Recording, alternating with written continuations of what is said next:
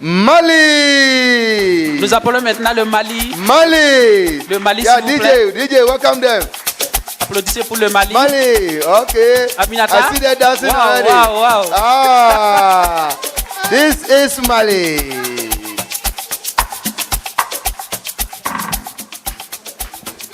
Hello everyone. Salut à tous. Okay. Oh, I'm what from a- Mali. I'm French speaker, but today I want to express myself in English. Okay, for that I would like to thank Kenyan people because I'm living here since 2021. So as I used to say, I'm African. So I'm from Mali, West Africa, and I want to greet you in my local language, which is Bambara. Mali is north and south, but the common language is Bambara. This language used to be the common language in West Africa, where we call of Mali, where the capital was Mali, exactly, and Sunjata Keita, Malian, was the big emperor. So, so in Bambara, when we would like to greet someone, we say Auniche. So I'm really happy to be here today to share different ideas and knowledge and many things with all of you. So thank you so much. Mali. He didn't present himself. Hello everyone, I'm Kulibal Mohamed. I'm also from Mali and I'm from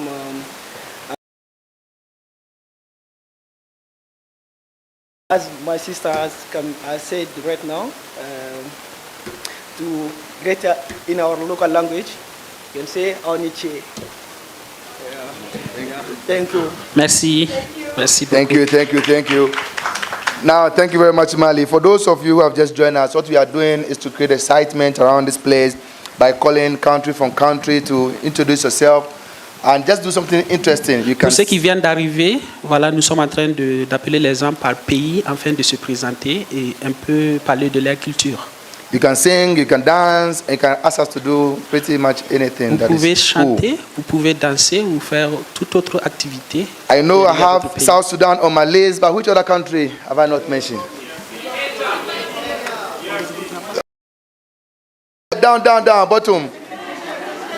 Niger. Guinea. Burkina. South Sudan.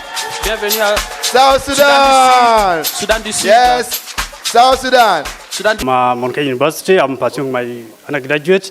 I'm studying Nairobi, but we would. Language is ni Ibero, and you reply Ibo Kibari. Ni Ibero. Thank you. Thank you very much. So Merci. from Burkina, we go to Zimbabwe. Du Burkina, Zim. le Zimbabwe. Zimbabwe. Le Zimbabwe, s'il Let's vous plaît. welcome Zimbabwe, friends.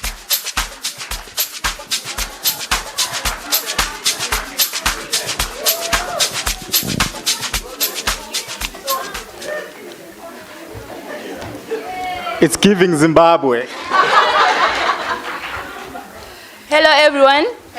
Yeah, I'm Abigail. I'm with POW at present in Kenya. Then I want to greet you in Ndebele, but it's slang. So I say Eita, you say Hade. Eita? Yeah, do you have anything Zimbabwe, that dance song or anything? No, we don't dance in Zimbabwe. But we love Africa. If I say ayeye, you say ayeye with your fist like this. Ayeye. Ayeye, Africa, ayeye. Ayeye, Africa, ayeye. Forward, Africa, forward. Forward, Africa, forward. Amandla. Ngawethu. Let's give it up. Hello, I'm an in-law to Zimbabwean, so I'm Zimbabwean, but Kenyan. Let's give it up for Zimbabwe. Good. Now let's go to our friends from Burundi. Au Burundi, Yeah, Burundi. nous appelons le Burundi. s'il vous plaît. Okay. So friends, we would pause here a little bit for the intro and then we go to the official program. But you see, we cannot just, welcome ourselves from different countries without even ushering ourselves into the Pan-African spirit of Kenya. It is, the president of Kenya, President Ruto, that says that Kenya is the home of humanity. So let's get it, drum roll, drum roll, drum roll, drum roll, drum roll, drum roll, as we welcome Kenya!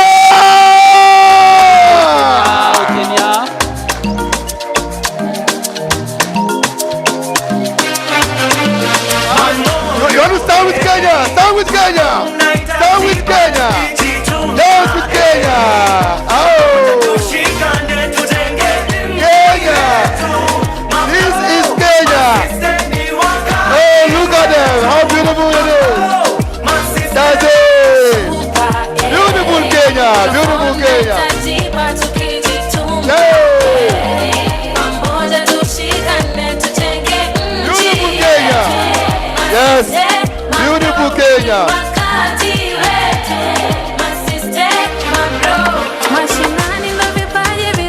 That's it, DJ, continue.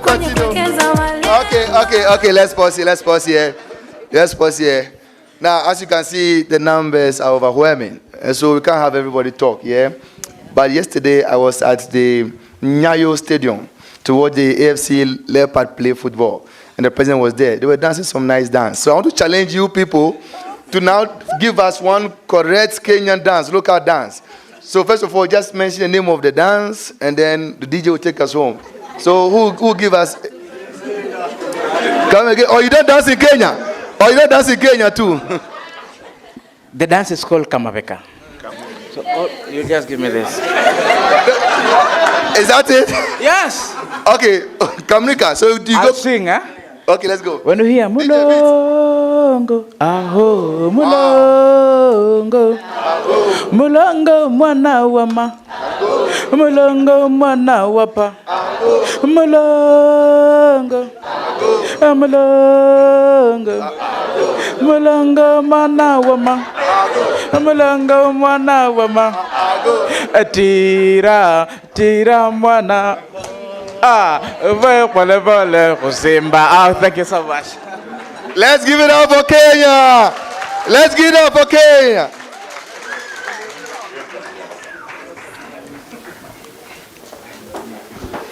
Ladies and gentlemen, Mesdames et messieurs, I want to use this opportunity to welcome you officially je voulais saisir de cette to opportunité the 4th Pan-African Youth Conference on conférence de panafricaine African Peace and Security. sur la paix et la sécurité en Afrique. And believe me, it's so refreshing to see all of you here. Alors croyez-moi, c'est très rafraîchissant. Because de when vous we voir made ici. the call to invite people for this conference, we had over 2,000 delegate applicants. Quand nous avons appelé pour les souscriptions, il y avait plus de 2000 personnes. And we shortlisted to about say 1,000. Et nous avons choisi autour d'eux. And then we had so The many 200. responses. Would have wished to be here. Some would have wished to be here. Some delegates, some young people would have wished to be here. Certaines personnes ont souhaité d'être ici. Some even came as close to the airport. We're actually living in the plane, but they have to be disembarked because of ETA issues. D'autres sont venus à l'aéroport, mais ils ont eu des difficultés à cause de certains documents. Some young people are even on their way to this center, Boma Center. D'autres sont en route actuellement en train de venir à Boumas. But notwithstanding, for this very moment, it is you, yourself, your distinguished selves, who have come from all across Africa. En ce temps, c'est vous-même et vous représentez toutes les parties de l'Afrique. And you saw the countries who have come to greet us all. And it is you, your distinguished self, who have come to grace the occasion. I want you to give a resounding applause for yourselves. Applaudissez pour vous-même. Thank you so much. And so, Merci. we are about to commence the program, which is the 4th Pan-African Youth Conference on African Unity and Development. And at this point, I would like to welcome the Executive Secretary of the African Youth Commission, Mr. Sankale Olays Keys, to take us through. Let's welcome him. Bienvenue.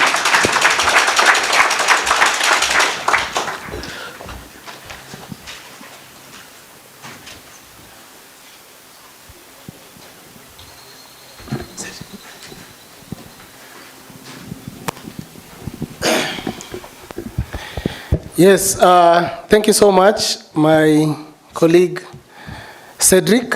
Cedric is the Director of Finance and Administration at the African Youth Commission. Thank you for moderating the first session of introductions. Good morning. Good morning once again. Yes, it's good to see you in Nairobi. My name is Dennis Sankali Olekeis. I am the Acting Executive Secretary of the African Youth Commission. I previously served as a Commissioner for Peace and Security at the African Youth Commission. So today I will be moderating this first session, and at this point I want to recognize our esteemed guests who are here with us. We have the presence of Honorable Ababu Namwamba, EGH, Cabinet Secretary, Ministry of Youth Affairs, Creative Economy and Sports, duly represented by Mr. Raymond Ochieng, the Secretary, Youth Development at the State Department for Youth. Karibu sana, sir. We have the ambassador coming in. Welcome, sir. Nous avons l'ambassadeur qui arrive. Pouvez-vous l'applaudir, s'il vous plaît? Yes. Here in this room, we have His Excellency Martin Brouwer, the ambassador of Netherlands, Madam Fatuma, the chairperson of Kenya Youth Development Fund. Apologies, Mheshimiwa. It is Honorable Fatuma Barayan. She's the chairperson of Kenya Youth Development Fund, and we are glad to have you today. We have the CEO of the National Youth Council of Kenya, Madam Margaret Kiogora.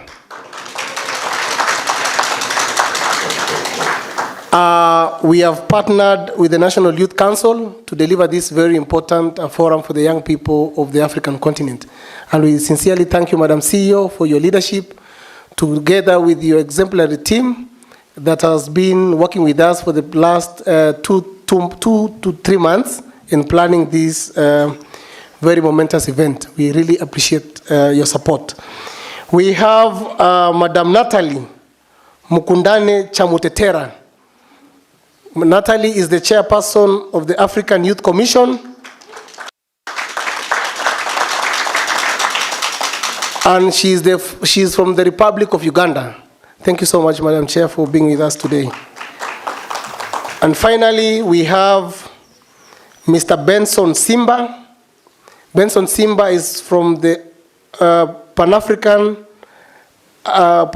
Climate Justice Alliance, PACJA. PACJA, together with the African Youth Commission and other 8 organizations, are implementing African climate supported by the Ministry of Foreign Affairs, the Netherlands. We have been and verify all the votes from the 47 counties that forms the Republic of Kenya. So you are standing on sacred and holy grounds of this great republic. So please ensure that you maintain the environment as you found it. Be decent, be diligent, ensure that as you speak, you respect your fellow delegates. Ensure that you carry yourself with decorum, because it is here that we get our president, who is representing the whole country. So, and it is here we are going to conduct the elections for the African Youth Commission. So we are on the right grounds. We are in a safe space, and on behalf of the African Youth Commission, you will allow me to also recognize the presence of our commissioners. Jennifer, please, you can just stand and wave. Jennifer is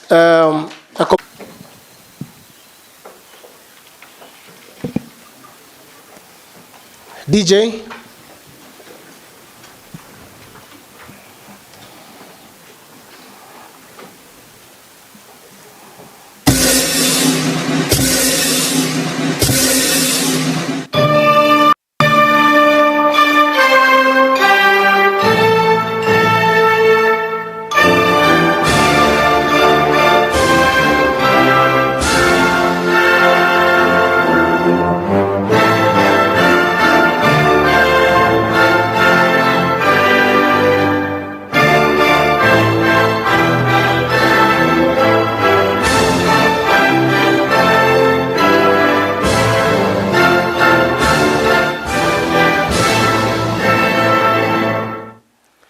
we play the East Africa Community Anthem.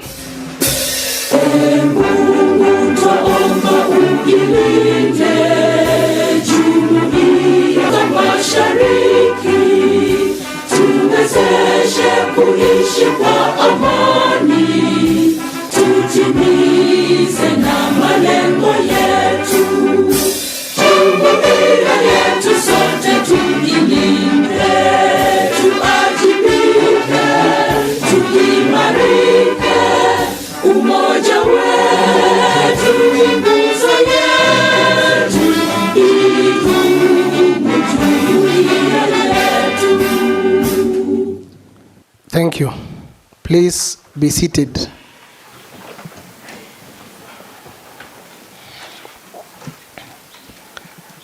At this point, I want to welcome Madam Natalie Mukundane Chamutetera, the chairperson of the African Youth Commission, to give her open remarks. Madam Chair, please.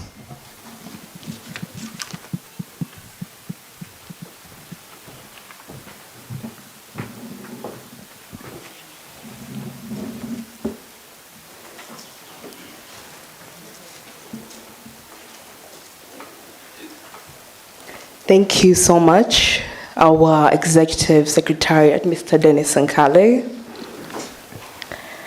Honorable Minister, Youth Affairs, Creative Economy and Sports of Kenya, Ms. Margaret Kiogora, CEO, National Youth Council, Republic of His Excellency Martin, transcend the rhetoric and become architects of our own destiny. We, as young people of Africa, reject complacency and demand action. Beyond all talks, youth as drivers of change in Africa. As we speak, we are now able to afford to fly in some consortium partners from at least 8 countries on the continent. As we speak, we're able to partner with the distinguished partners like the National Youth Council of Kenya and host you in this beautiful venue. So the journey started small. But as you know, AYC is independent and the journey is still yet to end. So those are just a few of the achievements we've had over the years. But of course, more and more is ahead. So as we ask you in these 3 days, join us on this journey, young people of Africa. The young people amidst us with disabilities. I especially recognize the young women who've come to this conference probably without support. I especially recognize the delegates who've probably saved or have forgone buying a new iPhone or something to come for this conference. You are powerful.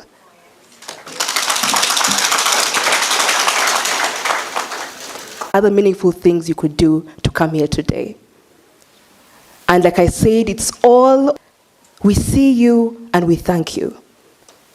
As we go ahead in these next 3 days, use this opportunity. Network. Let us use this space and time so that this year we can generate meaningful decisions and impactful outcomes from this meeting. Don't room we're able to make it. So make it count for those 10 young people who are not able to make it. Thank you so much. We really look forward to working and thriving with you as the... Thank you so much, Madam Chair, for that powerful speech. Your Excellency, the Minister, Your Excellency, the Ambassador. I know, Your Excellency, the Ambassador, you just walked in when we had done the introductions, but I want to assure you that in this room, we have 37 African countries represented. So we wish to sincerely thank our delegates for sacrificing and ensuring that you get to Nairobi for this important forum. At this point, I want to welcome Mr. Benson Simba, the head of ASCJ program at the Pan-African Climate Justice. Welcome, sir.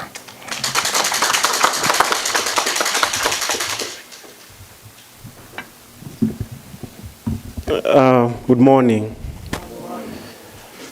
I hope the Kenyans have done some justice to the other colleagues from the other countries by teaching them some Swahili, but I'll do a check after this meeting to see whether that is happening. But first of all, as I stand here, let me recognize our protocol this morning.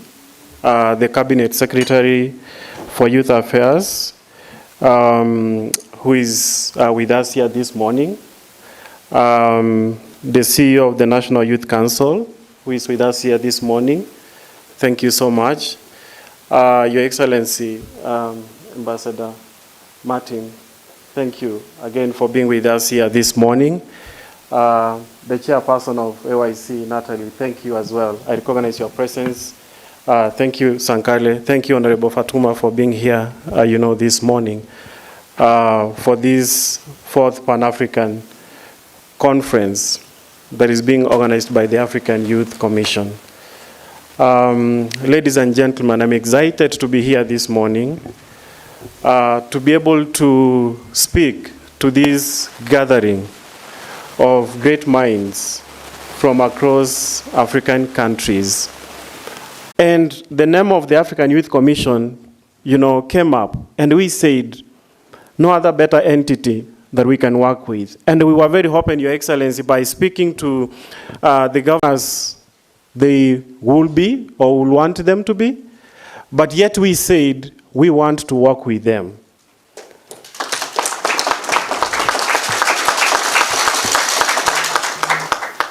On the African youth, to see them to grow from that point in time to what you are seeing here today.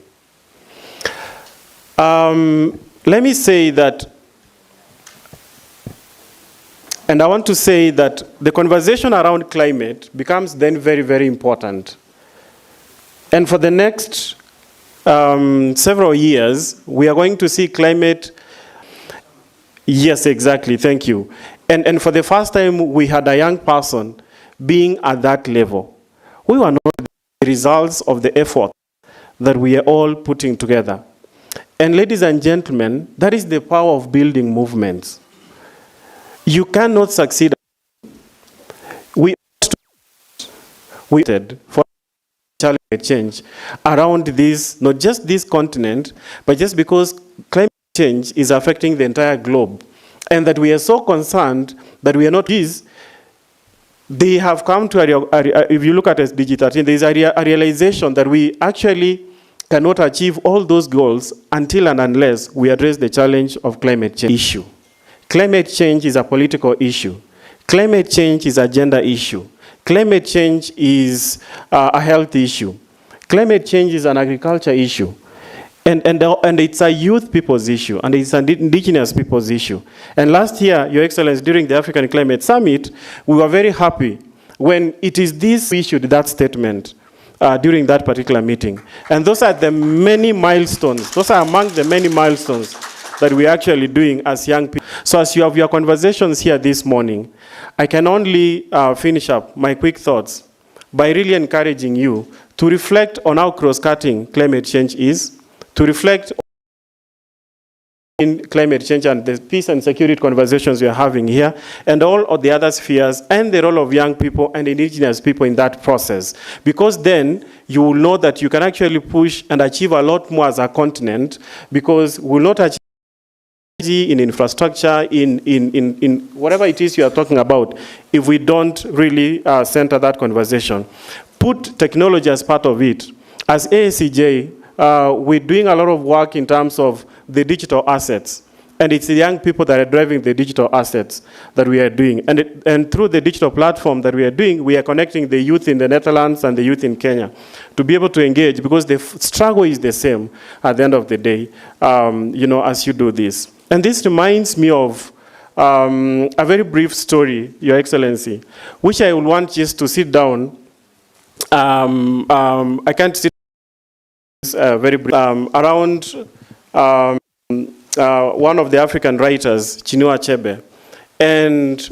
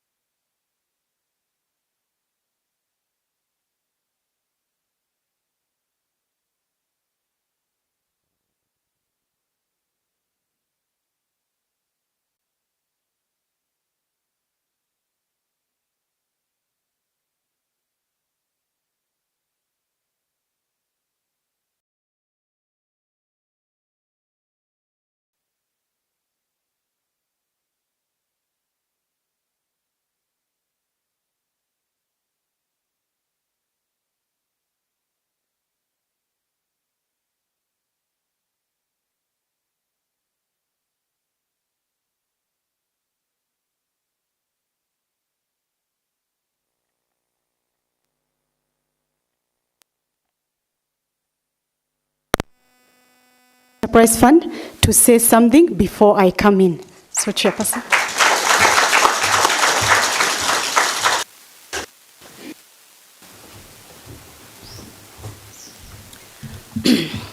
Thank you so much, CEO, National Youth Council, the Office of the Cabinet Secretary, the Excellency Ambassador Netherlands, Mr. Martin, the Chairperson, African Youth Commission.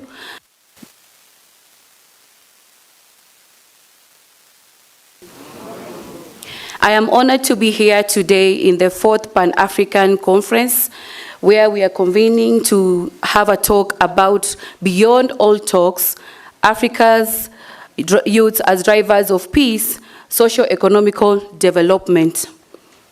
In 1950, the Africa's youth population in the world was at 10%. In 2100, it is estimated to go as far as 46%. Now, what does that tell us? That it is time for the youths in Africa to take action.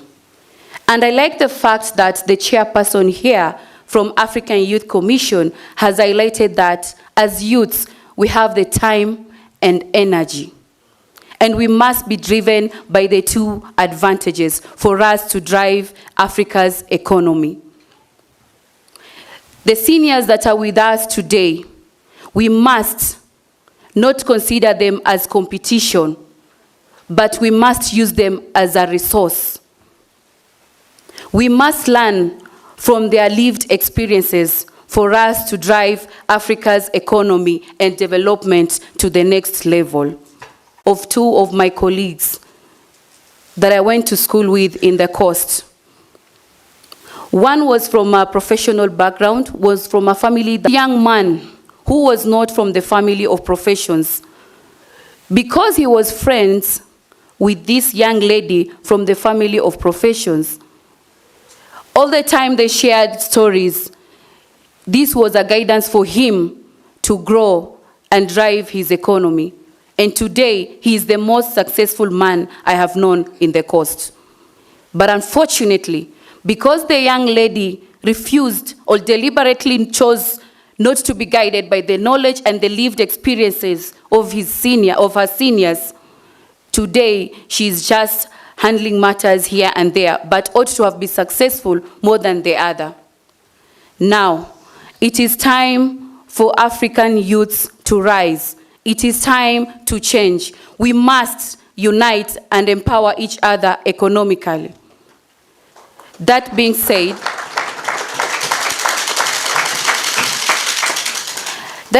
I want to thank each and every one of you here today who has created time so that we can have this conversation and drive Africa to the next nation. Lastly, the internet is not just about posting fictitious life.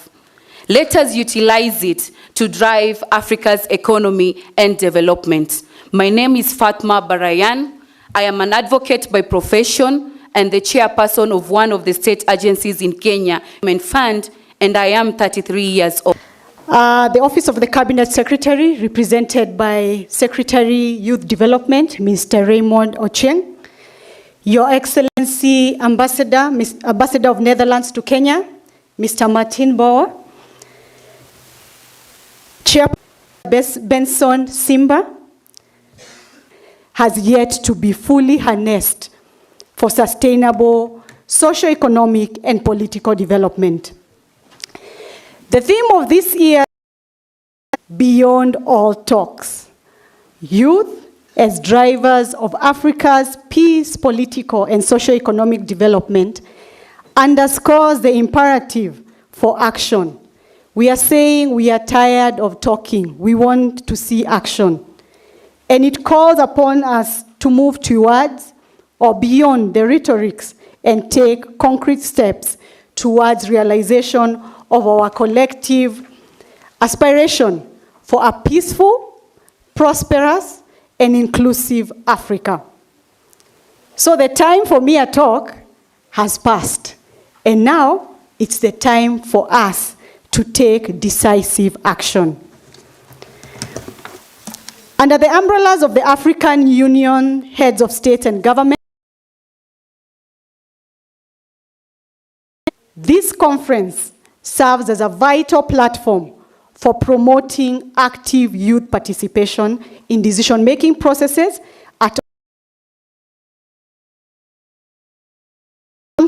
for young Africans to leverage their diversity. The President in supporting a youth-led initiative.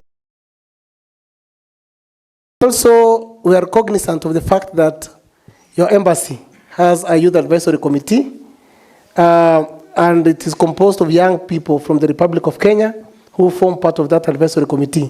We really, really appreciate the embassy. We extended the invitation to the youth advisory committee members.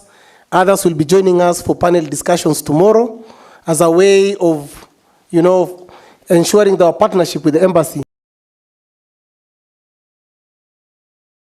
At this point, I want to welcome His Excellency Martin Brouwer, Ambassador of Netherlands to the Republic of Kenya. Your Excellency, sir.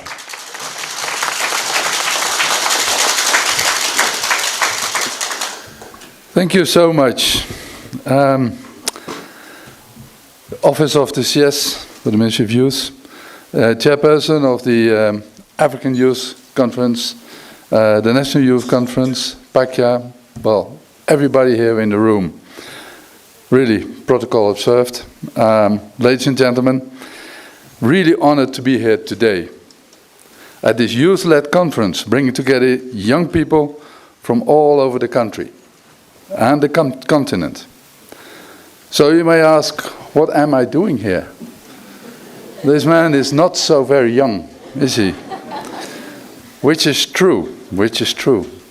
But you know, for the elder people, we have one advantage over the youth.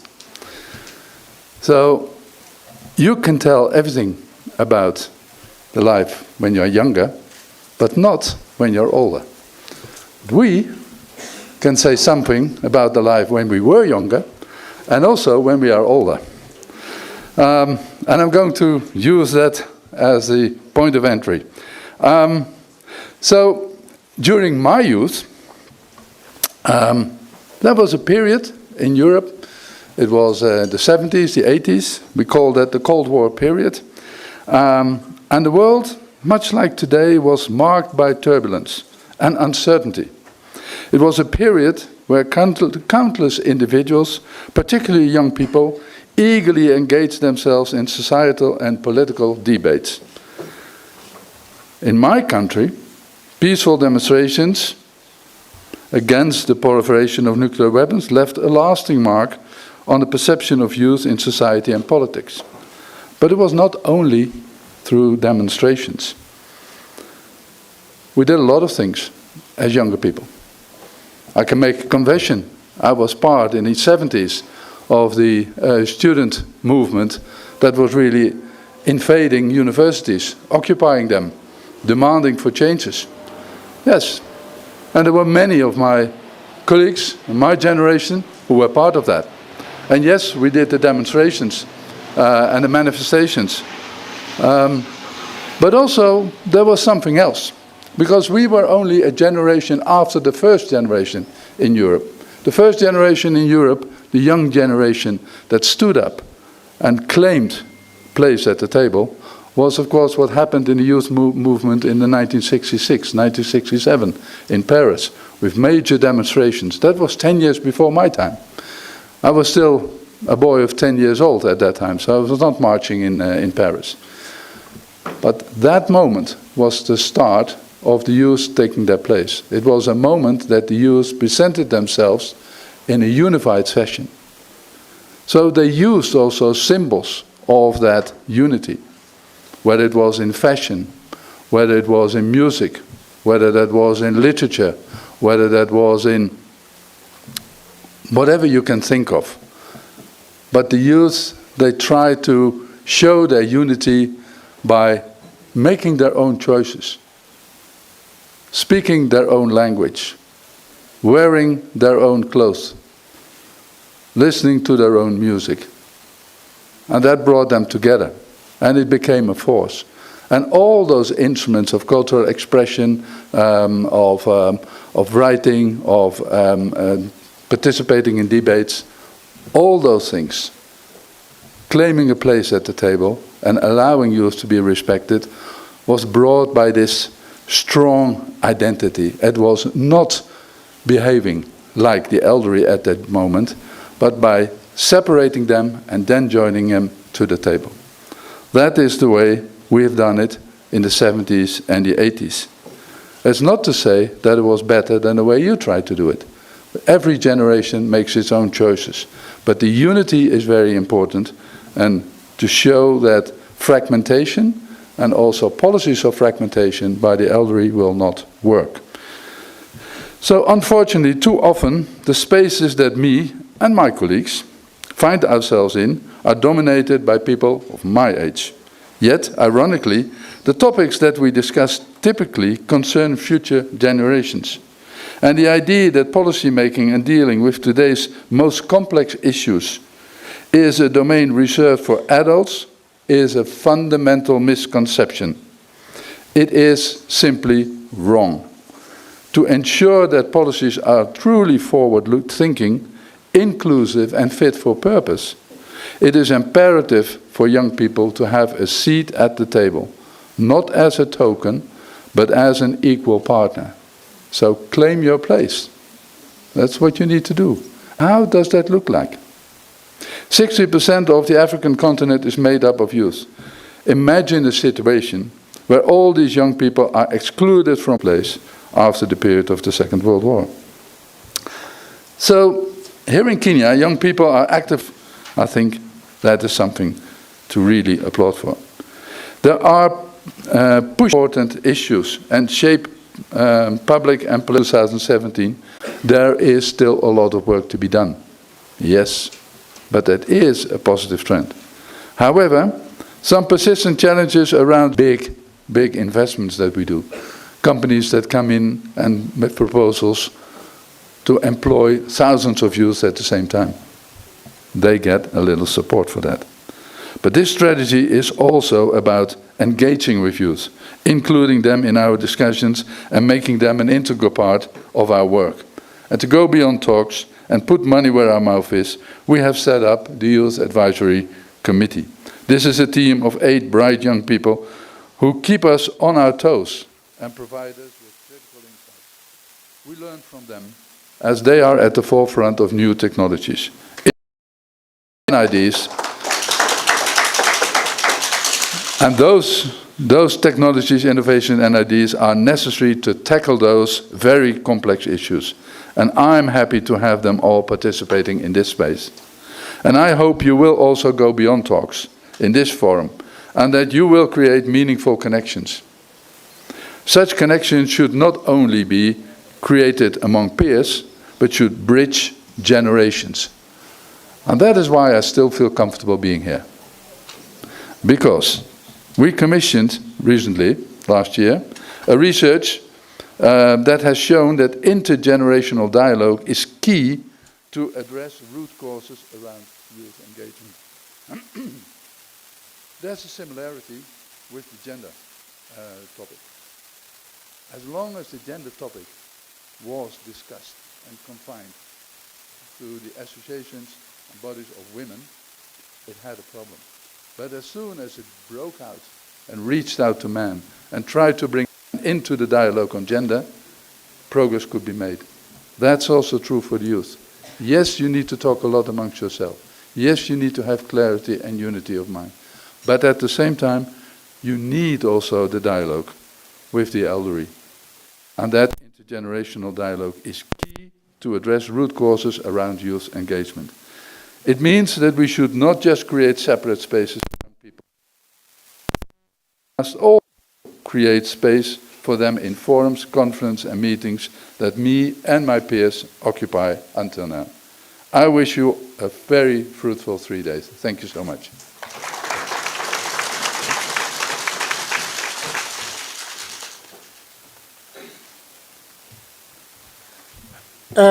Thank you so much, Your Excellency, the Ambassador. my takeaway points from his powerful speech is that young people should claim and own their space. So once you go back home, once you go back to your respective countries, you should Netherlands embassy in your respective country if they have the youth advisory committee, so that you can get an opportunity to serve in the community and shape ideas and initiatives. The fact that the Netherlands embassy is putting youth at the center of its development processes and initiatives. Thank you so much. Ladies and gentlemen, to the tail end of the first session. And at this point, I'll request that we all be upstanding to welcome. My job is very brief and already well cut in terms of what I want to do today. Allow me to begin by acknowledging Natalie Mukundane, the African Youth Commission Chairperson, Martin Brouwer, the Ambassador of Netherlands to Kenya.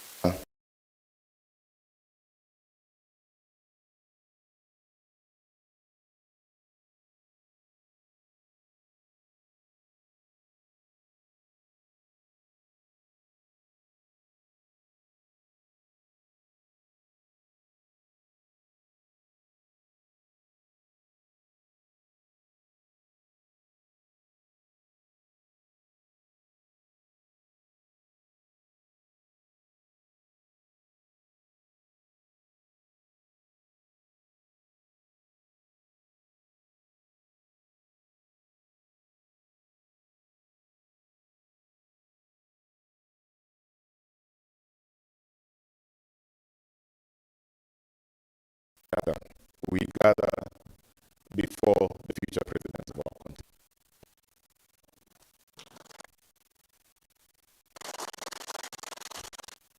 And I want us to believe in the dream, because African Youth Commission dared to dream. You had over time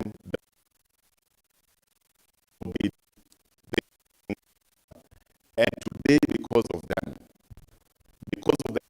why you, we can meet as young leaders without threatening the powers that be. Fellow Pan-African leaders, at times that young people would not meet without government.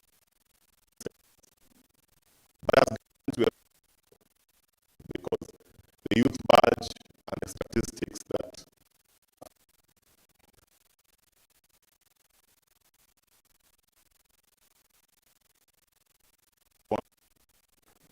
young leaders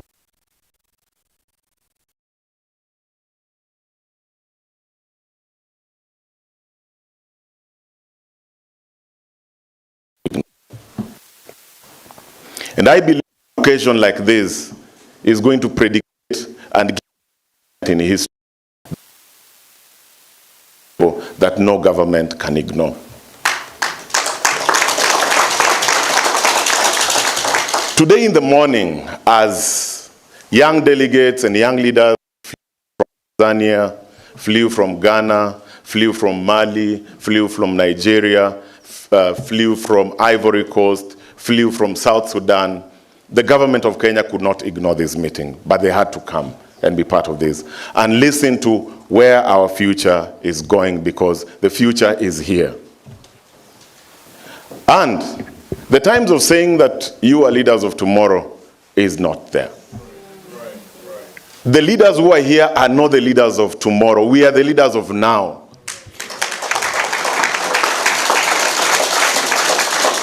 And indeed, you are great ambassadors of your countries, because indeed we are flying the flags of our countries. And in many rooms in the United Nations and African Union, leaders sit to shape and talk about the next 40 years that they are not going to be there. But I'm happy that you've said, as we talk about the next 40 years, those people will not be there, you will be there, and you're beginning to shape that conversation. The plight of how our continent will advance on education relies on us. The plight on how infrastructure of our countries are going to be developed is on our shoulders. And we must admit that from those rural countries, from those rural neighborhoods that you came from, some of you rose from student leaders, some of you have been community mobilizers, but today you are here flying the flag of your country because you need to inspire the next generation. And indeed, you have already started.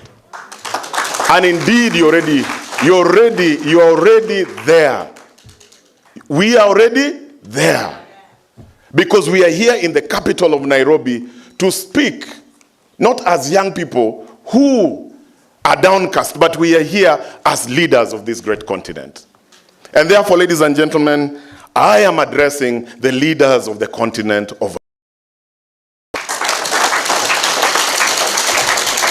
Welcome to the Bomas of Kenya, where presidents of Kenya are made, where dreams are shattered and new dreams emerge to unite the country once again towards shared prosperity, towards shared vision.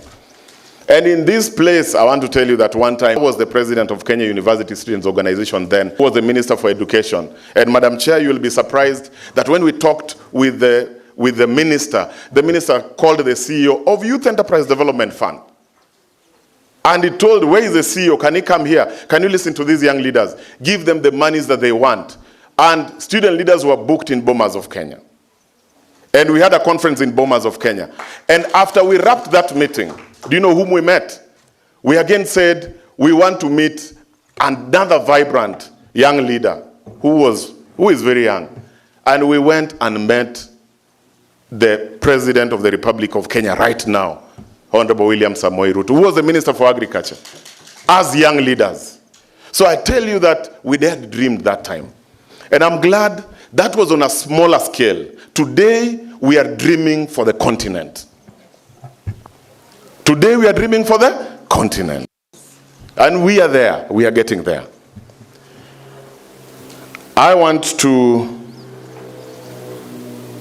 I've also done this so that I don't use papers because it shows the next, where we are going next.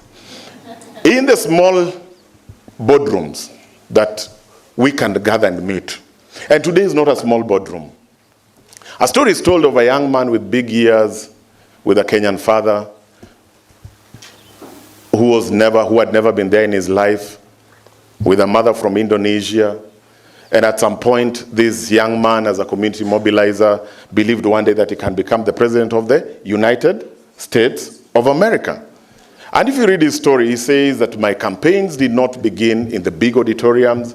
I was not with those big leaders who could give me the big paychecks. But he said his dream started in the living rooms of Iowa, discussing his tenure of becoming the president of the Republic of America with an old couple.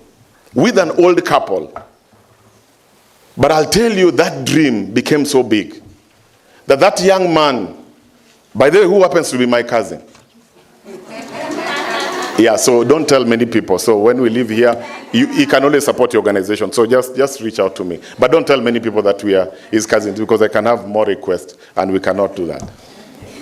But one thing that I appreciate with him is that he dared to dream. And when he dreamed and he became the president of the United States of America, and I was inspired as a student leader, and I remember one day watching CNN when he had become president, and a white citizen was talking on television on CNN and saying that I can't imagine that today a black monkey is going to sit on a white citizens of the White House. But Barack Obama, as is known, said, yes, we can. African young leaders, we are saying yes, we can. And we want to rise on the shoulders of great giants like Martin Brower, who is giving us the shoulders and making us to rise above. And thank you so much, the Netherlands Embassy, because this voicing that you're doing, this is the greatest way of changing Africa. And I believe we are getting there. We are doing what? We are getting there. And I want to close by saying this before of the cabinet secretary. One day, I'm a student of the presidency. I study biographies of presidents. President J.F. Kennedy, one time when America was going to the moon, and there were doing that at the NASA. And in the traditional way, presidents sometimes come at the right time with the right people ready, advanced parties. This time the President of America came so early and nobody expected. And when we walked to the CEO's office, CEO NASA, and he told him, the CEO was a little bit surprised. Oh, Mr. President, you've already come. And the president said, yes, I want to take a walk around. And when President Kennedy took a walk around, he walked around the lawns, then he found a gentleman who was keeping the lawns, whom we may just say a sweeper or a lawn keeper. And he asked this gentleman, hello, how are you? And when he lifted up his countenance and looked at the president and said, wow, the president of the United States of America, he was so much wowed. And the president asked him, what are you doing here? And you know what he said? He said, Your Excellency, today, what I'm doing here, we are taking America to the moon. That's what I'm doing here. And I want to tell you that your lack of finance, the current hurdles that you're facing, cannot hinder your dream. Whether you feel you're a young woman and in your tradition and your cultures, they've not believed in young women leaders, I'll tell you that is not going to hinder your dream. As young men and young women, as we gather here as leaders, sometimes it's being said that leadership in Africa is so costly because you need to be a billionaire.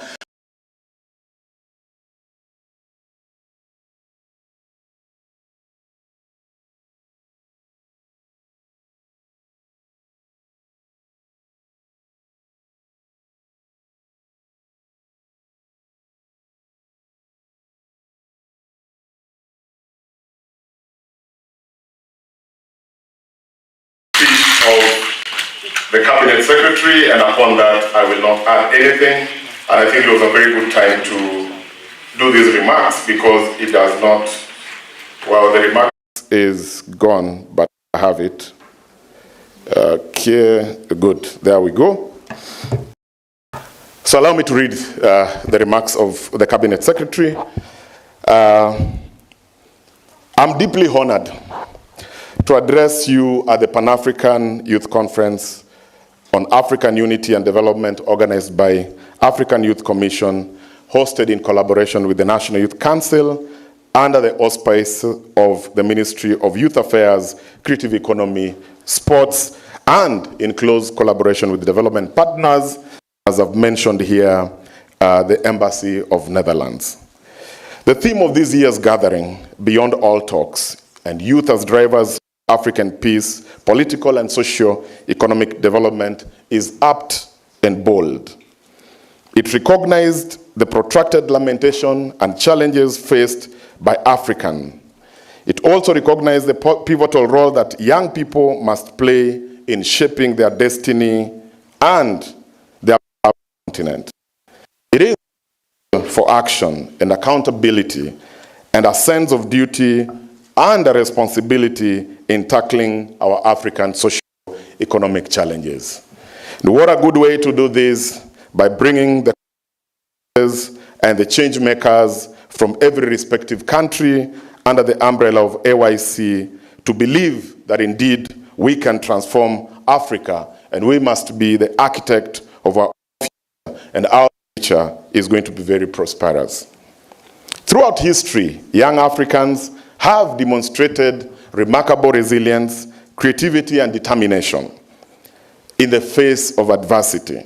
From the forefront political movements to the halls of innovation and entrepreneurship, young people have continually shaped and transformed the continent. As we gather today to deliberate, ranging from democracy and government, equality, climate change, education, and the future of work, we must reaffirm our commitment as the continent population.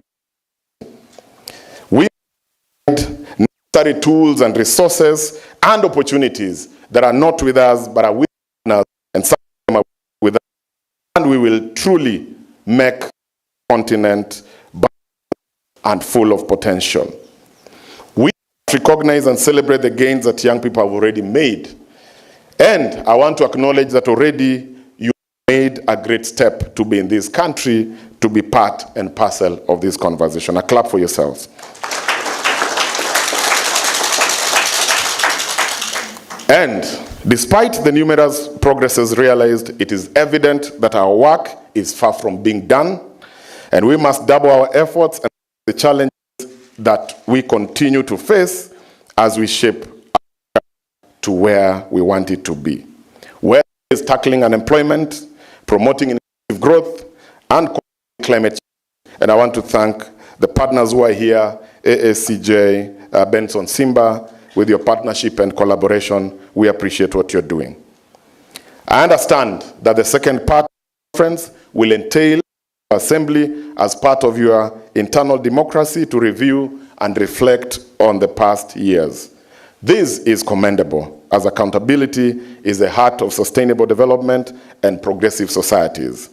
I urge you all, therefore, to remember that our actions will shape the trajectory of this noble organization, AYC, and its invaluable contribution to the African continent. I, therefore, encourage you to take it seriously and hope that you continue dynamic young leaders who will continue to champion inclusive, transparent, and accountable leadership in Africa. In conclusion, distinguished delegates and your excellencies, allow me to commend AYC for the noble initiative and thank you for choosing Nairobi to be the most important hosting venue for the gathering of these over 150 young leaders and change makers from the continent. I pray that the outcome of this convention will inspire us and will act as an agency of responsiveness beyond talks towards Africa's transformational journey. I challenge you, therefore, delegates and participants, to seize this moment as an opportunity to reaffirm your collective resolve to build a more peaceful, prosperous, and united Africa anchored on Agenda 2063. Wishing you a fruitful 4th Pan-African Youth Conference, and I want to welcome you to Nairobi and Karibu Sana. And this is the Cabinet Secretary saying, I therefore declare the 4th Pan-African Youth Conference on African Unity and Development and the 5th General Assembly meeting of the African Youth Commission 2024 officially opened. Karibu Kenya, and God bless you. Thank you.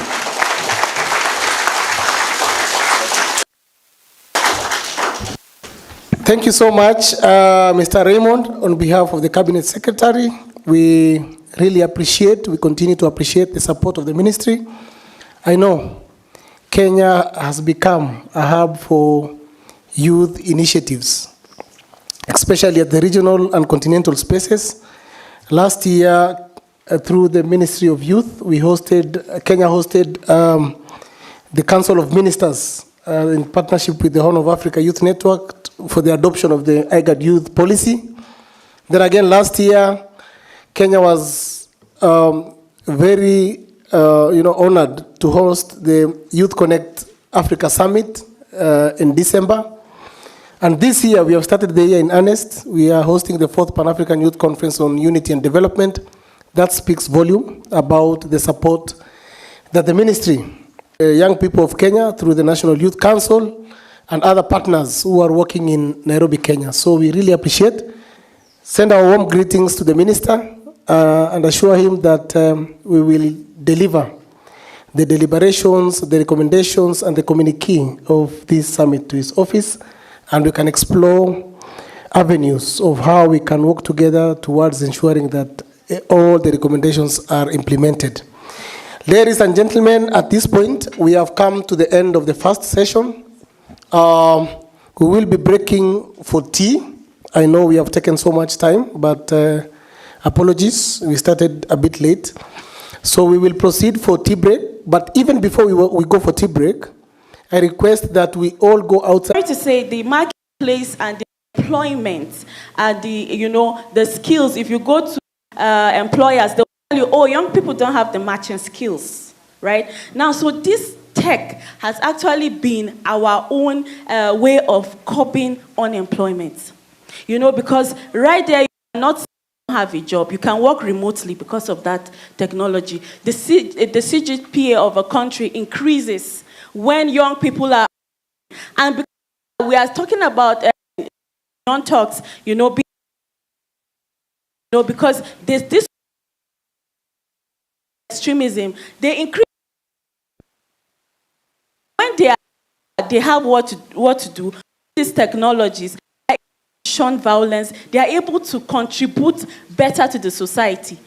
So this is our own space. It helps young people. We reduce the unemployment rate and make the countries, smaller. You don't have to go far to get what you want. You can stay where you are and connect with everybody in this room. We are live on YouTube as we are talking now. People are watching from YouTube. That's how it is. People are being increased. People are getting better because of these technologies.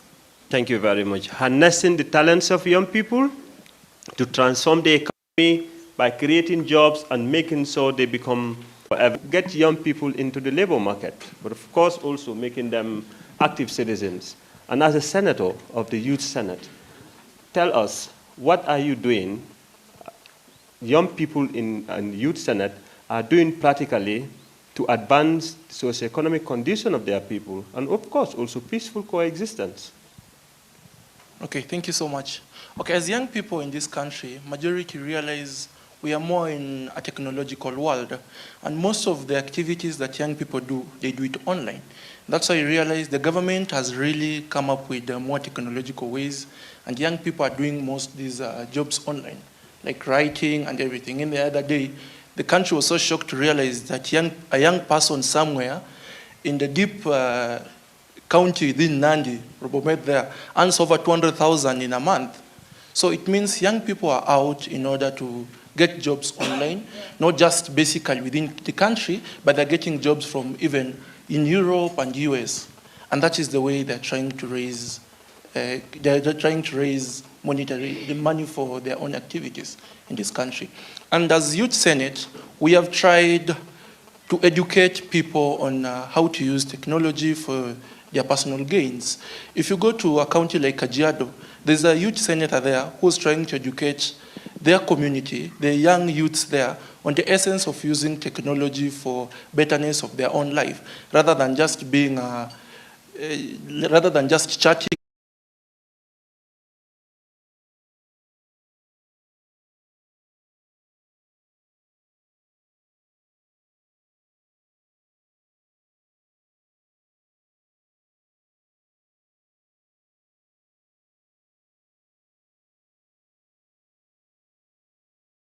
And looking at practical actions. I'll just repeat the question I have with Jennifer. How do you think this is contributing to the economy? Because oftentimes politicians just think these are youth things. Young people are doing this, or they even think it's for fun. So we need to showcase how our small steps, how our interventions are connecting to the bigger economy, so that it can be valued and it can also be appreciated.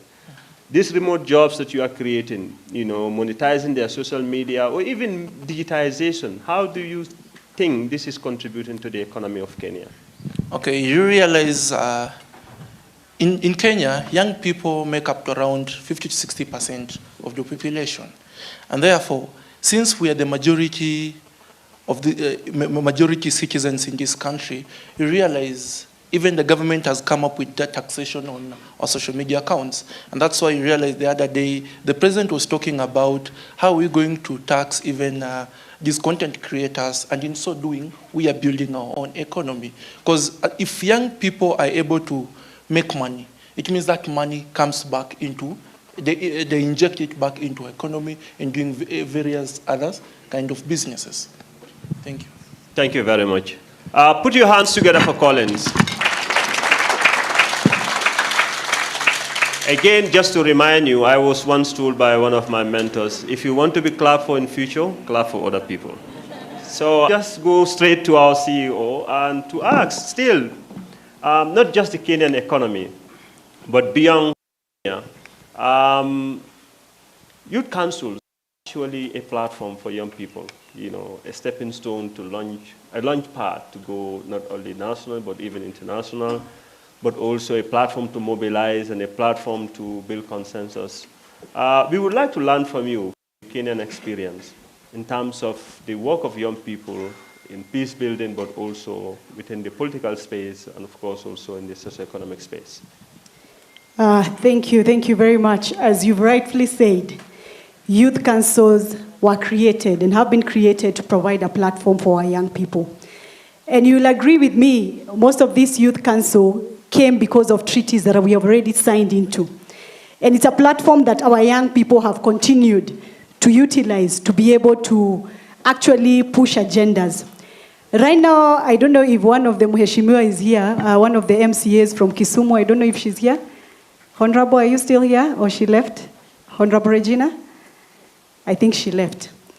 One of our members of county assembly in Kisumu County was actually part of us here. Excellent. And let me tell you, most of this position, when you look at politically, National Youth Council of Kenya has been able to provide a platform. How the institution is structured, young people are supposed to go for elections and elect their leaders. By doing so, they get the experience, they get the feel of how is the ground. As we speak now, in the last general election in 2022, we have, I'm not sure,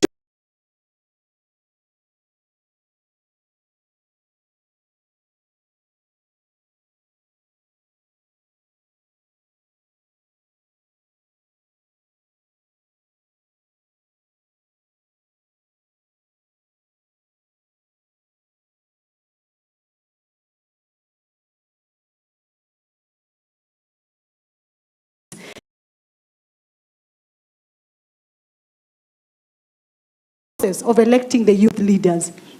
So when I look at National Youth Council, it's a platform that has continued to provide that avenue for the youth to participate politically. Apart from that, we've seen young people contributing. You've mentioned something about to do with technology and all that. During the last, when we were hosting the Youth Connect Africa Summit, we saw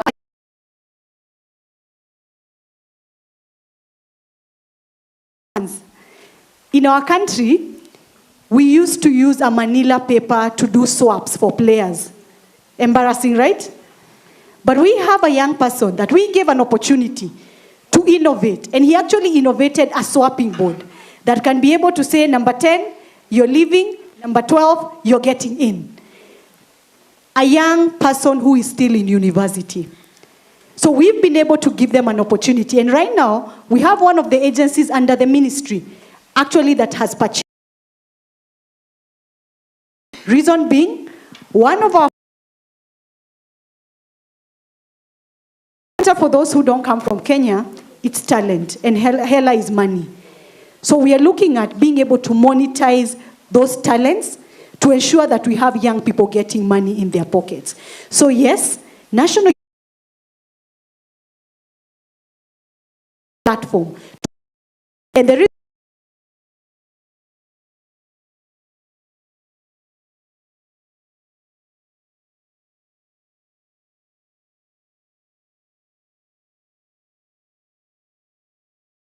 and our vision is to have a transformed, safe youth. So you can just want a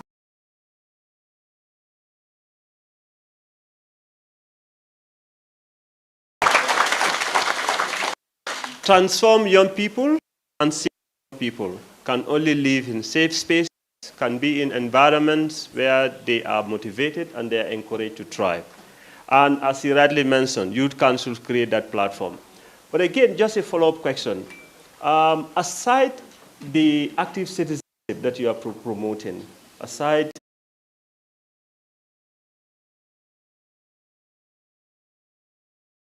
in terms of monetizing their talents and other civic engagements. You know, when we talk about of the actions you are taking in terms of inclusion,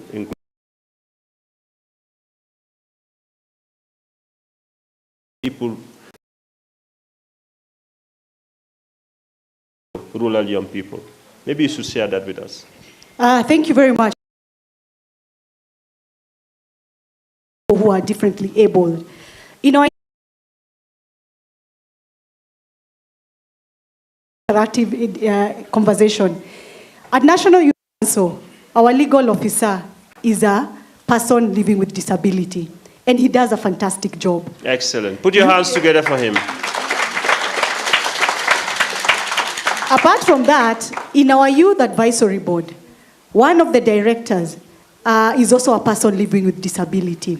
Reason, they know where the shoe pinches. They are able to actually inform the decisions and policies that we have as an institution that is representing the young people of this country. So yes, we continue to ensure inclusion. And apart from that, we have institutions in our country. One of the institutions is called National Council for People Living with Disability. And that agency is formed there to representing young people who are differently abled.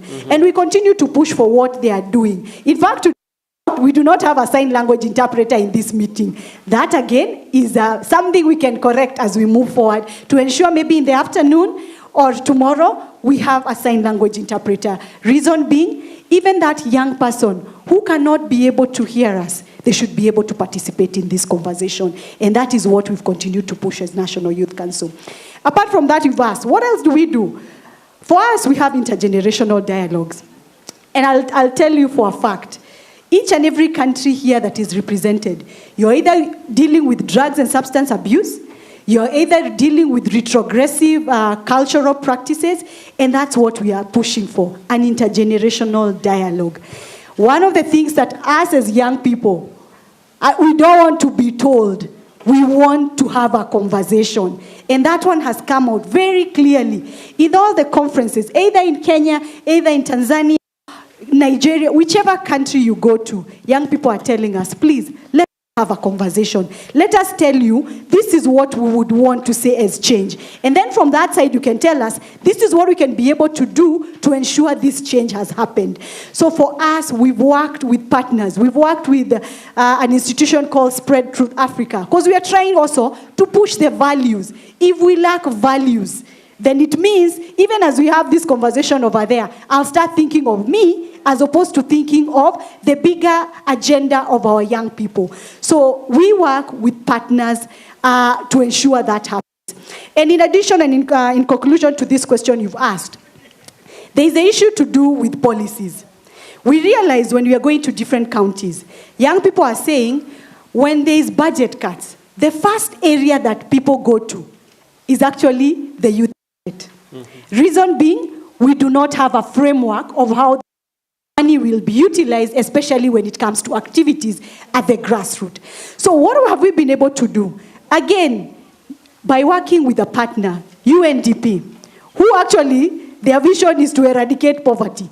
By working with them, we've been able to have draft policies for youth policies, which has been, again, domesticated from the Kenya Youth Development Policy, which is at national level. So we've been able to domesticate to 27 counties. Reason being, we want them to have a framework. And this thing, it's not National Youth Council coming up with it. It's the youth of these different counties sitting down and saying, this is the draft, this is a policy we are looking at, guiding the programs. Otherwise, without a policy, it means our budgets will continue being diverted. Fantastic work. Put your hands together for her. You know, when you talk about young people, so people already say I'm biased that I gave you more time to speak. It's because I am National Youth Council. So, I will go straight to Natalie. Just speaking from where CEO ended, in terms of policies, we cannot have peace and security in Africa when the policies or the drivers of conflicts are not addressed. When the factors that bring peaceful coexistence are not amplified, are not actually strengthened. And this includes breaking the borders.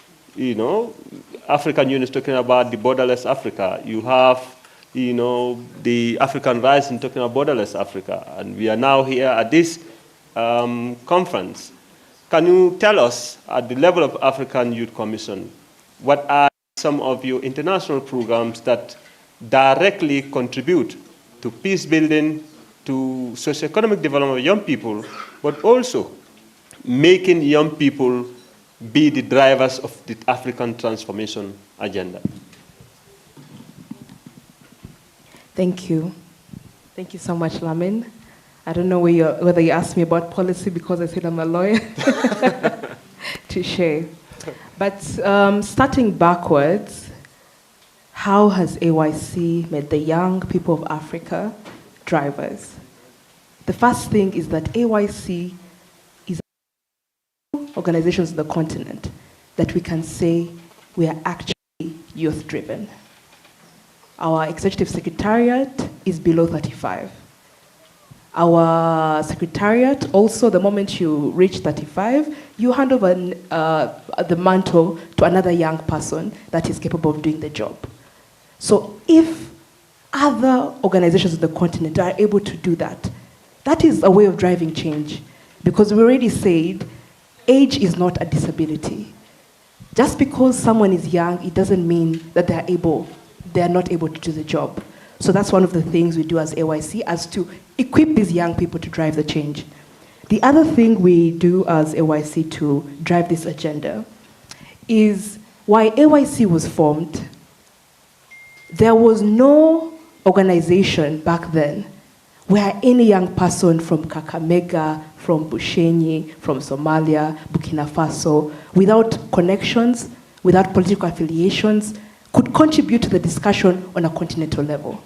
So we said, yes, there are brothers, the NYCs, but as you know, apart from some good countries, most NYCs in countries, sometimes the agenda is very political.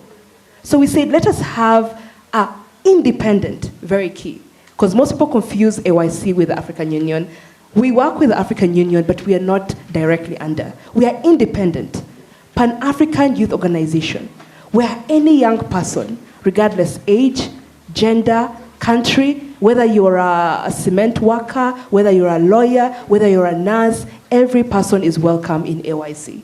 And that is how we've been able to build presence in 46 countries. So with that, it shows you that if you make young people key in driving their own agenda, if you give them opportunities and capacitate them. When I was talking in my speech, I mentioned AYC started from nothing, like literally nothing. We did not have established accounts. We would go to organizations who were like, okay, we want to host a conference. We are the African Youth Commission. Can you sponsor us? They'd be like, you guys have never handled any money. So what we will do, we will tell us how many bottles of water you need, tell us how much is the conference venue. We will not send the money to you. We will send the money straight to the supplier. They didn't trust us. And they were not wrong. We were young people with a vision for Africa. But over time, we set up a team of people. You know what? It's okay. Let us have a team of people who will apply for any opportunities. And that is how we got to work with the Ministry of Netherlands. We have a very young man who's a former ES called Keith Andere. He sat down and made a very concrete proposal. He's like, we have youth organizations on the continent that work in climate. And this is what we can do for you if you give us the capacity to serve these organizations. And I can say successfully, that has been our first ever really good funded project as the African Youth Commission, due to the initiative of young people. So it shows you, thank you. Can you put your hands together for her? So it shows you that what we need to drive ourselves is drive and character. The opportunities are already there. Let us be different from the dictators we say we have, the leaderships we say is not good, by being leaders within ourselves. One thing I can tell you interestingly is that as the executive chairperson of the African Youth Commission, I don't mind doing any job. And it was very fascinating to see that. Most of you do not know I was the one who designed your posters. So because my name is not Natalie on the group, it was Tali MK. But do you know how people were speaking to me? Mr. Man, I sent my poster yesterday morning. Why has it not been delivered? And then today the same people, Madam Chair. So if that is the kind of way you treat someone who you thought was in communications, and then you're here purporting one day you want to be a leader in your continent. How will you treat such people? So it starts with that kind of character. I know as African youth we're going through so much, different countries. Uganda, sometimes you wake up, Facebook is banned. Kenya, sometimes you wake up today, the dollar is this rate, the dollar is the other rate. But we need to build our characters to rise above beyond challenges. Even when you're a senator tomorrow, a women rep, a leader, how will the people in this conference remember you? Were you the person that came and just wanted to give your business cards and show you're running for something? Or were you the person that said hi, introduced yourself, got to know people? What are our characters as young people? Because beyond all this, to drive agenda and go beyond all talks, trust me, it is sacrifice. When I talk about the Secretariat of AYC, these people worked for close to 3 years without pay. Imagine, how are they surviving? How are they paying rent? So when the funds came, of course, we were able to consider them. So how do we build that resilience, that character, and multiply it across African youth? Because we have innovators. We have people doing YouTube and earning from it. We have people doing TikTok and earning from it. But how do we capacitate them so that even much as they're earning, they're able to bring up other young people? So as AYC, that is why we've been able to stand the test of time. Action, advocacy, and accountability. And as we each go back after this conference, let us reflect on that in our own individual capacities. How do I be the African, even if in the background, you don't need to have a high position to make an impact. In that organization you're in, how will people remember you for your honesty, your transparency, and your accountability? So I think we need to go beyond that and drive agendas by beginning, by reflecting within ourselves, by looking at what our character can add to the conversation. Thank you, Lamin. Thank you very much. I was going to tell her it's time, but I was going to say, Madam Chair, it's time. So, maybe I'll start the next round of questions with you, Madam Chair. Shaping the character of young Africans, building a movement of young leaders who believe in the African dream, who believe in the African agenda, and sacrificing your time, your energy, your talent to bring all of us together is no small feat. This is huge. And this, we want to commend you and thank all of you for leading this way. But of course, you will agree with me that there may still be more room for improvement. So the next set of questions will be, what can we do differently as African young people? What can we do differently? In terms of our organizing, in terms of our movement building, but in terms of our impact, what can we do differently? That's a very loaded question. But what I can say is do your best. In my speech, I said we had thought 250 of you would come, but only 150 of you were able to make it. So if those 150 in the room are able to make it count, that will mean the world. Do your best and sacrifice. As AYC, we changed our membership structure to what we call consortiums. So we have youth organizations who join the consortiums and then are able to have elect representatives in the executive council. And one of the things that we did to set the serious people apart from the players is we put a subscription fee of $300. You cannot imagine what difference that made. Because people would come for our meetings, make noise, you people are time wasters, you're bad organizers, but when it comes to implementations, those same people disappear. But now you see, when you put a subscription fee, that subscription fee is not for AYC to eat. That subscription fee goes back to the youth organizations to help them implement. So a youth organization that is able to save $300, subscribe to AYC, because they want AYC to connect them to development partners. That is a sacrifice that goes paid. The people who sacrifice something, something always comes up. And as a young people, nothing can come without sacrifice.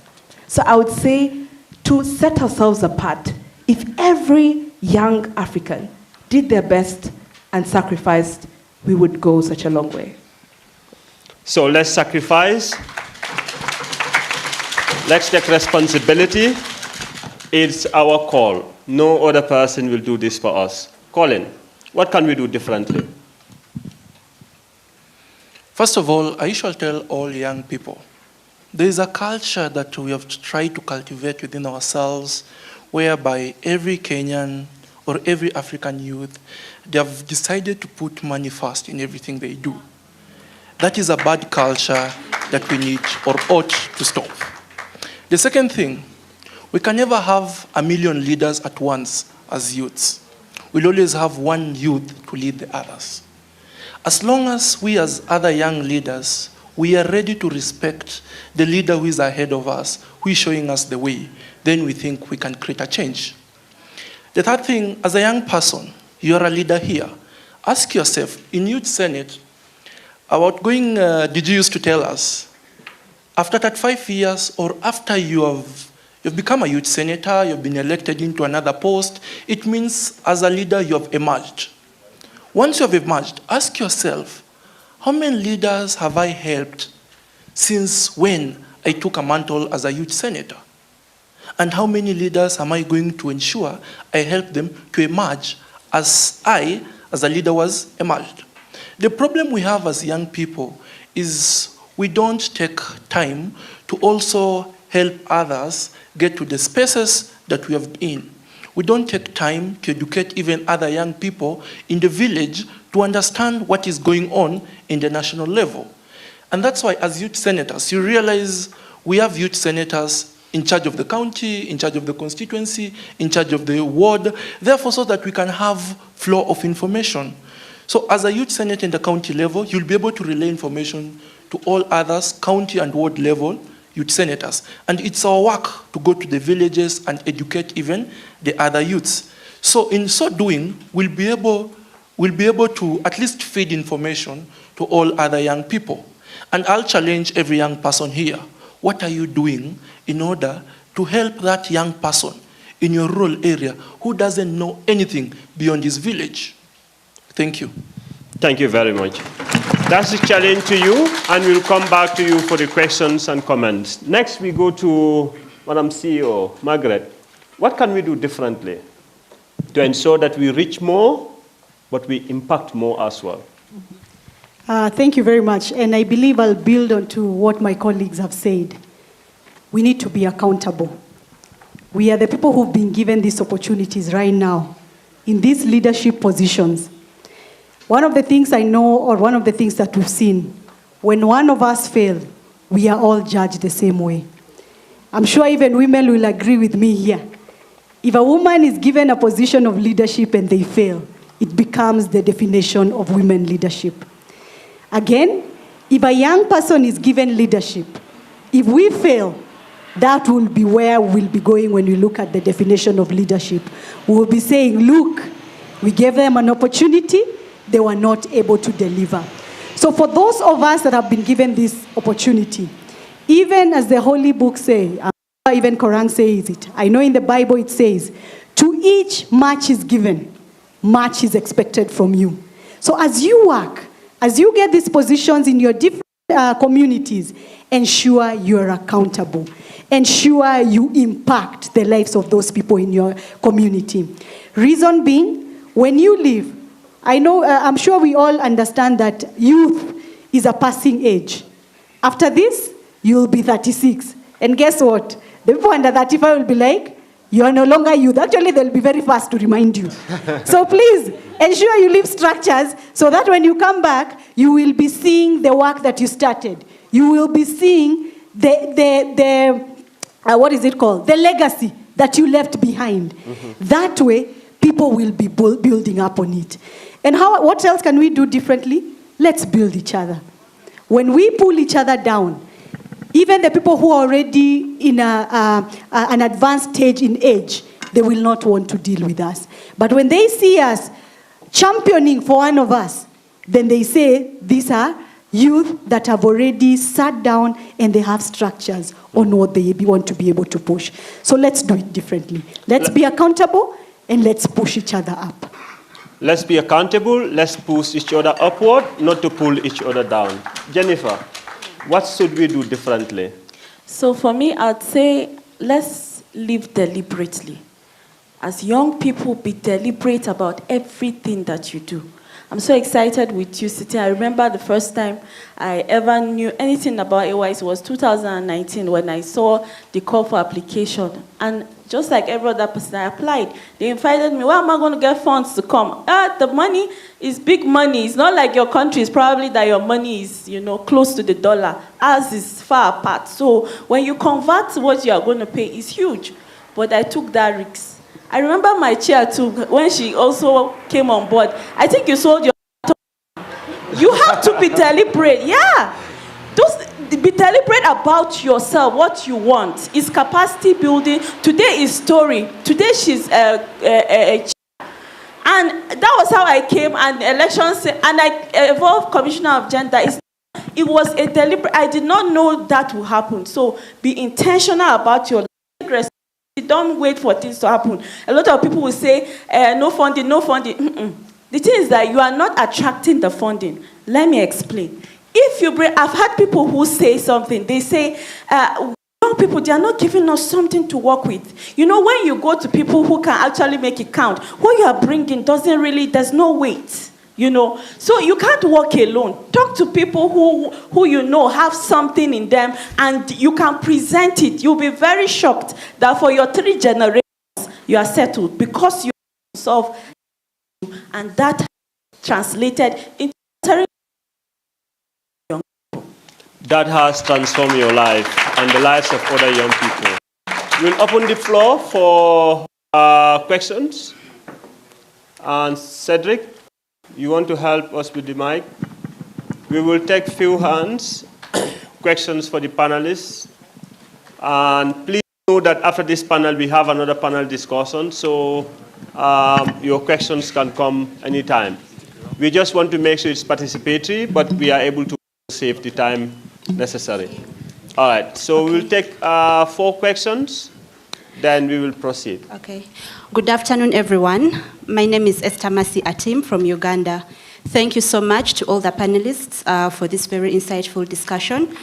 So for purposes of learning some of the best practices from the countries and the institutions that are represented at the panel, I would like to ask about what innovations are in place that are bridging the digital divide between the rural and the urban areas. There have been some hints on what is being done, and it's one thing for people in the urban areas and who are more exposed to go speak, to people in the rural areas, but what can be done? What are the more sustainable and practical, relatable innovations for people in the rural areas to bridge that divide? So just to learn what is already being done in the different countries that can be replicated back home in case we don't have similar interventions. Thank you. Excellent. The second question?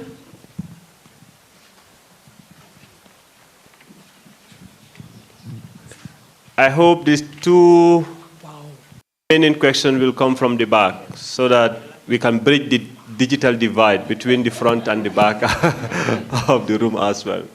Good afternoon. My name is Elseba Kokeo, famously known as Sebi Cox. I'm from Kenya, Director Youth Senate.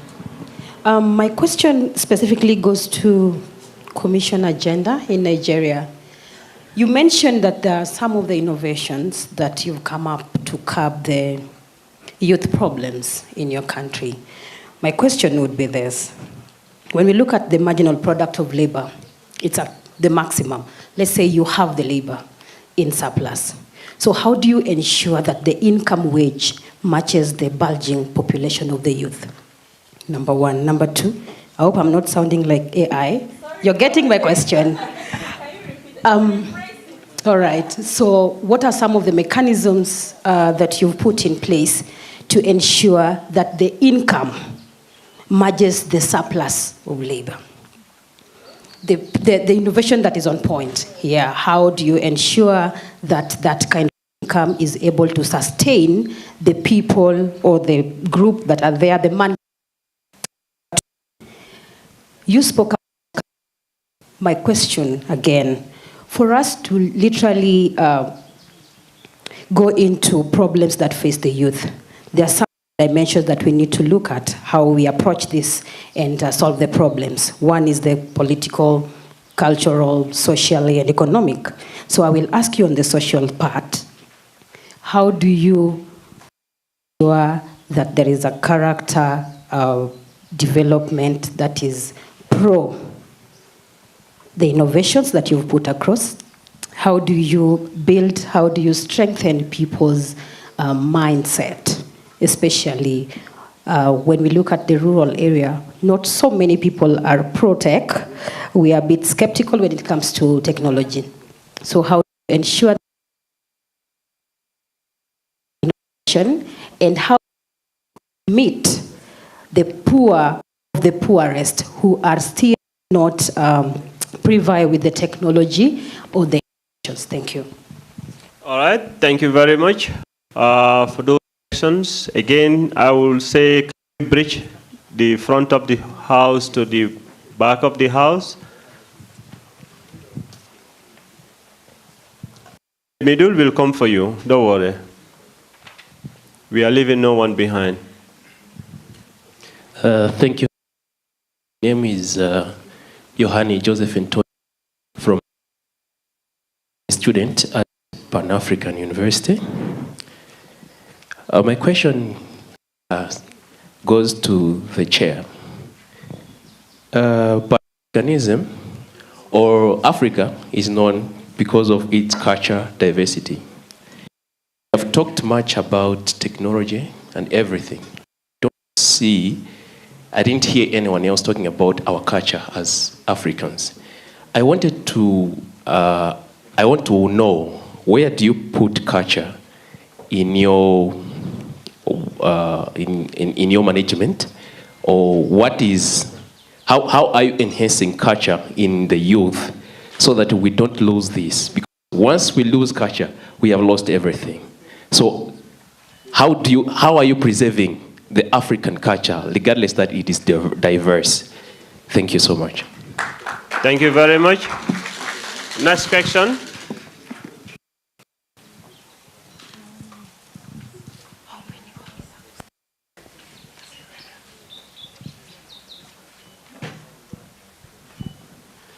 Good afternoon, dear delegates. My name is Kant. I came from last born country, that's South Sudan. Story of the turning the borderless Africa. This is where how the problem come from, because if you cross, or maybe you come from the other side of Congo, South Sudan, Uganda, and Nigeria, so you need to have a visa, and that one check, and also when you reach to the border, you might be facing another challenges. So my question is, what mechanisms or what are the steps that you could advise us now as a delegates to make sure that our leaders followed this borderless Africa as we have said here, so that now they can implement the policies? Thank you. All right. Thank you very much. My name is Asizu Georgina, and I'm from Uganda. My question goes to all of you on the panel. I heard you all emphasizing and talking about how the youth can no longer do anything without money, or being appreciated with something little. I would like to just hear from you, how have you been able to motivate the youth to work with you in times when you're not supporting them with money or any financial assistance? Because I believe as youth, some of us have responsibilities. Some of us are the firstborns in our families, so we need to provide. Some of us have rent to pay. We have food. We have our daily needs. And at the end of the day, we are putting in a lot of time to, to volunteer and to work with you. So how do you motivate us to still come back and come every day to deliver and put out our skills and not be paid at the end of the day? Yeah, thank you. Thank you very much. All right, so this is to the end of the first round of questions. We'll hear from this. And we'll start from my far right, Collins. I am sure the first question is, how do we innovate to bridge the rural and urban? Already you've said something about that, but we'll need to clarify that. And the other question will be around about borderless Africa. And the other question will be around how do we motivate our people without the money we are talking about, understanding some of us are breadwinners. Yes, we start with you. Okay, thank you so much. First of all, I'll start with innovations that are in place that bridges the gap between rural and urban migration. If you look at the case of Kenya, the government has tried to come up with what you call Ajiras. And if you go to almost every county, we have Ajira centers. And in Ajira centers, young people, they go there to be educated on various economic economic activities that they can partake. If you go to the deep, I went to Todonyang, and I was so surprised. Todonyang is almost on the far end in Turkana County. Those who come from Sudan, they know where Turkana is. Those who come from Uganda, I think they have a clue about it. So if you go in such a remote area, you find there's an Ajira center. And at Ajira centers, they bring all young people who have the urge to learn about technology. The other day we were at Kilgoris, and the State Department of Tourism, they've come up with also another center just like Ajira. It's called Tujijenge. And we launched it in Ildolisho. Ildolisho is a remote village in Kilgoris. So in such a way, through those centers is where now we bridge the rural-urban migration or the rural-urban movement that we have in the country or in Africa. So that is the only way out that we can bring the knowledge that most people, they come to get in the cities into rural areas. When it comes to somebody asked about the borderless Africa, the other day we were having a conversation about the formation of the East Africa Confederation. And I remember questioning one thing. When we are forming the East Africa Confederation, and we are talking about African borderless states, first of all, as young people, we should understand there's what you call, every state has its own foreign policies. And it's these foreign policies that guide the interaction that we normally have between one state and another. So for us to have a borderless Africa, we must ensure, first of all, our leaders, we have at least foreign policies that are similar to each other within all these African states so that we can achieve such a goal. Because every state, they have a reason why they tend to hinder people, that movement of people from one state to another. And that's why you realize, despite Kenya, we are saying we are visa-free, we also, the government ended up coming with a mechanism that, a guideline that will foresee how people are coming into the country. Thank you. Oh, there's one question. Somebody talked about motivating young people. In an honest opinion, working with the young people can prove to be very tedious. And everyone here has dealt with young people. At the end of the day, someone will ask you, Mbono unipei transport? Like, we need transport to go home. Because you cannot bring somebody from very far to come here, and then at the end of the day, you don't give them transport. So it becomes a challenge. But what I've done, or as Youth Senate, what we were taught, sometimes when you're coming up with an activity, you always have to indicate first to young people, like, what we are going to do is for the betterment of us in the near future. Because young people, when they come to any event, they already have that formed mentality. But it's good to always tell them that sometimes when you're attending some events you can be paid, some events you cannot be paid. But as a young person, when you're coming up with an event, sometimes always try to look for funding so that at least you can reimburse those guys their fares or anything. Like us, as youth senators, you find we work with county governments, we work with NGOs, we work with startups and everything. And in so doing, we'll be able to raise at least funds to help those who are in need at such moments. Thank you. Thank you very much, Collins. Next, I'll go to Natalie. So the question on bridging strategies to bridge the rural-urban divide still applies to you. And also the question on culture, when we talk about Pan-Africanism, where those culture lies in AYC's programming. And I would love you to also talk a bit about the borderless Africa. How do we bridge the continent for peace, development, and also for economic growth? Yes, how do you motivate your people up to date? And I will appreciate if you can summarize. Excellent. How would I summarize for question? You know, when you have a lawyer on stage, so. But okay, I will start with the question on a borderless Africa. There's a famous saying that says, there's nothing as powerful as an idea whose time has come. Our leaders were good enough to give us the Africa Free Continental Trade Area Agreement. But now it's up to us to use its opportunities. One example I can give you, when I was a young university student, I used to never miss such conferences. And what I would do, whenever I'd go for such a conference, I would make sure I have at least a contact in my phone number from every country. So the way I save numbers in my phone, I have Sarah, Malawi, Dennis, Zimbabwe, Thomas,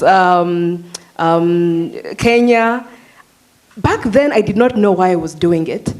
But you see, when you have an idea, things come to fall in line. So as a university student, that's why Commissioner Jennifer was saying, AYC put out a call for applications. And because I did not have money then, we always laugh about it, I was like, I really want to contribute to the African agenda, but I don't have money. How do I go to Addis Ababa? I was not funded. So I sold my laptop.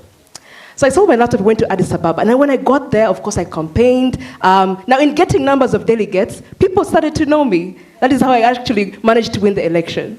But now, beyond that, so now, as I was elected as chairperson, you have to now travel to countries to represent AYC. Now, as I told you, we didn't have funds then. So what would we do? We're like, we only have money for air ticket. And let's say you're going to Zimbabwe. Madam Chair, what are you going to do? I go to my contact list. Dennis, Zimbabwe. Hi, Dennis, Zimbabwe. You remember me? I'm Natalie. We met in Addis Ababa, the other conference. I'm coming to Zimbabwe. Can you host me? Just like that, accommodation is sorted. So innovation, work with what you have. Because if we... Thank you.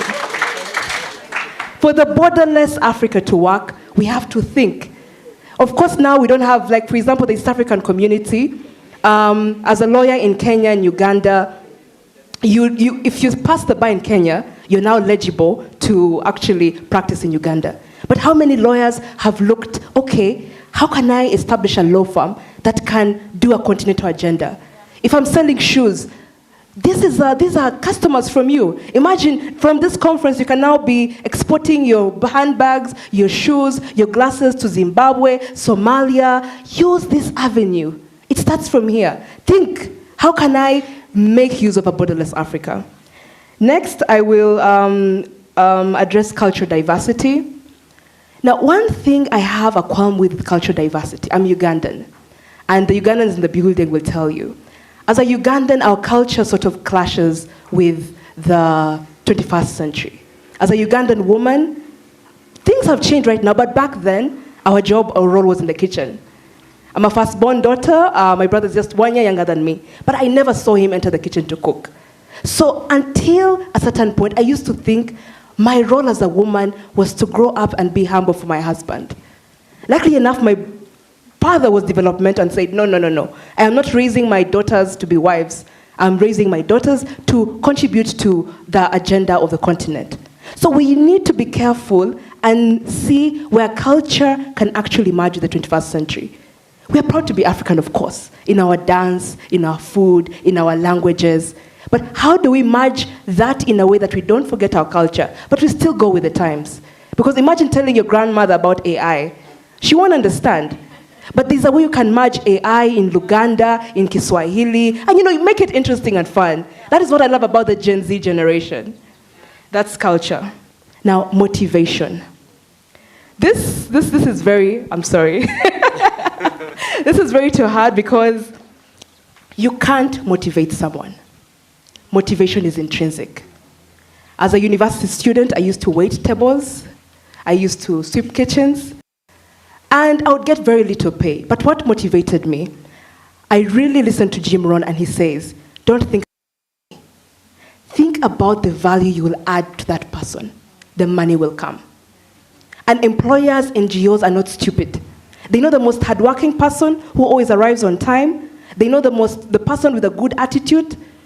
Trust me, then maybe you'll be having financial challenges, you may be struggling, but one day you will get that opportunity. They'll be like, we saw you.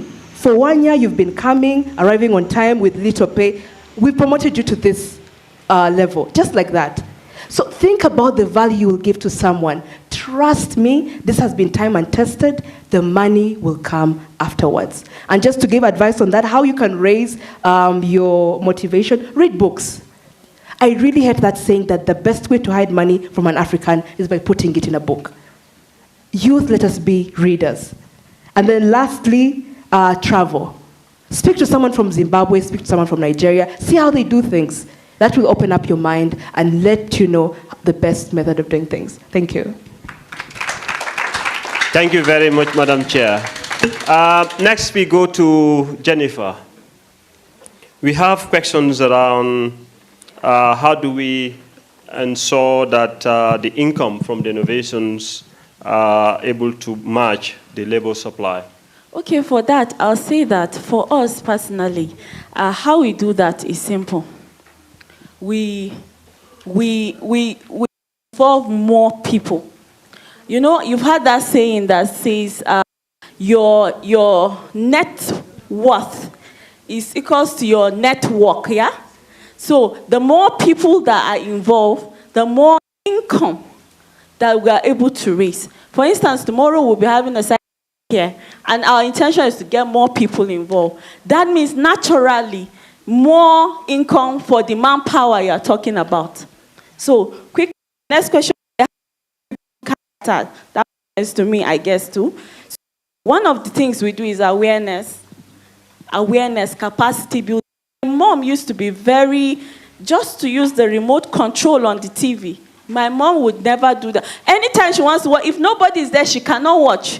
Where is this person? Come on. Until one day we said, this is how to do it, like this, like this, like this. So when you come back now, she's doing it. So nobody can, we work with rural out-of-school girls, for instance. You know, you think they are just rural. No, these things can be learned. Myself, I used to be very, is it tech shy? How do you call it? Anything tech. But now, I'm into it because you know what? The future, we say the future of work. We say the future, the pandemic have accelerated us. The future is here already, is now. It's not 2030 again, it's now. So we just have to learn awareness, keep talking about it, keep getting more people involved. Another question was asked, I want to add to it. You spoke about how do we motivate. One of the things we do is, aside what you are offering us, we map your skills. For instance, next tomorrow, we have a 2-day workshop in Nigeria. And that 2-day workshop, we are ensuring that the caterer is a young person. And from us, because we are seeing how dedicated she is. So our vendors, we motivate young people by making them our vendors. And in AYC, we do that a lot. I remember one of our conference, all the vendors were young people. So this is how we motivate. And like she said, don't push the money. Sometimes it's difficult when you have bills staring at you. But put yourself in the position to add value. Make what you are doing very presentable, and more money will come from it. Thank you. Thank you very much. Next, we go to our CEO. In the interest of time, she will, bridging the rural-urban divide, and how do we motivate? Once again, thank you very much for that question from our delegates. How do we bridge the gap? One of the things that the National Youth Council have been doing each and every year, as we gear to the International Youth Day, we continue to do a challenge, and we call it Fursa Challenge. Fursa is the Swahili word for opportunity, where we call young people to showcase what is this that you have over there. Is it on governance? Is it on health? Is it an innovation on agriculture and all that? So we've continued to do it. Since COVID, actually, we've continued to have a challenge where you will be shocked at how much innovation our young people have. Our young people are very smart and they have some excellent ideas. Last year, I'm sure when you came here, there's a song that was played. And I hope it will be played at some point. That was a song that we were able to bring out during the International Youth Day. How? We called our young people, because one of the greatest agenda we are trying to push is talent and innovation, monetizing talent. So last year we said, we are going to do a song challenge, a youth song challenge. Because when you look back, we have songs that speak to us, but they're actually a bit older than maybe some of us when they were born. So we said, we want a song that resonates with us people as young guys. So we pushed and we have a song. And I hope at some point again it will be played. Because it's telling us as young people, we can no longer sit and wait for other people to tell us what to do. We have to be at the table. We have to push the agenda of the youth. And when we are given that opportunity, we have to ensure that we do it and do it to our best level. Again, there's an issue about the mind shift that was spoken about. The one thing that I will call upon each and every young person, from here, Kenya, to the Cairo, to South Africa, the entire corners of Africa, we have to have a mindset shift. We have to change our way of thinking. Right now, there are those of us who are maybe in university. I've met a few university students. When you're in university, you're actually enterprising. You have a business, which you do it and do it diligently. You make profit. But when you graduate, something you have to stop doing this business and look for a job. For me, I think there's a problem there. We need to change the mind shift. I know Kenyans are here, and I know the smoky and chapati. It's called smocha, which is very popular in university. For the benefit of our delegates from outside Nairobi, it's like a chapati. Chapati is it's like bread and a sausage. So in university, that's a delicacy that is very popular. People have made money out of it. So again, young people, change your mind shift. If you're enterprising and you're doing well, scale up the business as opposed to looking for a job. And finally, on the issue of motivating. I know we all have bills. I know sometimes you look back and everyone is looking upon you to be able to provide. Be strategic. If this congregation will be able to platform for you to connect, be here, even if you're not being paid. If the opportunity is funded enough to give you fare, be strategic, be there. So for me, I would say, be very strategic and ensure you contribute to the conversation. Excellent, wonderful. Young people, be strategic to contribute to the socio-economic transformation in your communities, at national level, and at regional level. Ladies and gentlemen, time is seriously, acutely against us, so we'll draw the curtain here, and I'll request once again, please give this wonderful panel another big round of applause. Thank you very much. Thank you very much. And he forgot himself. Please, a round of applause for Lamin Dabo. Thank you. Thank you so much, panelists. Thank you so much. Now, we recognize that few of you have more questions to ask, but that is why the conversation must continue from here at lunch, and we'll have more sessions. And so, even while the sessions are going on, you can still ask your questions, even if you don't follow the same session, because they'll be here to take it. Thank you so much. All right. Yeah, so here's where we break for lunch. Thank you very much. We break for lunch. I'm sure that each of you have the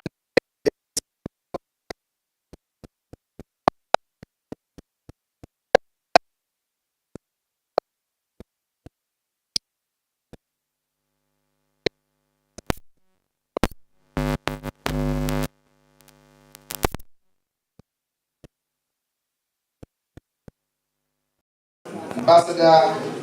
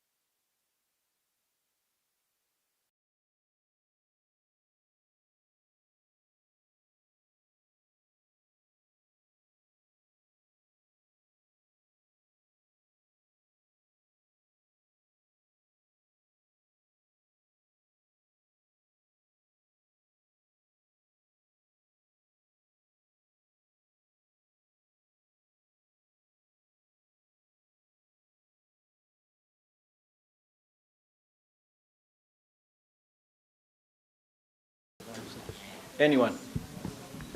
Anyone? Yes, anyone. Hello. Hello, I'm Naisola from Kenya. Sorry? Speak up.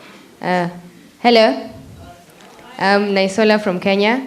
And what loss and damage means to me is, from a pastoralist community, it means losing our livestock and damaging our livelihood. Yeah, because we depend so much on livestock, and yeah, that's what loss and damage means to me. Okay, that's Kenya. Pick anybody else from another country. If you're bold enough to raise your hand, we'll come to you at the front. Let's deal with those nice friends of ours from the back. Good afternoon, everyone. My name is Tepo. I am from Botswana. And what I interpret loss and damage is, I would like to look at it from an individual perspective. And I think that would be losing your essence and authenticity as an individual. Thank you. Okay, lovely put. Keep going, this side. The last row, yes. Oh, the last row.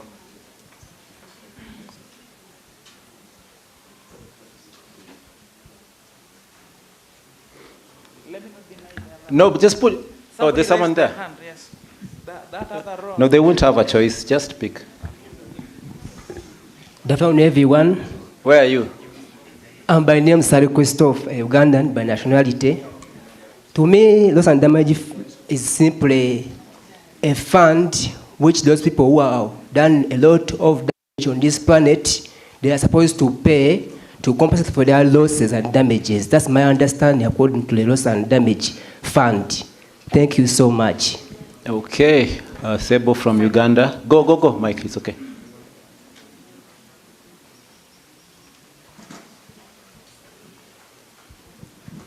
Hello, I am from Kenya, and my definition to loss and damage, loss to me is the unfortunate act of someone losing something valuable to them, and damage is the immediate effect or impact of the loss. Thank you. Okay, thank you. Mike, come up. Use this middle row.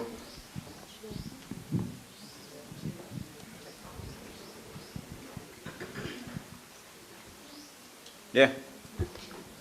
If you can't pick, I'll pick for you. Good afternoon, everyone. Afternoon. Yeah, my name is Khan.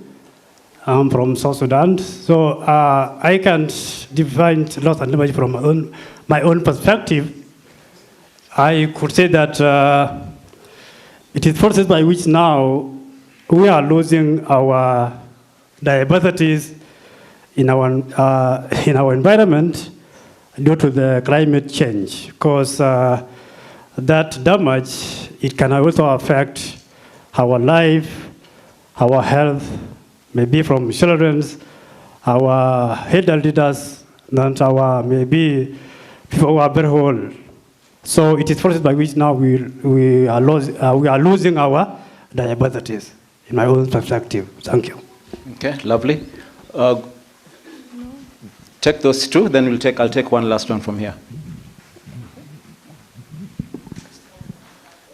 And good afternoon, my name is Mohammed Usman Mohammed. I'm from Somalia.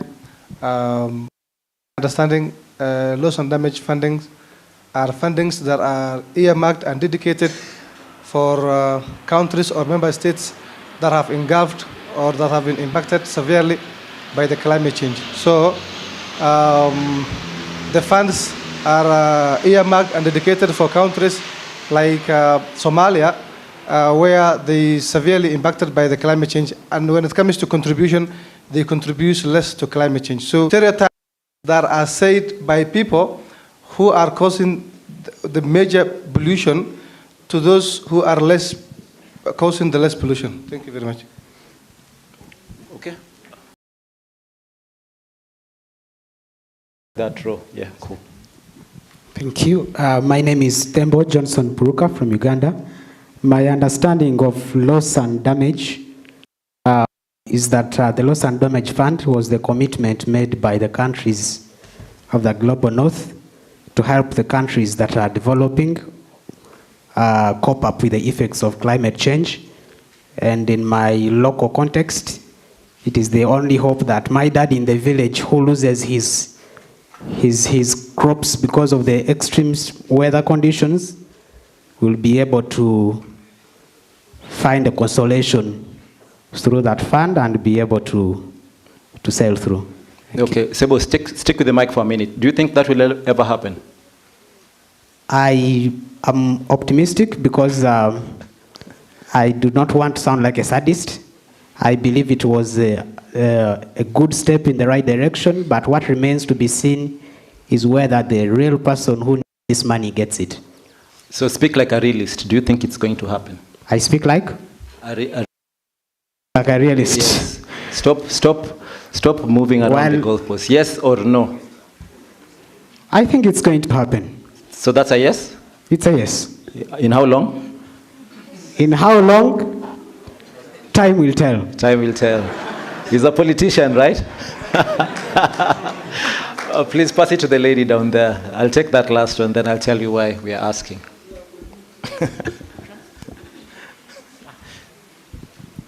Hello for everyone. I want to tell you in French. J'entends par dommage les dégâts ou les risques causés par l'action de l'homme sur l'environnement et qui ont des effets néfastes sur notre environnement.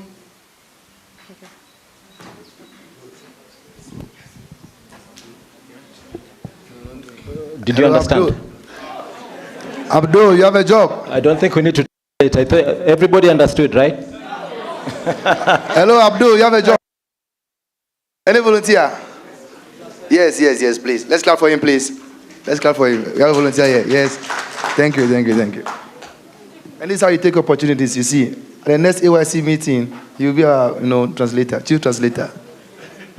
Yes, thank you so much. I think she said that loss. Okay, she said. Wait, order. Esteemed delegates, the 4th Youth Conference delegates, order. We don't want you to think, we want you to tell us the truth. Yes. She said, tell us. She said that that loss and damages, it is just the entire things that the cost on the environment that has effect on us, like on us as. Okay. Yeah. D'accord. Mademoiselle, comment tu t'appelles? De quel pays? Cameroon? Okay. Bien. À Nairobi. Okay. Anyone else has anything to say? Because the way I want us to fashion this discussion, you have something. If you have things to say, be bold about it. He's waving at me from. Talk to me. I was not waving. I'll take the last one there. So, you can wave. It's not bad to wave. No, I'm not waving. You saw my hands from a lower angle. Otherwise, I raised them. So I'm Kennedy Sankara. I'm the youth senator Kisumu County. My take on loss and damage is the persistent negative impacts that are caused to the environmental surrounding or the surrounding, despite the progressive mitigation strategies that have been put in place. Okay. Consistent negative impacts. Skip this last guy here.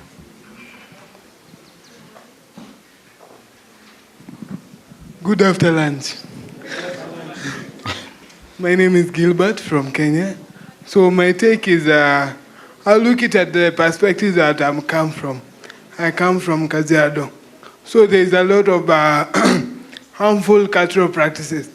So mostly, those harmful cultural practices make damage to the young youth. Like, for example, FGM. When a girl passes through female mutilation, you eventually get a fistula. That will lower the productivity, and that will make loss to the community and general. Thank you. Okay. It's enough, mate. What's your name? Gilbert, okay. Thank you, Gilbert. It's given us a very interesting angle to look at it from. Right? I don't think I've heard about that before. Is it loss and is it? Right, so I can see someone raising their hand, but I think Cedric put it clearly. I think Mike is putting it again. Opportunities to speak are exactly that. They are opportunities to speak. You have to grab them. You have to stand up and be bold about what you say. Right, so the reason I wanted us to have this conversation is many times, even the definition of loss and damage, we do not understand ourselves. From my friends from Uganda to Kenya, I had South Sudan, Botswana, Cameroon. Who defined loss and damage for us Africans? Do you know? Do you know where the definition came from?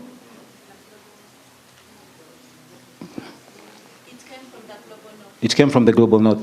Are you yeah, sure? 100%. 100%? Okay. So when will we get to define loss and damage for us?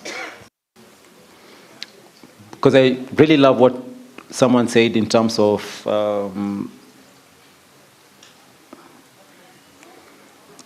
culture, our individual essence and identity. It's true. It's at the basis of what we lose ourselves. But it's quite interesting also to listen to you, and nobody is putting lives above everything else. We're thinking of environment, we're thinking of property, we're thinking of culture, we're thinking of everything else but us.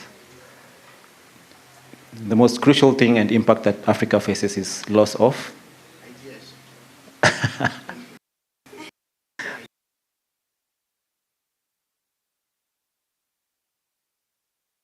This is loss of people, resources, you. When we lose you and the environment remains, does it make sense? But we're not talking about us. And another clear thing I'm hearing is not loss and damage, but the loss and damage fund. I'm hearing about the money. And it's true. Majority of us, the conversations we have around about. Do you know how much was raised last year for this loss and damage? Just shout it out. I know you know. How much? How many millions USD? We can convert them to billions. In Kenya, it will be in billions. I don't know if in Uganda it will be trillions, but I'm just saying. Sebos, don't kill me. I'm just saying. Don't kill the messenger. How much was pledged from COP28 for the loss and damage fund? Do you know? It's out there. It's in public. 700 million USD, right? But let's separate the fund from loss and damage for a minute so that we understand in the broader context, beyond the definitions of who defined loss and damage for us, what it means. Number one, for me, I'd like to put loss of lives as the top, because we lose people. And that's the biggest impact that we have. We lose people. So loss of lives at the top, loss of livelihoods, your means of providing for yourself, loss of property, loss of culture, loss of arable land for farming, loss of water resources, loss of, and I'm talking about loss, not damage. So if you flip the script on damage, then it becomes everything, depending on what the climate crisis would mean. So, Mike, help me with the microphone again. I'll pick. So, who's on their phone right now? Okay, go to the gentleman down there. Just Google for us what loss and damage means. We want to define it. As I said, we'll be doing learning. We'll learn by doing, so that I'm not going to stand here and prescribe for you. I just want to paint the picture for you to understand what this conversation means and where it's going. And I'll just highlight 5 key things before my panel comes. I'll highlight to you 5 key things of why it's an issue and where we need to go with it. Then I'll pose 3 questions to you, just as a challenge to our Pan-African youth movements. What do we want to see? Loss and damage, tell us what it means. Okay, so good afternoon, everyone. I am Edmond Die Medongu Tejogo. I'm Cameroonian, but I'm based in Kenya. Google says, what is loss and damage? Loss and damage refers to the negative effects of climate change that occur despite mitigation and adaptation efforts. That's the definition. Take it again. What is loss and damage? Loss and damage refers to the negative effects of climate change that occur despite mitigation and adaptation efforts. Okay. Do you agree? Yes, I agree. Hello? Hello? Do you agree?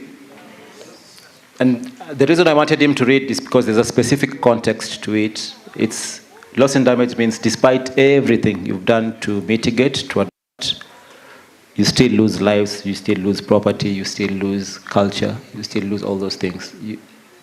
Talk to me, it's okay.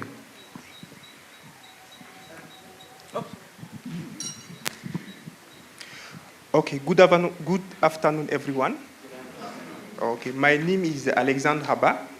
I'm from Guinea. So my question is, loss and damage is not specific. Why the definition is going directly in the climate change? That is the question. Why? Why the definition is directly going in the climate change? There is a lot of area we can talk on loss and damage. But the definition he reads is directly going to the climate change area. Okay. Why you cannot fix a lot of damage in other parts? The definition is just directly going on the climate change part. That is the question. Okay. Alexander? Yes. Okay. Thank you. The panelists will be coming. That's a question for them, not for me. Yeah. They'll be here in a short while to answer those questions. So, right. So the reason why I wanted him to read the definition, so that we learn together, as he said, loss and damage, negative impacts that occur even after you've done your best to mitigate and adapt, right? But in our local cultures, what does that translate to? For communities in Kenya that lose those kaya forests that they really love praying in, or that mean so much to them, does it connect to loss and damage? My friends from Kajiado, when all those hard workers are harvesting sand across your rivers, is that loss and damage? Do you see it in that sense? But more importantly, what contribution are you making to the loss and damage conversation beyond Kenya? Because it's not a local conversation at all. Are you aware there was a loss and damage conference in Malawi last week? Are you aware? Yes. Abel, I'm not asking you. Okay, so if you're not aware, there was a loss and damage conference in Malawi last week. The third conference on loss and damage. They're talking about you. Or they're not talking about you, let me put it that way. They're not talking about you, because I had a chance to look at the declaration. You know how many times you appear? Who can guess how many times do you appear in that declaration? Take a wild guess. How many times? Several is not an answer. How many times do you appear in that conversation? Once. And you know you appear? You've been compiled with children and women and vulnerable. And so my challenge to it will be in one of my questions. But let's do this. Let's separate the fund and loss and damage. So we're clear on the definition. Despite your best efforts to adapt, to mitigate, you still lose lives, you still lose property, you still lose cultures, you still lose livelihoods. So who's supposed to pay for these damages? That's why, Sebo, I was asking you, do you think your father will ever get those funds? Who's supposed to pay? Part of the reason why I want this to be thought-provoking is a lot of times we'll be in spaces like this and talk about issues, but when will we move the needle? Because I can guarantee you COP29 is happening this year. By COP35, I'm not saying you quote me, but by COP35, I am sure the loss and damage fund will not have been accessed by anybody. And I do mean to be a pessimist this time, my friend. You don't want to be a... So we have to be real. My challenge to you is this. So what can you do about it? Okay? So I want to highlight 5 key things before I invite my panel. We'll go around it and we'll discuss the length and breadth of it. We'll take your questions as you've asked them. So one of the key things around the loss and damage agenda or conversation, number 1 is, do you know we have an advisory board on the Santiago Network on Loss and Damage? From COP25, this was the basis of dissecting or discussing loss and damage issues. So at COP25, they came up with this network called Santiago Network on Loss and Damage. The key thing that this network was meant to do is to support communities, especially in developing nations, to access technical assistance, to access knowledge, and to access resources. But this network hasn't been hosted anywhere. So the conversation around is, where do we host it? Where do you think would have been the most appropriate place to host it? Which continent? Which continent? Why? Because you suffer the most? It gives you a right? Right? Because you suffer the most, it gives you a right to host the... Why? Just shout it to me, yes, doctor. The hosting concept is not for the benefit of the locals. The hosting concept not for the benefit of the locals? I'm speaking as one who participated in an international conference held in Kenya just the other day. Okay. And I will tell you for a fact, be it that we are the victims, doesn't mean that when we host, then we have the privilege. The hosting concept is to continue making you appear on the victim side, develop a victim mentality, and you're just a crying baby. So you cannot think beyond the box. Yours is to see yourself as a victim.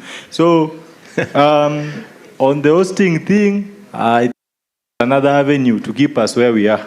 Okay. Or even to degenerate to the... Okay. Okay. Right.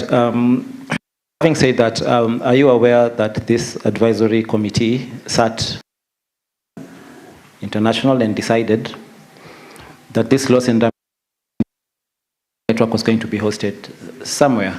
They thought about Nairobi, they thought about Geneva. I can't remember the other place they talked about, but there were 3 countries. Okay? Nairobi, the UN, and the way we work around the UN. But do you know the final decision on where that network will be hosted? Do you know? I can tell you it's not Nairobi. It's in Geneva. Yes. So that's the kind of conversation I want us to have. I'm spending a bit of time to introduce the topic. I'm spending a bit of time to understand your perspectives, because as you go back to your countries, that's what the call will be, for you to champion the loss and damage fund, the loss and damage discussion.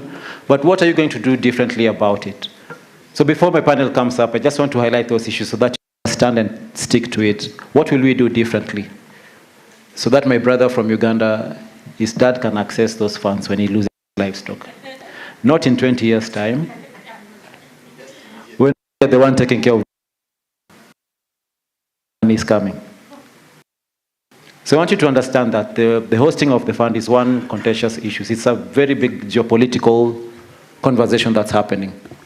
Secondly, CSO engagement, civil society. Most of us come from civil society, right? Right? Yes. Most of us advocate for communities. So I wonder how many of you have ever lost in damage conversation to say what you want to see about the fund, about the hosting, about anything. Has it happened? Has it happened?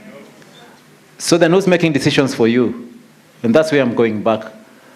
The declaration from Malawi is there. I can share it with you, or you can access it on the internet. But they didn't, you were not there. Someone is talking about you. Someone is making decisions for you. Someone is saying where that money will be. So I'm encouraging you as CSOs. One of the key things around the loss and damage fund and loss and damage discussion is civil society organizations are not part of the conversation. But let's flip the script. I don't want to talk about civil society. You represent very diverse groups. I want to talk about youth. So how are you engaged in that discussion? What kind of creative ideas do you have to replenish the fund? Or will we still be beggars all along saying, give us the money? If loss and damage is the same thing as reparations, right? Are we getting anywhere? It's going to be another 50 years when you, sadly or otherwise, will not be youth. Now you'll be fighting from the other side.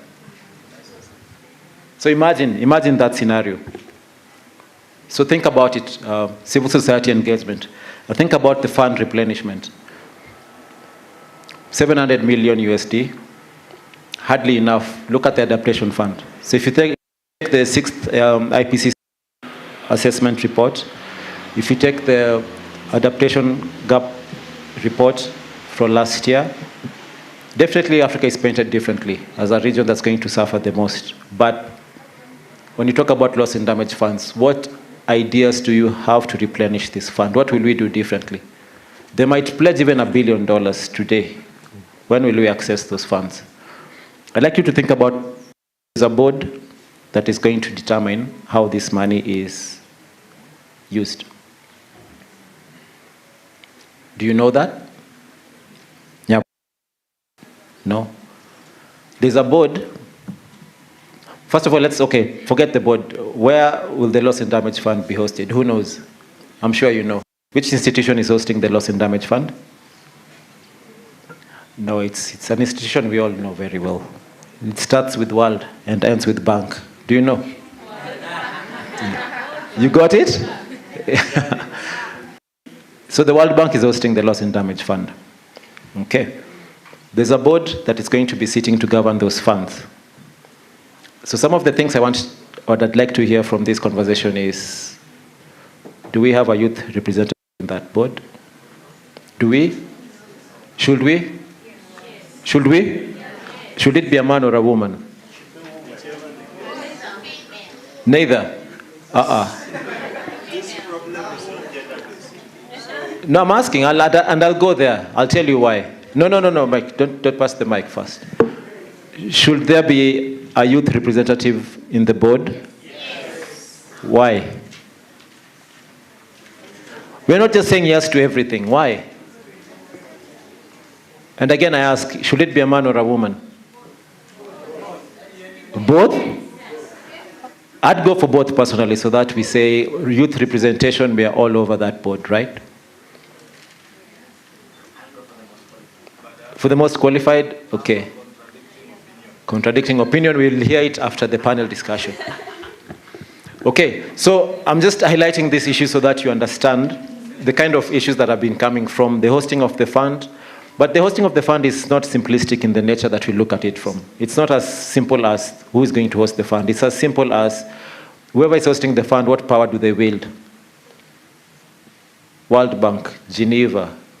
It paints a picture, right? And it's not a positive picture for you, because you know how these institutions work. In Africa, with all our corruption and the way we are good at it, do you think we'll survive from that fund? Then I want you to understand, lastly, Cedric, as I finish and call upon the panelists, and we'll still discuss it further, even within the panel, is how do we engage communities? Sebo, the one, please remind me your name. Johnson, does your father know what loss and damage is? I'm sure he knows a lot of things, but not. So my challenge to you is this: the communities that we serve, how do we move from this, I like to say, privileged spaces with nice carpets, air conditioning, though I don't know if it's working today, nice screens and everything. How do we move from these spaces and go to our communities for our grandparents, our parents, our cousins who live in the villages? How do we connect them to this conversation? Global conversation, local impact. All right? So these are the issues we want to discuss under the panel. Cedric, please come and invite them over. Then we'll take it from there. Questions and comments, please note them. I have one already, why it's a climate change issue, and I think I'll start with that before the panelists come in. Yeah, please.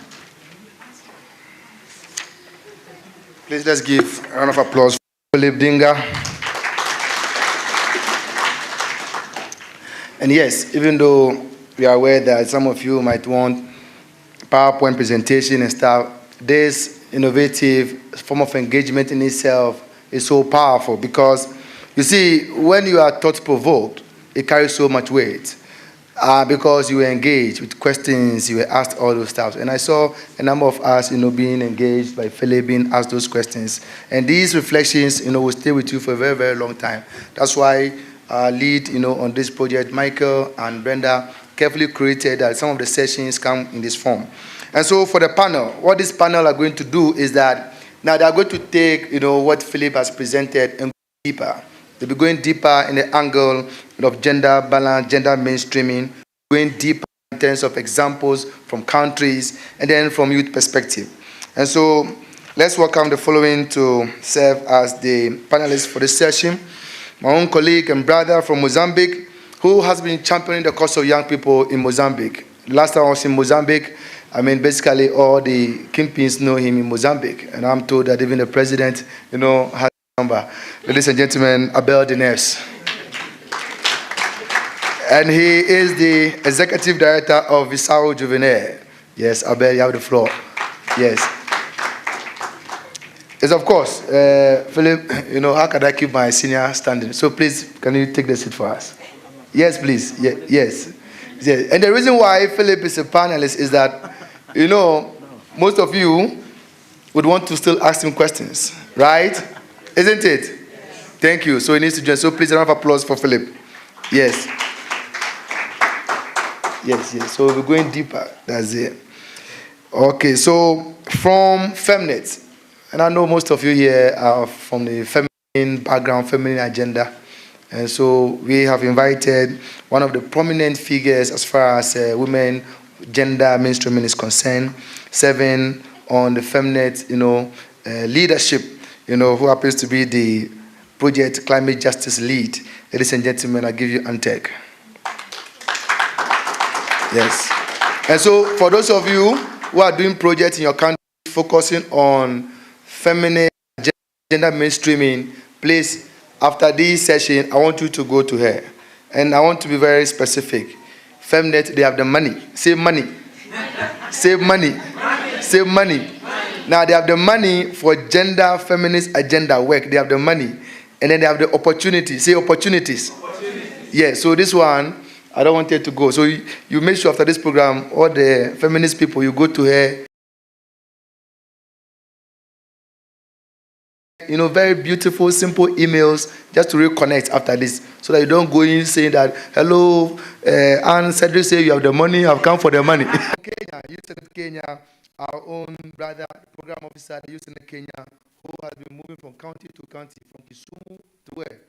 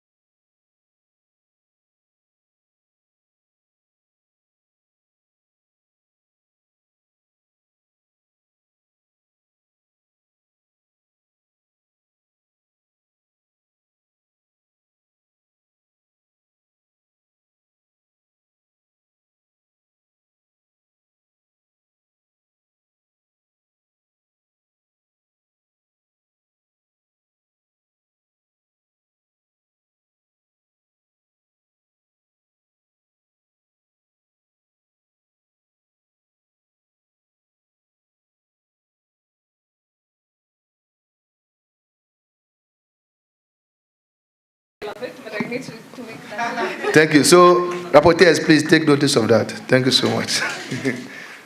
Okay, you have the floor. So, hello everyone. Assalamu alaikum for my Muslim. As Cedric has introduced me earlier on, my name is Demo. I come from a youth-led movement that fight for climate justice called EcoVista. We're in 14 counties, but currently I'm representing Garissa chapter. So once I know Cedric knows us, but can you just introduce?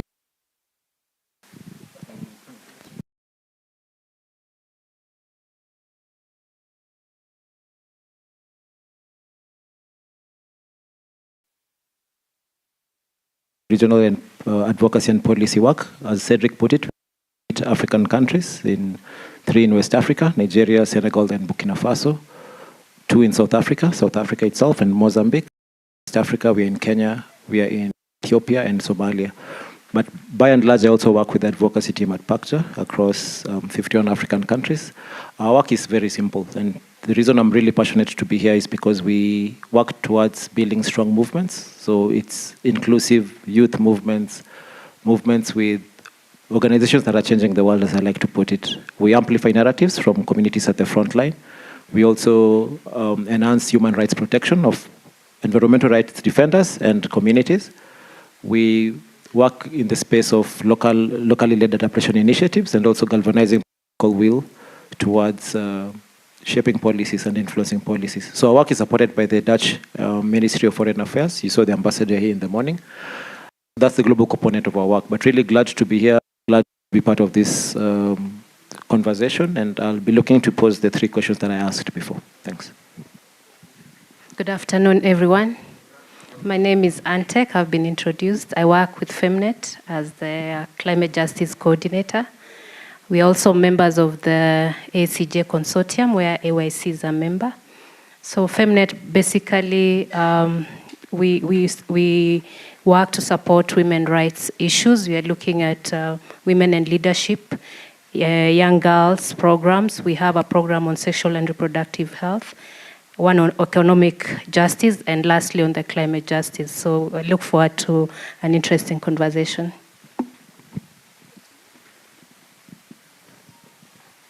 Hi. Olá. Okay. Como estão? Good. My name is Isabel das Neves. I'm from Mozambique. I'm executive director of Visão Juvenil, translating his youth vision, and also a country lead of AYC, Mozambique.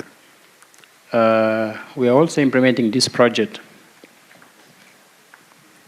ACG, bringing the voice of young people on table, not to be on the menu, but as a decision makers. That's why we are here to share our experience and inspire more young people like all of us and who is not here to continue this fight, because climate and justice is affecting us and our future. Good afternoon, everyone. My name is Gideon Toimasi from Kenya. I come from Kajiado County, which is semi-arid and part of the larger arid lands. And I'm the person in charge of programs at the Youth Senate Kenya, previously serving from Kajiado County. So that's...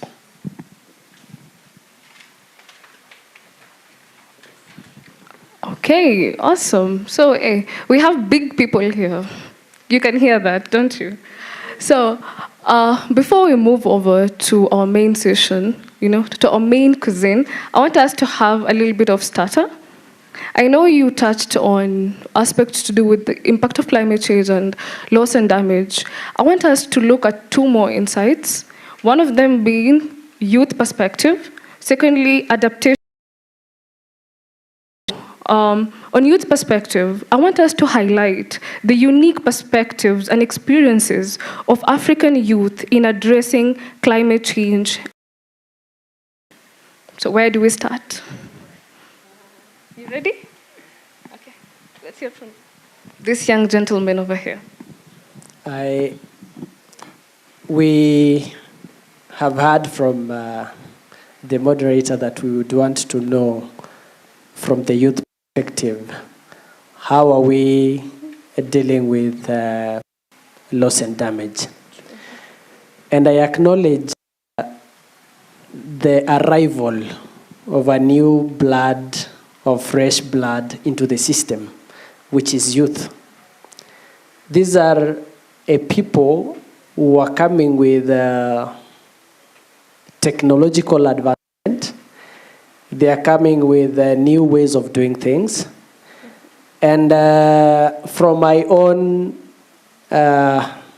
perspective, respecting all aspects of life and generally the society, is that the youth cannot work in silos.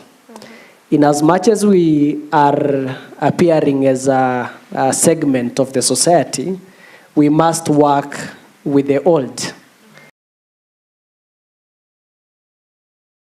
The new ideas. But there is some history, and there is a way that, and there is experience from the old. If we are able to work with the old, identify the benchmarked best practices that happened before we came, now that is the best way to handle loss and damage from the youth perspective.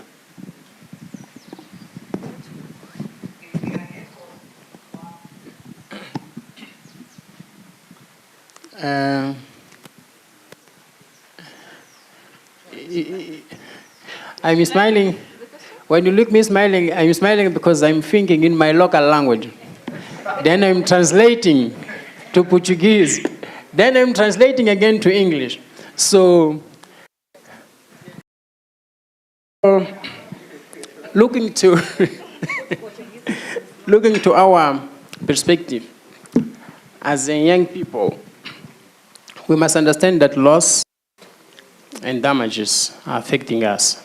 This is the first point. And I'm also so happy because a lot of work was already done by the session previous. Because it's very important for us to have our common understanding about the same issues. So allow me to say thanks, Philip, for this exercise, because I think it was very, very, very fruitful for all of us. But this is a starting moment. We need to continue because our work, we got more to do than we have been done. The impact of climate is negative. All of us, we know, all of us, we understand. Just look yesterday, we had some experience. We arrived yesterday here in Nairobi, then the rain started. Probably all of us was afraid because we don't know what's supposed to happen today. If it will be possible to come here or no. In my country, in Maputo right now, it's raining for 3 days without stop. So transport system is stopped, houses are flooded, some public infrastructure already stopped, children are not studying, young people like us needing health services, business. We know that a lot of people are self-employed, are not able to do nothing because it's raining. And we know that we got many people who need to do something every day to eat by the end of the day. So we are the first suffering because of climate impact or because of climate changes. So I want once again to challenge all of us to be in this. Looking to what have been done in the ground, we understand that we got governments in our countries, but sometimes. Sorry to cut you short. I think whatever you're talking about, you're going to do more insight later. I just wanted like an overall touch-up to those two perspectives. That's okay if I cut you short? Okay. Okay. Let's move over here. So. All right.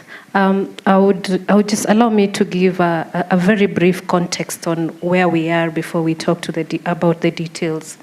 You can imagine a situation of financial challenges, the high cost of fuel and food, and now the unemployment.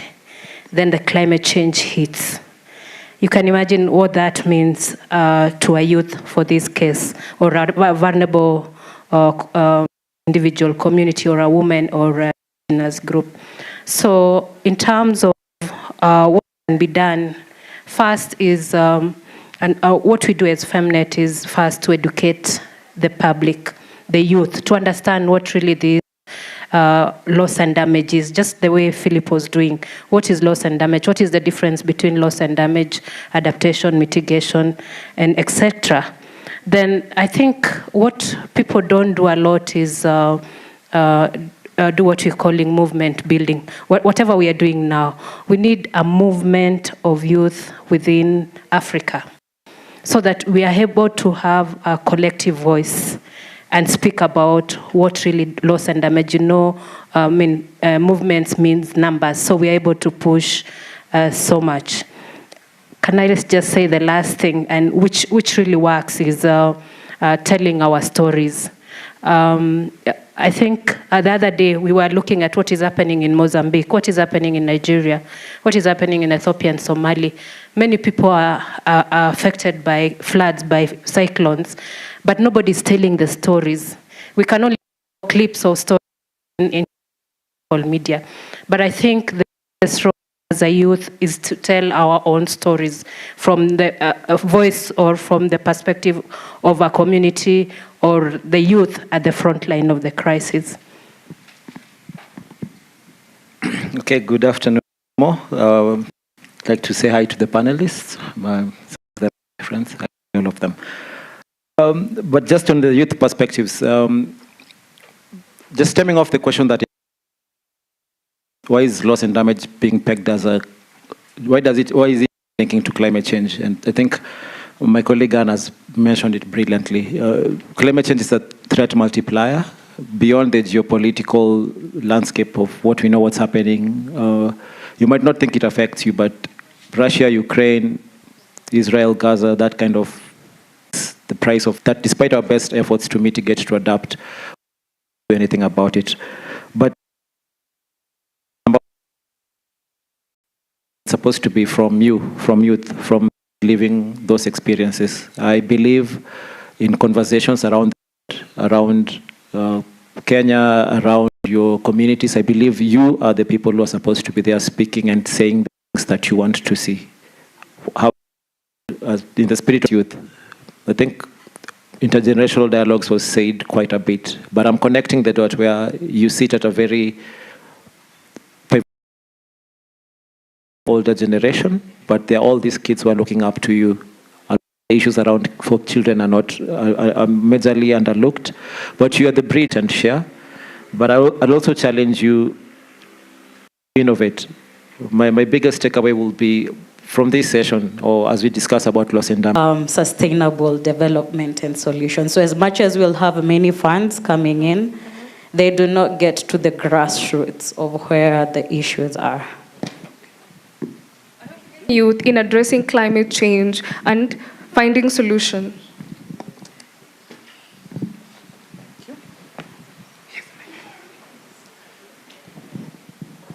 Yeah, to respond to your question, what are the unique approaches that youth coming up with?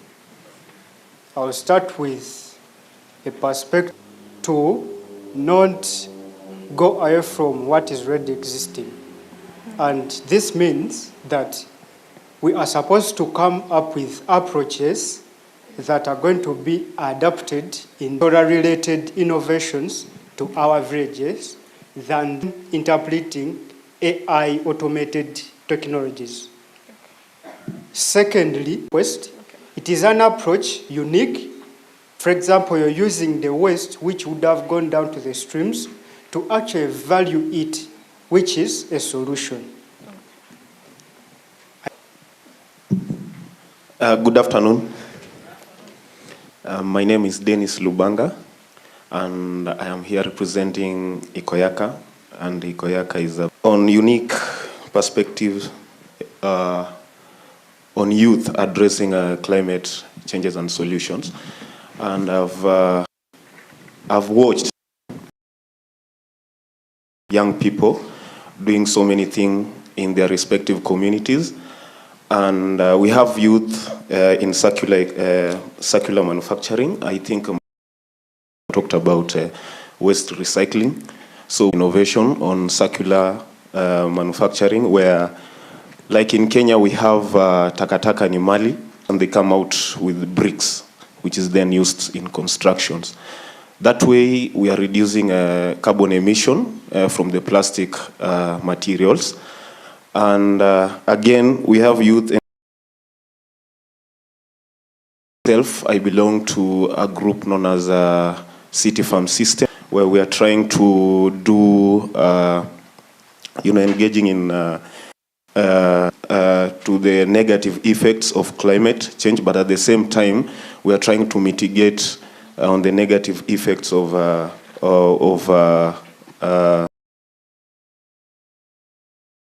lot of things, and green energy. He also talked about energy transition, which is a proposal to the usage of solar. That way we shall be trying to work around the reduction of carbon from maybe fumes of vehicles.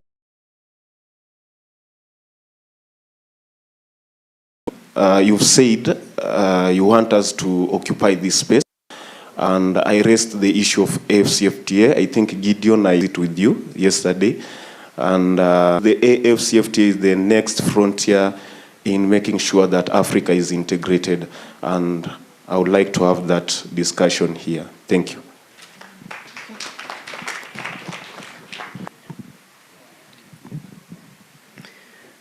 There is something that was talked about by, I think, Sharon. She talked about how do we encourage transparency with regards to loss and damage conversations. In as much as loss and damage is both a mitigation, it's more of a governance issue. Simply because before we stretch our hands to try to touch the clouds above our heads, what are we doing about the grasses upon which we stand?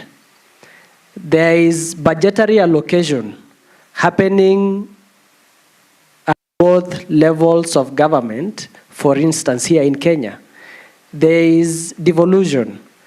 There is a national government. All these units are doing budgetary allocation. They have developed, designed programs, but the implementation is not followed through, that we see everything done the right way. One thing is about raising the culture of public participation and citizen participation at the grassroots level. By raising the level of the civic education, our understanding of these elementary issues about budgeting, tracking down the same, developing the same, how do we see who mismanaged what, by citizens themselves from the grassroots. I challenge young people to develop the culture of social accountability. Let's ask questions and ask the right questions from our leaders. Let us demand accountability from them. The other thing about the same transparency, citizens are provided with an opportunity to address their leaders through meaningful youth. There is a way through which you can talk to the leadership in terms of decision making. Why don't we do petitions? Why don't we do bills or make our inputs or air our inputs for bill development? When citizen participation is called for, do you avail yourself as a young so that you challenge these leaders to first allocate, do the right thing with what is locally available before we ask what was pledged by the polluters?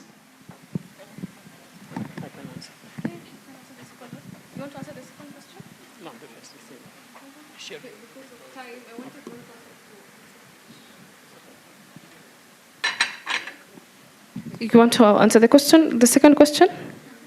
Okay.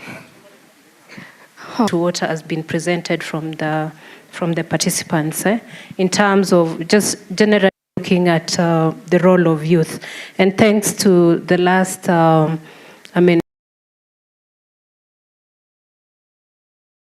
of options in terms of green investment. Where should youth invest in? If you're talking about clean energy, water harvesting, climate smart agriculture, forestry, blue economy. But what is really the role of youth? I'll give an example from Kenya, where I come from. 2016 has given the role of youth, even at the ward level, in terms of participation and making decisions. We currently have county governments allocating at least 2% of their budget to the climate change actions. What is your role as a youth in terms of raising this proposal, talking to the country, so that when decisions are being made, youth actions are being considered? For example, in Kenya, we have what you call the county level. Are we part of that process so that when they are planning and they're making policy and budgeting, we are part of that? So I look at that before even investment, what are we doing as youth to participate in these processes? Yeah, I think my short answer will be this. If majority of us here will experience the impacts of climate change for the next 30 years, then I think it's incumbent upon us to innovate around it. On transparency and representation, the board hosting the Loss and Damage Fund, where the hosting will be done, the youth position. I think for me, we have to be represented in these spaces. We have to say what we want. It's not enough to just be part of the conversation. But what do we want out of this conversation? What do we want out of the funding? We want to build connected movements. We are duty bound to connect. But beyond that, I think there's a key space that a lot we can do around research and innovation. We understand the gaps, so we have to do it. If I could ask a quick one, my friend with the Google Internet, just could you check for me the assets? How many assets? The total number of assets globally for cryptocurrency. And the reason I ask is this: if you're going to be innovative, don't you think the crypto space, don't you think there's funding that we can leverage from that to advance this conversation? I'm just asking you because at the end of the day, we love to challenge each other. We can't speak in the same manner that we've spoken before. If you have an answer, you can tell me. But my takeaway would be representation, and we have to be innovative in the way we build our movements, in the way we look at financing, in the way we implement. We have to. There's no choice. I want to cut a little bit because. So I think. What? So let me go straight. This is a question to you specifically. So how can we ensure that gender consideration are effectively integrated into policies and action related to loss and damage caused by climate change? And I think I'll just go back to what I said. Yes, One I want to now represented in decision making, not just at the national level, but even at the regional level. We are talking of spaces like African Union, East African Community, regional forums. Then we are talking about investing in women-led initiatives, or gender-led initiatives. Not just investment, but looking at ensuring that Loss and Damage Fund, which is yet to be rolled out, is accessible, easily accessible, and can address locally led actions. And also, there's this issue of capacity. We even need to understand what opportunities are there. If it's the Loss and Damage Fund, how much is there for women? And lastly, ensuring that we have a strong movement of women within the region, a strong movement not just to advocate, but also as FEMET, we believe in storytelling. We believe in telling our own African narratives on climate change. That way we then to address issues of loss and damage. Awesome. So over to you. So are there any specific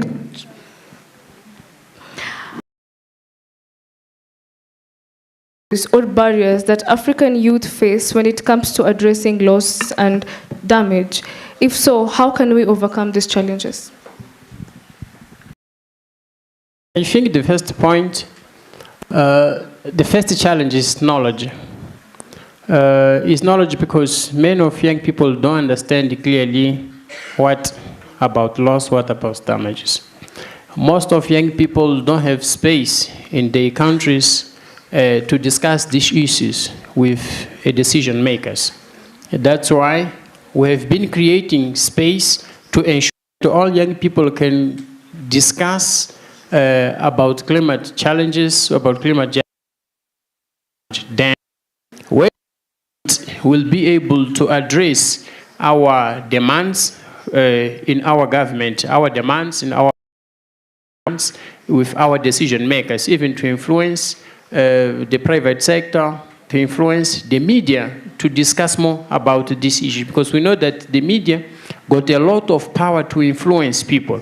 And once many people several times speaking about the same issue, it's very easy for people to internalize it. The same happened when we are from since child and the university about how they can care, how can they avoid to be vulnerable of this issue. Many young people are still building their life, but sometimes looking to a lot of countries, sometimes we as young people, we take bad decisions. We are looking for a space to build our house, for example. Then we go to the place that is not safe for us to build our house.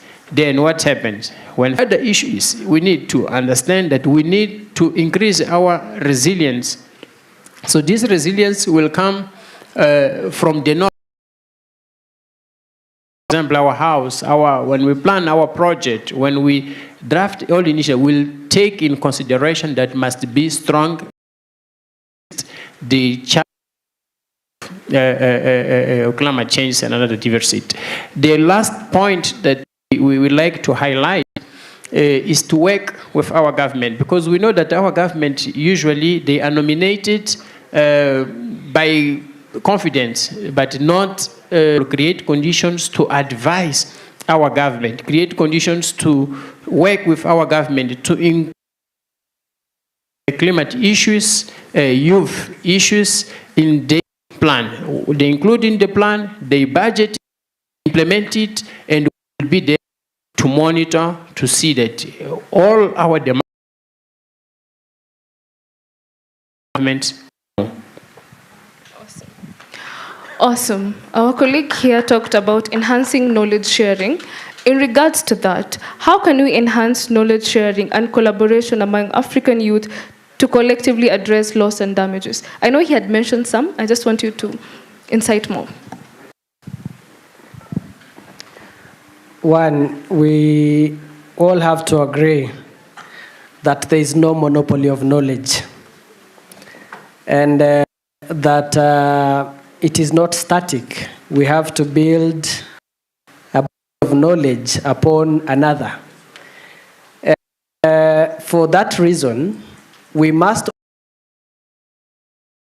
some working adaptive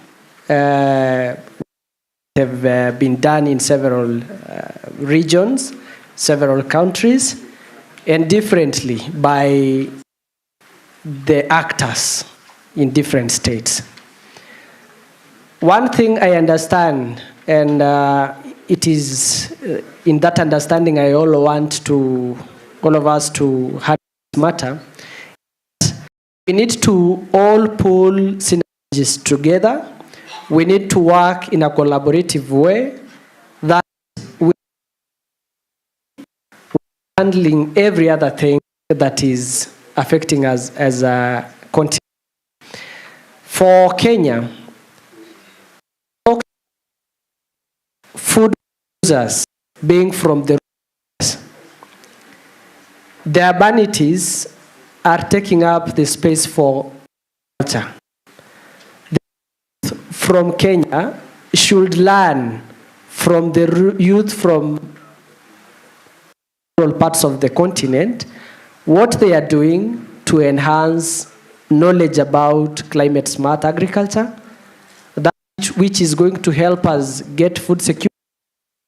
And something more we need to understand is that Africa is well endowed with natural resources. For modern houses construction here in Kenya, we depend on sand harvesting.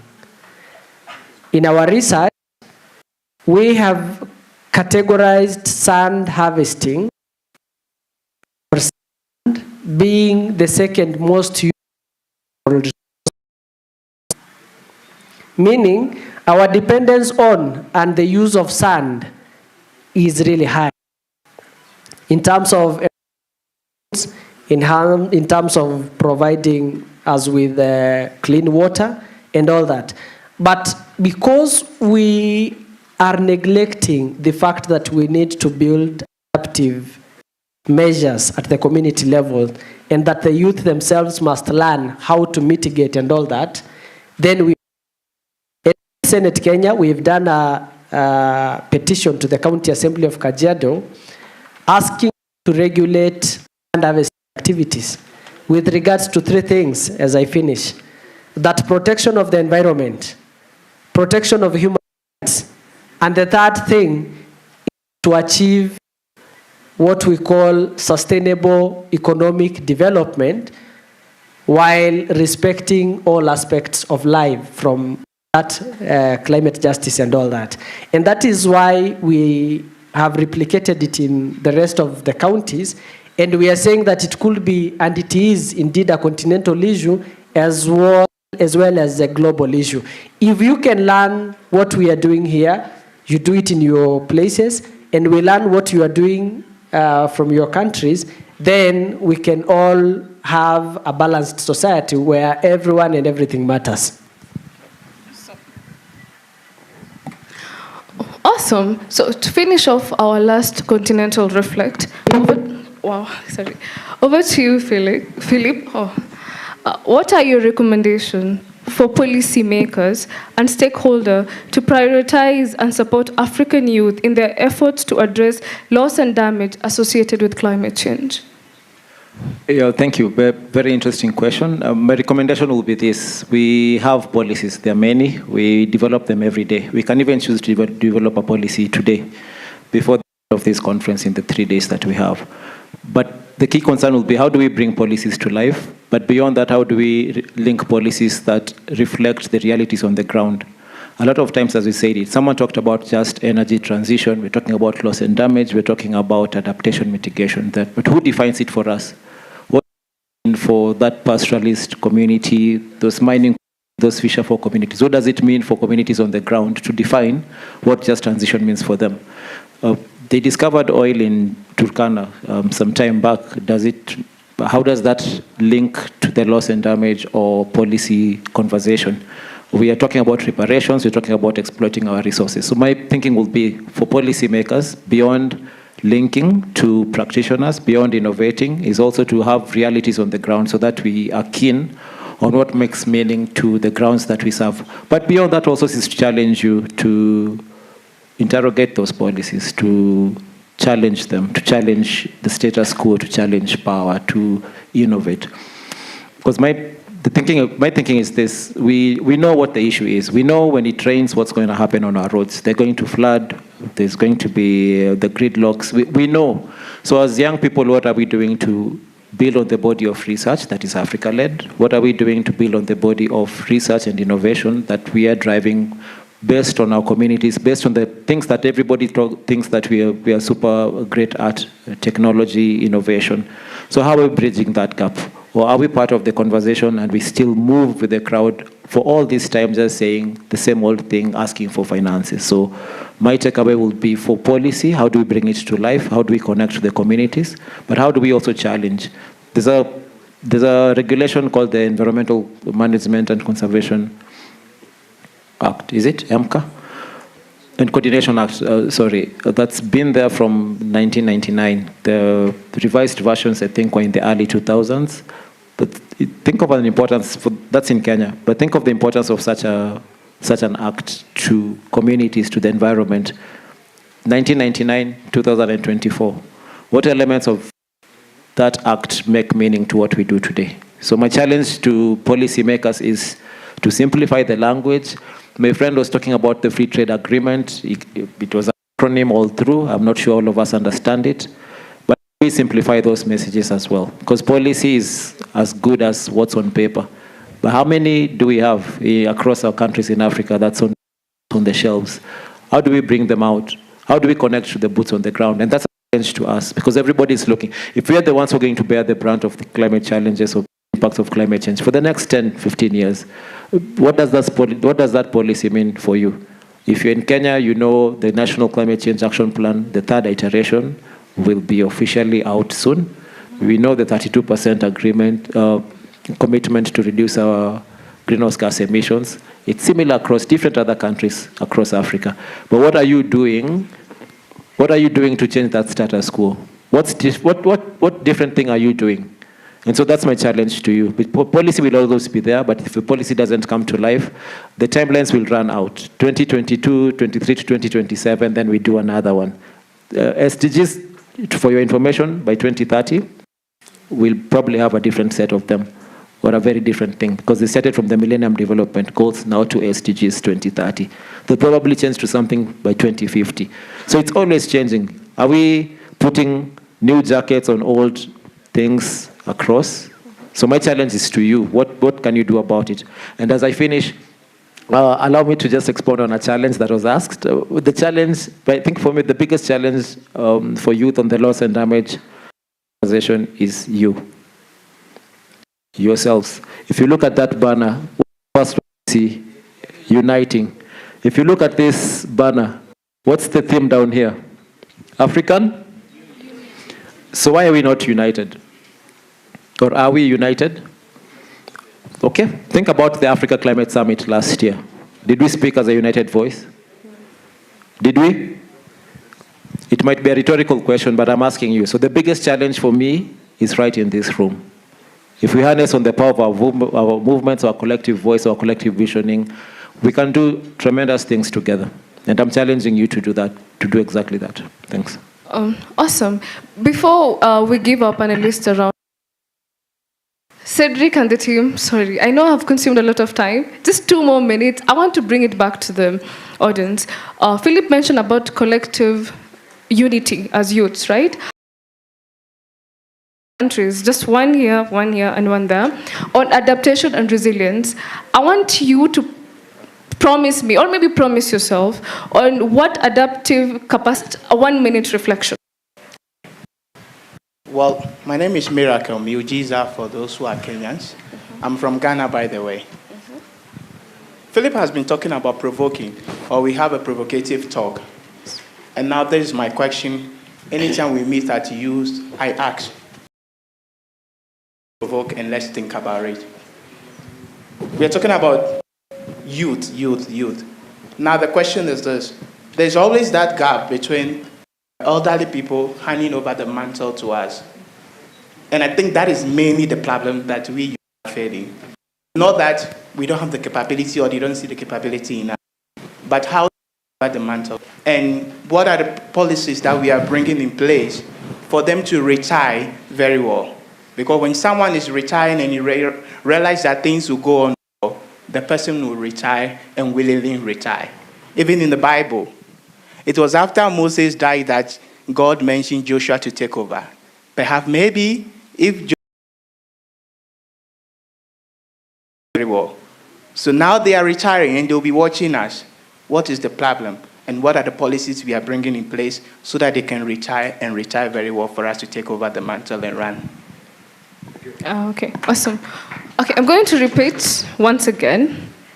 In terms of building adaptive capacity and resilience among African, in terms of building adaptive capacity and resilience among African youth, What are you going to promise yourself? What are you going to take back to your country? I'm going to come over there. Let's have someone from here. Good afternoon. Okay. My name is Khan, so from South Sudan. I could say that the first is that we can take as a young our action, because without action, we will always talk about loss and damage, and also we'll be talking about climate. So that one now we can change our continents. Like for instance, in our country, back then home in South Sudan, the other day we have a heat wave. So didn't go back yet. We have a heat wave. Our school have been closed. Also, we have flood.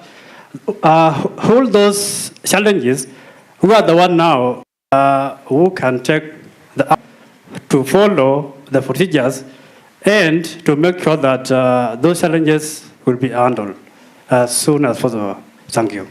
Okay. Someone. Thank you. Quickly, my name is John Mweke, youth senator for Kitui County, Kenya. Mine is that not only I'm going to address issues in youth in our country, but also in Africa. One, a question was posed on adoption of blockchain technology in our country, in our continent. I accept that several research papers have shown that 15% of the world GDP right now is actually stored on blockchain technology. There is already a UN Economic Commission for Africa entitled Blockchain Technology in Africa, which actually raised issues that Africa has not adopted blockchain technology. The problem is that we have not come up with a harmonized system of regulation on blockchain technology and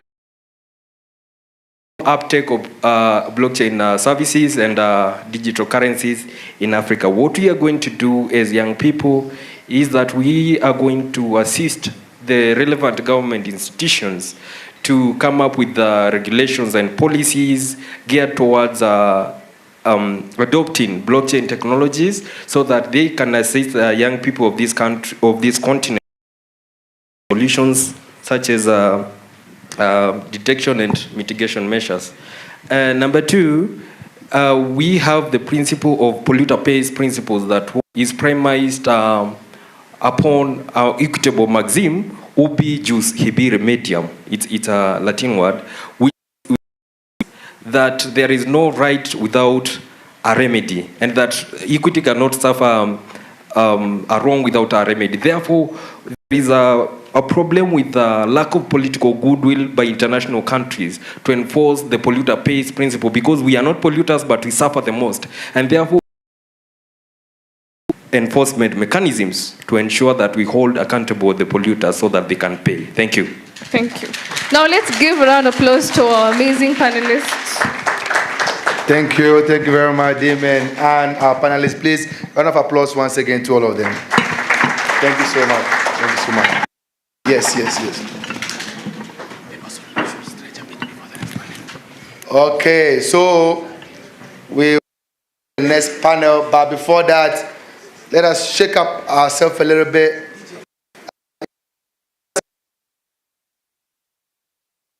I'm here to do that, but before that, let me Muslims among us, and they want to be very want to make sure that the rights and privilege of everyone here is ensured. And so is one of our figures in Nigeria, a Muslim, and he has started some initiatives, So she too talk to you. Anything in line with, the Islamic in terms of prayer and everything. Shitu is the man to talk to. Shitu. All right, assalamu alaikum wa rahmatullah.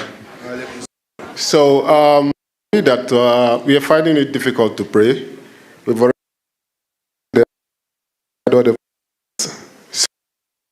I'm out outside there on the field. So whenever it's time you want to pray, you don't need to be hanging around. There's a space there. Just the hall here. Immediately you finish, please come back inside. Thank you. Yes. And before Please, the photographers, you can also pass so that we communicate with our outside world, including here, because there are some people who would have wished to be here. They are that if I go to this conference, I get some of these things, they'll be like, oh wow, I could still go to this conference. Hey, me, inclusive. So, what about breaking the fast? Do you have any fruit for? About breaking the fast, I guess they had their lunch. They advised them, they packed it for you, which already Maybe the tea. applied. No, the tea. The small chops. We didn't provision for that, but for tomorrow, maybe we'll to the meal. Thank you. Thank you very much. Please, thank you very much. So this will be the last session for today, and that will focus on the of African governance and economic logistics. Officer Brenda, please can you stand? So for us on time, tax on time, everything. Brenda, let's give it up to her. And Cedric, tea is ready. Lunch is ready. To tea will last for today, and then of course the pictures. But don't forget, after this, go onto the YouTube channel of AYC and download the video that we have, because some of you and for all of us, all we need to show to demonstrate is this.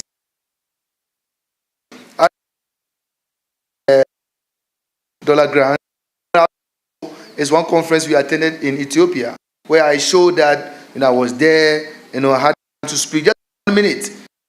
Is that part of continental agenda? So give me a new project. They saw the video, they gave me the money. You understand me? Yes. So now let me welcome once again, respected Lami out of. Let's give it out for Lami.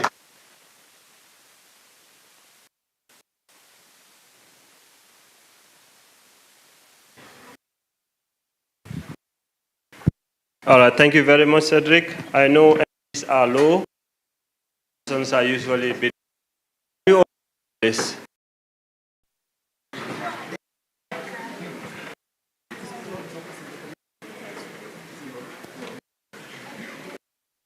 I see some people to be in the bar, excuse for you to be sitting down. All right. Go to the session.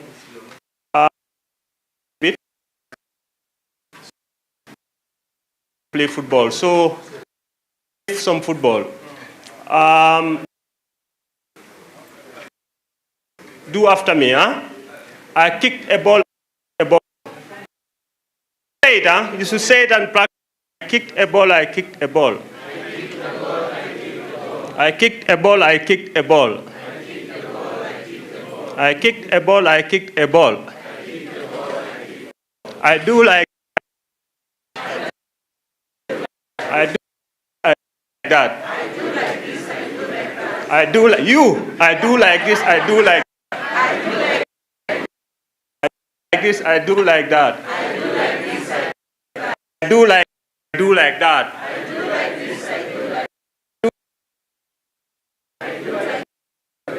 I do like this. I do like that. All right. Thank you very much. All right. Have a seat. It's basically going to be, as you can see on the program, strengthening the role of African youth in democratic governance and socio-economic development. But before I call on the panelists, I want us to do a quick exercise. I know that our chair arrangement or room arrangement will not allow us to have groups, but let's do this. Those of us sitting in front will just turn and join the table behind us so that that can become the group. I want all the group to answer one question for me, And the question is the role of youth in strengthening democratic governance. It should be a group work. Only 3. Each group should highlight only 3. 3 roles of youth in strengthening democratic governance in Africa. Please turn round, the table behind. No, you can sit down. This first row will turn and face you. The third row will face the fourth row. And the fifth row will face the sixth row. Please, let's do that quickly. If you want, you can even stand. Just turn and stand instead of sitting down. Answer the question, the role of African youth in strengthening democratic governance. You have only 2 minutes to complete this exercise. Only 2 minutes to complete this exercise. Role of African youth. I need for each group only 3 hours. So, discuss among yourselves, build consensus and agree. 3 most important roles of African youths in strengthening democratic governance. Colleagues, the mic will be given to you to tell us what you have agreed on. But if you have not discussed anything, you will not be able to present anything. Yes. The role of African youth in democratic governance in Africa. Our role as Africans, we are young people. What are our roles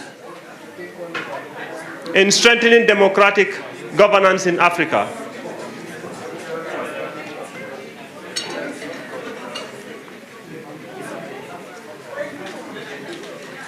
One minute gone. We have only 2 minutes left.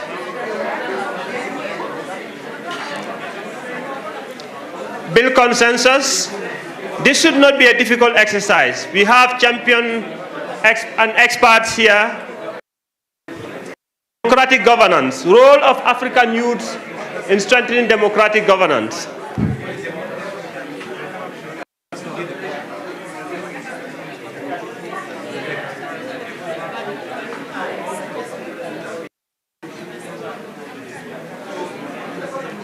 I want to see the first group that finished early. The first group.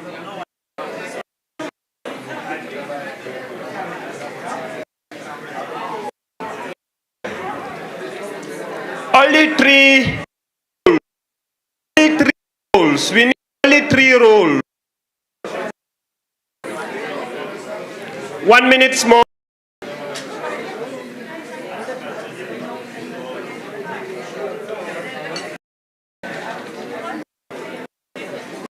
Minutes more.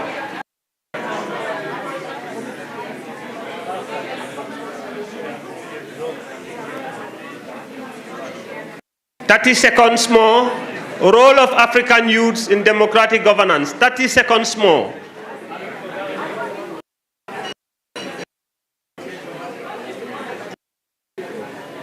Excellent.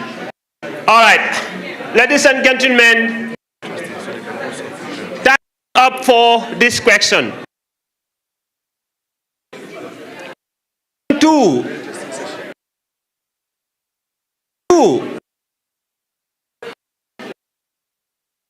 African youth in socio-economic development. Role continent was on the role of youth. Is on the role of on of Africa. First was on democratic governance, and second question is on socio-economic.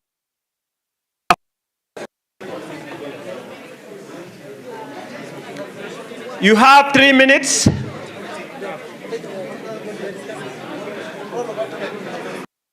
You have another 3 minutes. The second question is on the role of African youth in the socio-economic development of Africa. Socio-economic of Africa.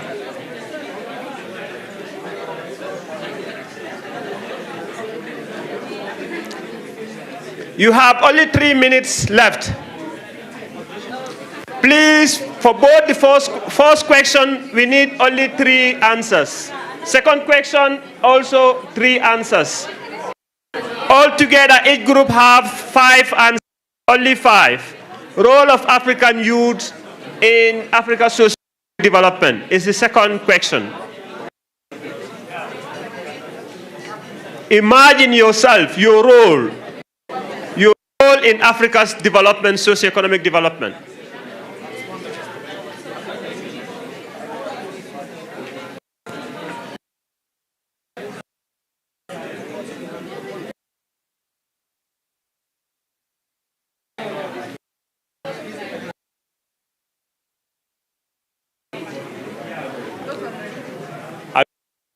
Yes.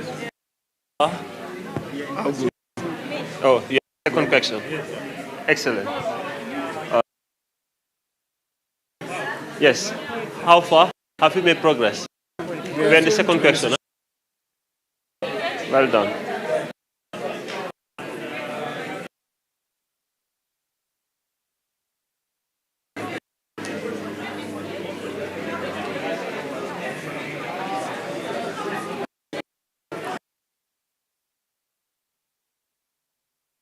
And I hope, are you part of this group? We build everyone to participate. Excellent. All right.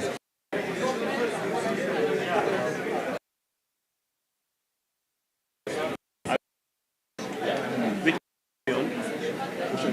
question 2? Okay, excellent.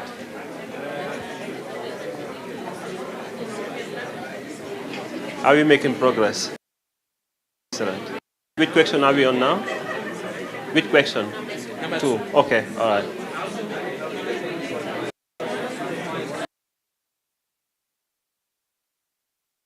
Any more minutes?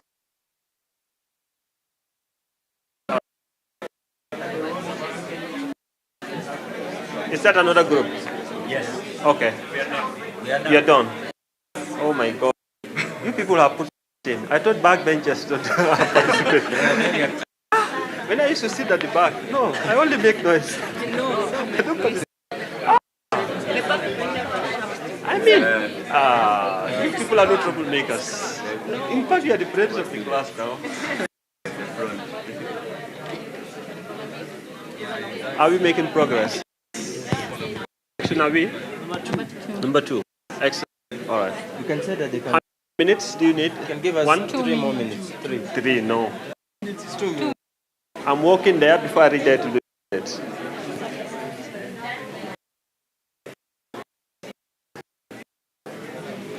Each group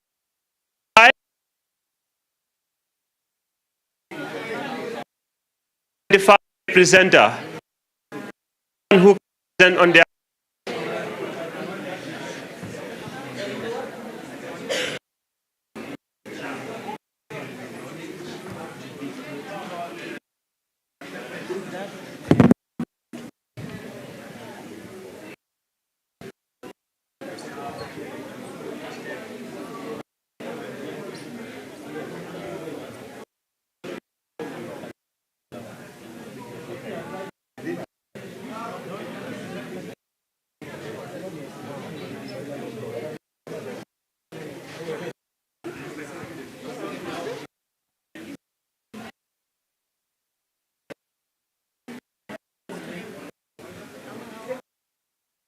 give them mic.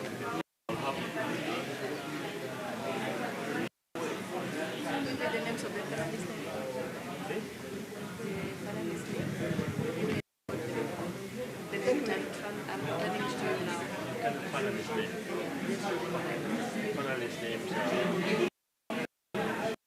This one, yeah, these are the panelists, not the one I tried. 1, 3, 4, yes.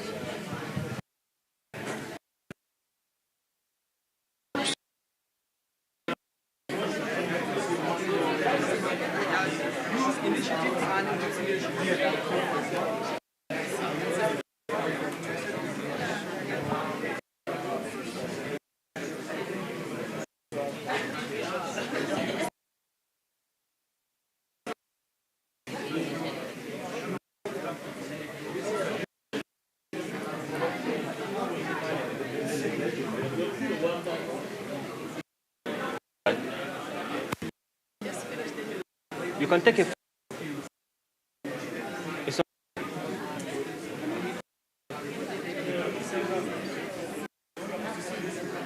Is it clear? I can see how bigger iceberg has. But you can take a photo on your phone. Yeah, photo will be clear and you can also zoom.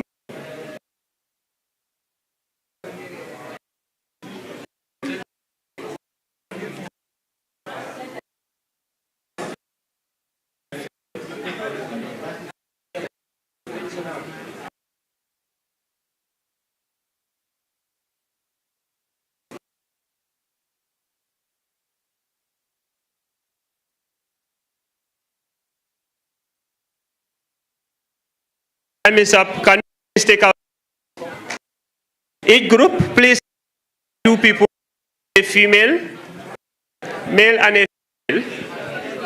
And question 1 goes to 1 person. Identify people to present. Each group identify to present for you. A male and a female.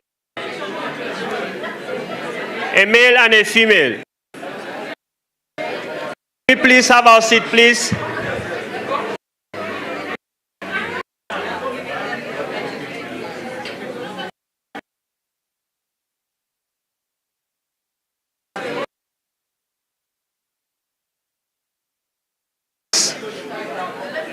Stop walk.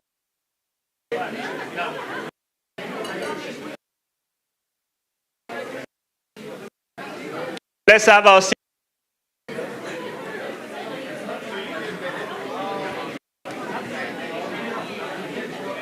While you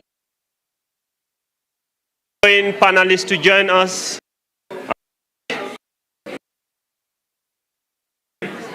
can I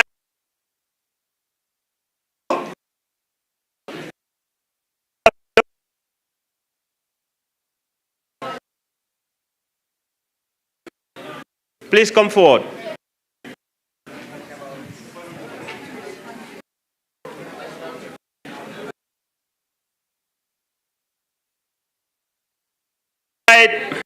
Marubini Muswidi from Africa. Can you please join us?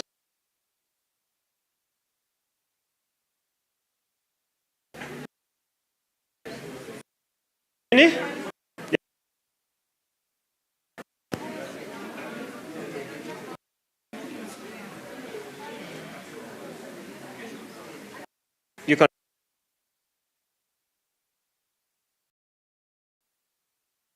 We also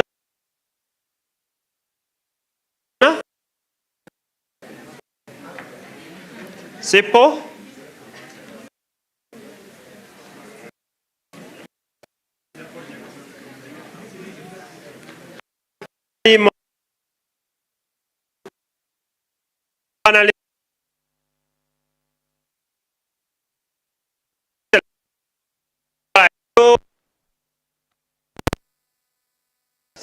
And a female, gender balance. I can see some people still having the.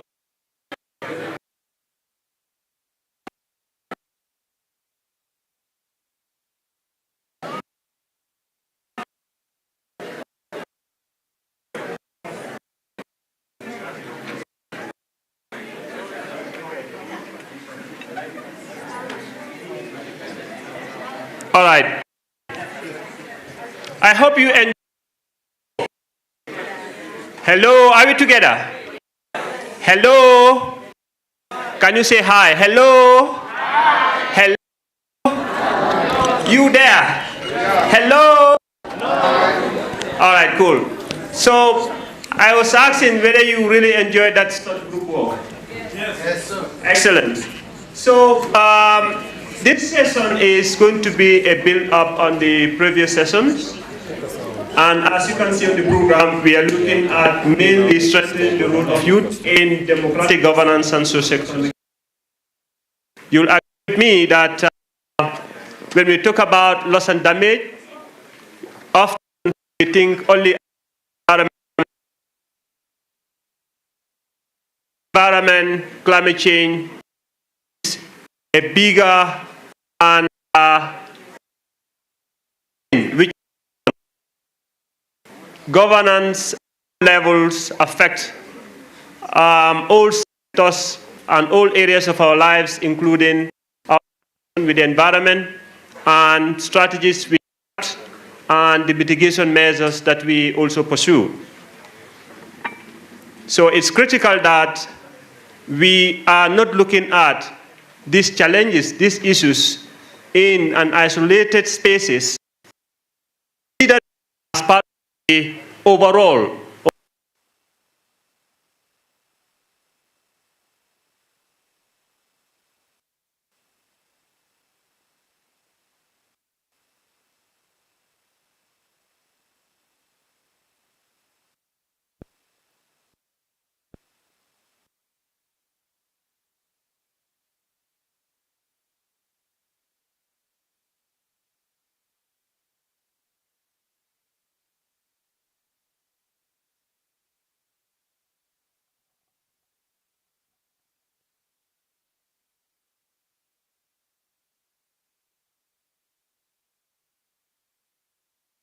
by the rules collectively, then the panelists will help us understand how do we strengthen in those rules.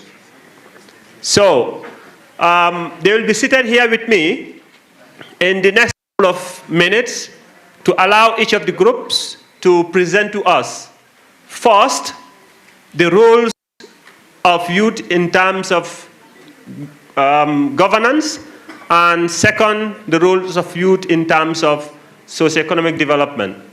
So each group, like I requested, should identify a male and a female, and they present their group findings, and my colleagues here, our esteemed panelists, will take note, and that will definitely guide our discussions as to how do we strengthen those roles. So we will start from our far right, the first group. Who is giving them the mic?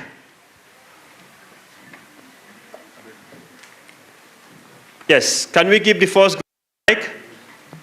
A male and a female for each group. If there is another mic, please give it to the group so that we can do that. Please, the presentation is supposed. Okay. Yes, please. 1 minute. 3 points, each group for each of the questions. 3 points. Good afternoon. Good afternoon. Finding in our group, I can just mention my name. My name is Billy Paulo. I'm a resident here in Kenya. If you are stand up so that those behind can follow also, please. In terms of the roles of the youth in strengthening democracy, in our group one, we felt the youth need to participate in institutional obligation as citizens, either in public participation or in the election processes. The illustration can be legal, right? About policy making, processes, then holding the government accountable. 1 minute. Put your hands together. I pray and hope you will all emulate him within 1 minute. Yes. For on the role of the youth, social, the first answer was entrepreneurship through micro businesses like Instagram store. The second one was innovation, which is being a source of new ideas that foster social and economic growth. And lastly, human resource, which is the youth being a source of labor, where they provide skills and knowledge that leads to social economic growth. Thank you. Excellent. Let's put our hands together for her. Next group. Pass the mic over. Yes. A male and a female. And let's do it quick. This is the last session. I'm sure there are others who want to actually have a bite. Good afternoon. Good afternoon. Role of youth in social and in strengthening democratic governance. Number 1, active participation in development agenda. Number 2, monitoring and evaluation, in other words, social accountability. And number 3, innovation and leadership. Excellent. She will do the second part. Okay. Hello everyone, this is Shaymal Wali from Sudan. So regarding the second question, we have 2 points. The first one is encouraging local industry, and this is also include agriculture as example, improving the local agriculture different types, so like of exportation, it will gonna be less, which it will gonna foster the economic. Okay. And the second, peace building. Let's summarize. Peace building. And the last point is innovation and entrepreneurship.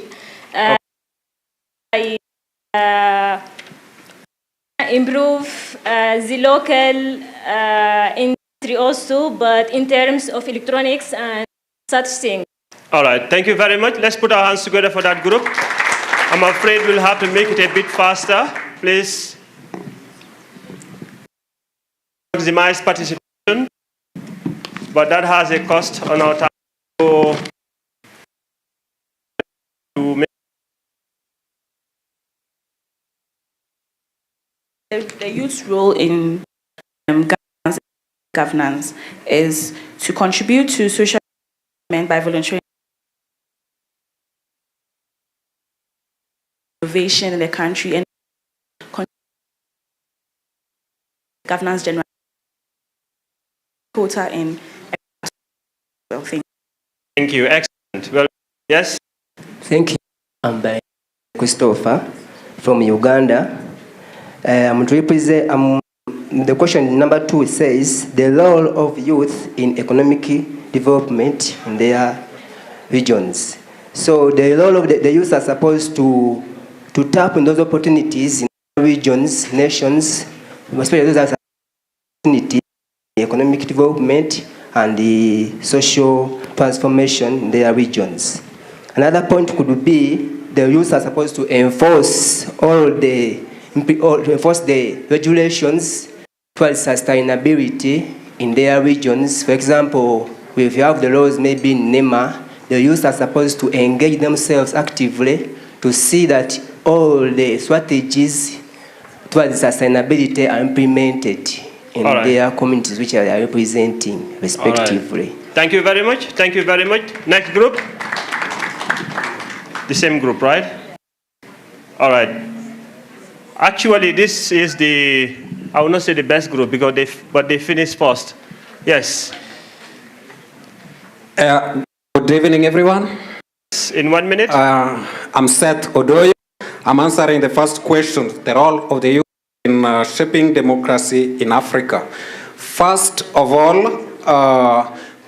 the youth promote social accountability, holding those who are in power accountable for their actions. Secondly, we have advocacy and activism for democratic practices. Then lastly, leading by example by practicing the democratic, the democratic processes that are stipulated in our various constitutions. Excellent. My name is Emma from Kenya. I'm going to be representing the second question. The role of youth in the socio-economic development in Africa. One of them is participation in agriculture and rural development. The youth can contribute to modernizing and enhancing productivity and quality in the agriculture sector. The second one is promoting social cohesion and culture. The African youth can contribute to fostering cohesion by promoting cultural understanding, tolerance, and respect for diversity, which can also include preserving and promoting cultural heritage. The last one is education and skill development. The African youth can be encouraged to acquire more entrepreneurial and employability skills. Learning never stops. Excellent. Education and skill development. Next group. Here. Are you with them? Okay. Next group. Hello, everyone. Once again, my name is Dame Ndakane from Kenya. I'm going to represent question 1, the role of strengthening African youth in the Democratic Conference. Number 1 is use of creative arts and social media platforms. As youths, first of all, we are very active in social media platform, be it TikTok, be it Instagram, be it Twitter, right? Actually, nowadays, that's where we get our news. That's why even we get to watch some clips instead of, right? So if we can do that as a leisure, how about we use it in terms of contributing to democratic governance? Another one is creative art. I am a literary artist where I use storytelling, narratives, and spoken word as a form of advocacy. I'm sure there are other creative artists here as well, right? So we can also use creative arts to advocate. Secondly is intergenerational dialogue. I'm sure when it comes to definition of democratic governance, a boomer and a Gen Alpha or Gen Z will have a different in terms of how we explain and how we articulate ourselves on that aspect, right? But if we sit down and talk as those different generations, I think in the world of CSOs right now, we do have the dialogues, but you don't sustain. You just do a little bit of awareness creation, and then that's it. You move to another place, you move to another place. You live scattered. Excellent. Yes, Excellent. you live Well scattered done. Well information done. all over. Well done. Right? Well done. How Well about done. Well we... done. Put your hands together for her. The fire is burning. Give the mic. Next. Okay, let me go ahead, because if I start talking, I will not stop. Okay, I will leave my colleague. Next, yes. All right, thank you. My name is Zolani Ndlovu. I come from Zimbabwe. I will be responding to question 2 in relation to socio-economic development. Firstly, I would say it's the mindset shift that we really require the most. Why am I saying that? First of all, in Africa, what we face that we solve situations based on plan A and plan B, that if plan A fails, then I'll take plan B, I'll go to the West. That's where the conditions are better. But in the West, they only function on plan A. Because what happens is when their political system is failing or when their conditions are failing, they don't think of coming to Africa. So whatever that is happening there, they have to make it work. So the question is, do we have the same mindset? Question is, what is the role of youth? Yes.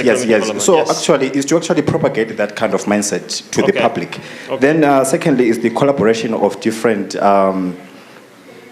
fields of influence in terms of research, to actually merge all the research platforms such as the engineering and also accountancy and whatever it is, to actually bring about such projects that can cater for that. Then thirdly is the entrepreneurship startups from the students. So the youth actually can come up with great projects. The difference in the West, they dive headfirst in serious projects, but for us, we only propagate projects like Mandazi, to cook Mandazi, then you can have a startup for that. But if you come up with a really serious project, the funds might not come out. Then lastly, is the early involvement, just as the way AYC formed, even if they had not seen the results yet, but they did an early involvement, and this is why we're here today. Excellent. Thank you very much. Next group. Okay, my name is Victoria from Kenya. I'll be giving our answers on the role of youth in strengthening democratic governance. So the first one is the current youth leaders need to actively advocate for specific seats set aside for the youth so that we can be able to drive our to actively strengthen the youth initiatives like the Youth Senate Kenya so that they'll be able to keep our leaders accountable at all times, probably through public participation. And the final one, apart from using social media for disseminating information, we can still use social media as youth to clear the misinformation that is available. Excellent. Who is on the... Okay, quickly. Good evening, everyone. My name is Brian Munaita. I'm going to be answering the question, the role of youth in socioeconomic development. Firstly, we would like the youth to pioneer research so that to to create African solutions for the African problems that we face. We would also like the youth because statistically they're the ones with the most disposable.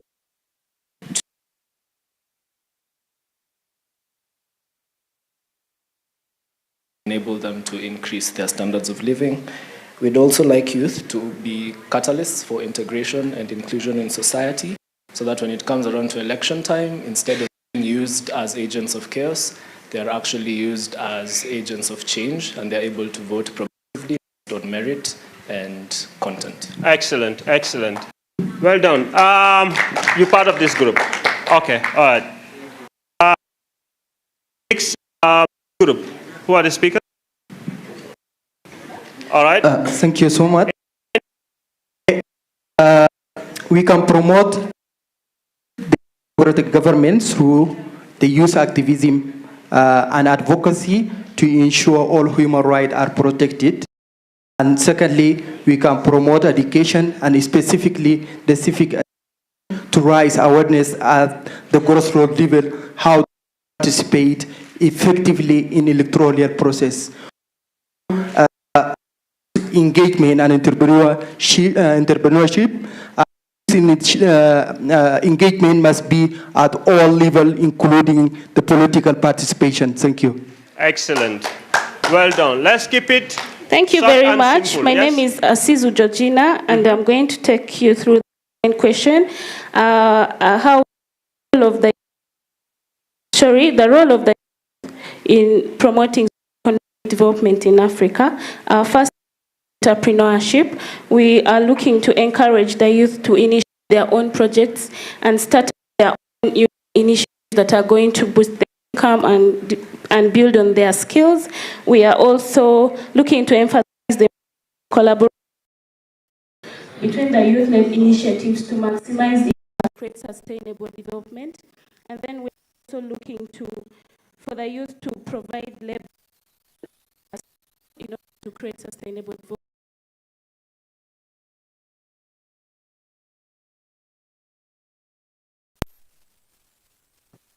The government point is through funding accountable leadership. Second, supporting unconditionally reliable young people seeking elective positions who can formulate youth economic friendly policies that can support local startups, encouraging engaging in social entrepreneurship. Thank you. Excellent. Thank you. Next group. Hello. This is Derek Loti, Youth Senator to Taita County.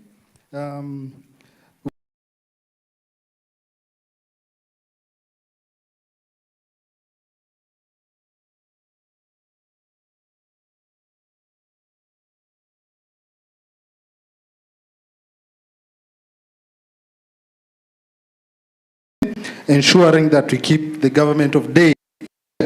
We also have a role of civic education and media engagement.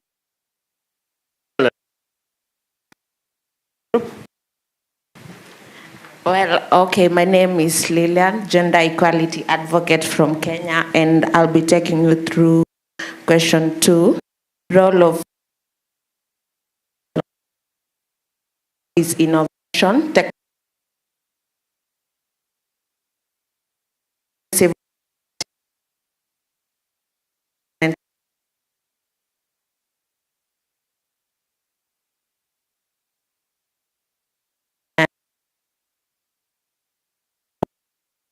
help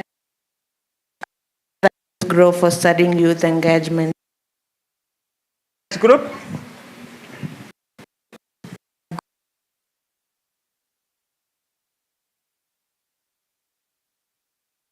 Catholic University of Eastern Africa. Mentor group out. I'll just summarize it in this way. But ensuring that there is leadership, promoting unity. Because when you promote unity, this is democratic governance. Thank you. Excellent. Next. Good evening. And in the interest of time, my name is, and this is our response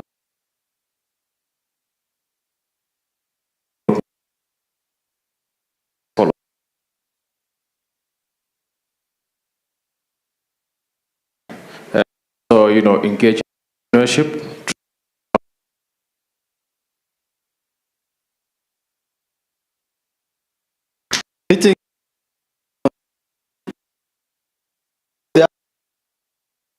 Democratic governance, we raised 3 crucial points. One being citizenship. So they participate in elections, political parties, also stand in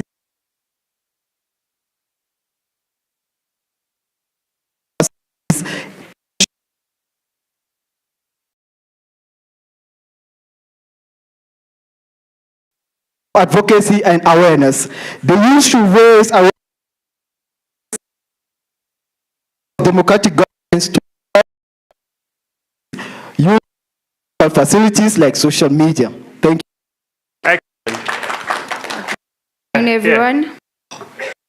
Julie Musau, I'm representing Kenya, and I'll be tackling the second question, proper waste management. The third one is skill development by utilizing platforms like Ajira to enable you to further your knowledge in certain skills. My variable team advised that instead of waiting for the food at the dining room, therefore we should go to the kitchen and therefore this is to mean that youth should be involved not only in voting but also offering themselves for political seats so that they can policies and lawmaking at the very core value. Secondly, should be participating in promotion of accountability within governments, whereby they teach the other youth on coming up with petitions and memoranda to advocate for their grievances through that. With civil society organizations, respect for human rights,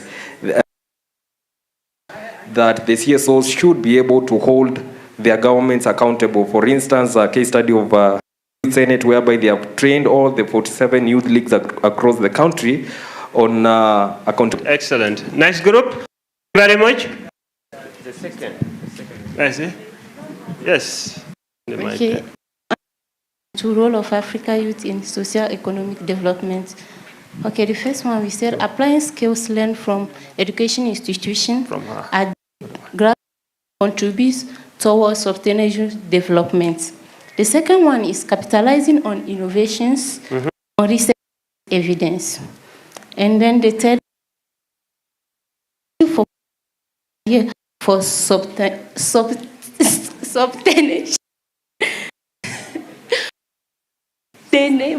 Okay. So, your hands together for right down.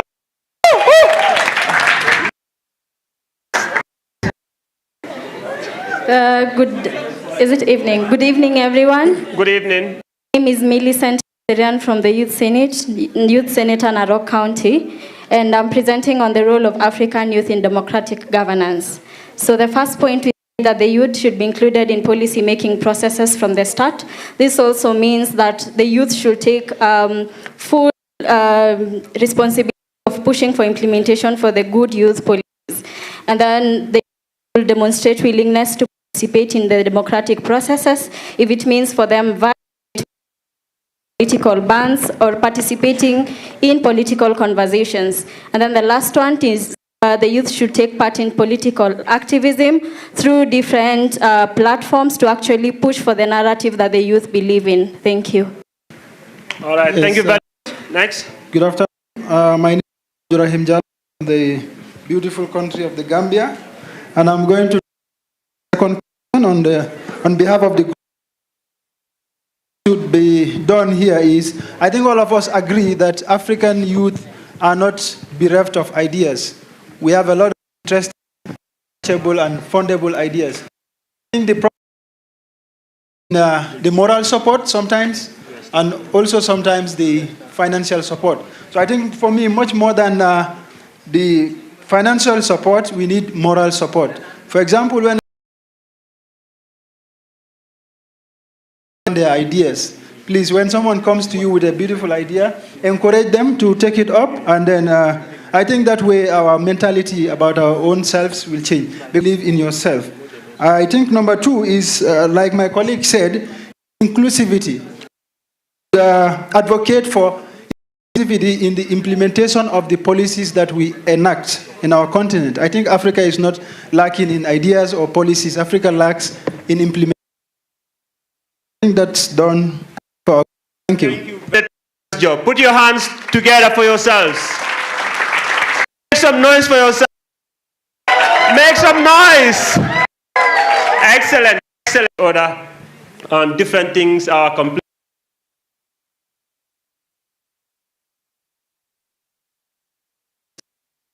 Can you highlight rules and share with us how we need to strengthen those roles to democratic governance in Africa? Okay, thank you. I'm Nicholas Ajaho from Ghana. I'm a sign language interpreter. And this role are being strengthened in democratic government, because if you look at this year, for instance, 2020, about 23 to 25 countries which will be having the elections this year. I like people's role voting and participating in elections were about just 8%. Now, listening to all things, inclusive dialogue. Inclusive dialogue is what we just did to ensure that everybody's voice is heard. Now, how are we going to scrutinize and disseminate? All these are factors. If Ghana youth policy, it's not different from right now. You realize that they all have similar quotations to Parliament where policies are being enacted. Now, the second one also comes to engagement programs.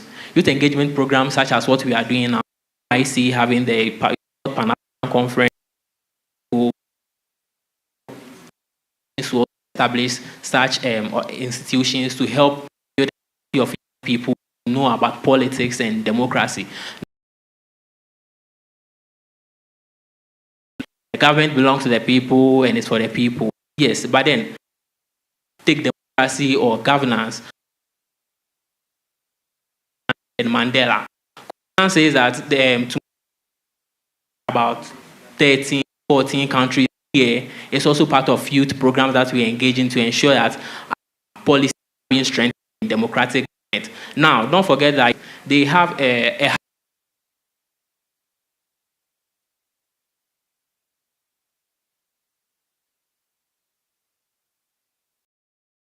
engagement. Nicholas, can we 3 keys to advocacy that and also you under organized and 2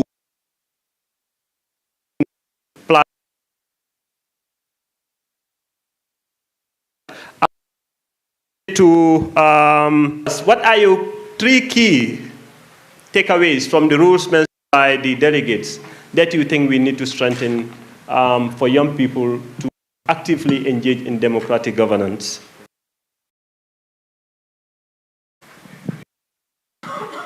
Good afternoon, everyone. My name is Tebo, and I'm from as to get during the discussion. One that came out the most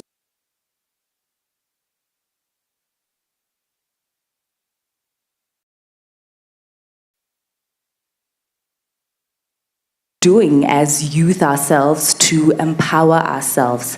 There's a quote by Mahatma Gandhi which says, good governance does not. So us as the youth, what are we doing to ensure that we actively participate in? And remember, democratic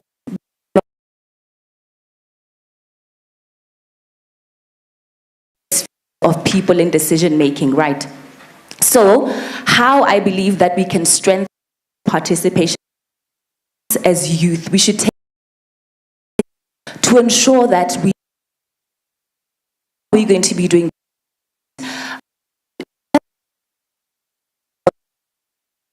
on how our democratic know the people currently representing you in your parliament, and the chances are, okay, you know, there's that woman and that in that different parliamentary spheres. We learn and read about these things so that when we are to participate,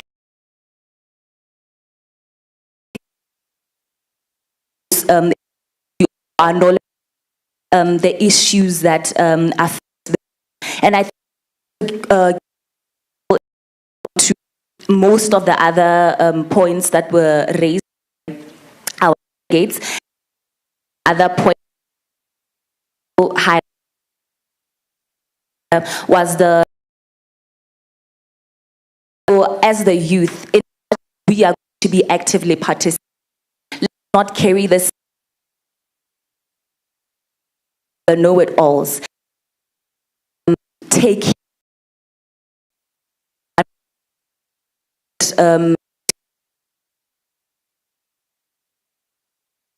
knowledge, and own advocacy to us. We should leave room for, let's be teachable, let's it before us. I'd like to just briefly highlight on that. Excellent. Put our hands together for her. She calls for responsibility, that we take full responsibility of our collaboration and progress. I'm going to ask Osman. I'm running out of time, but I will need your 3 rules that they have identified based on experience.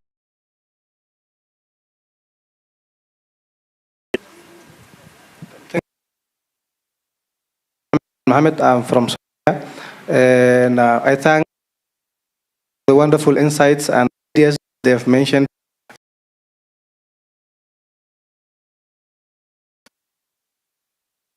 The key roles that I have identified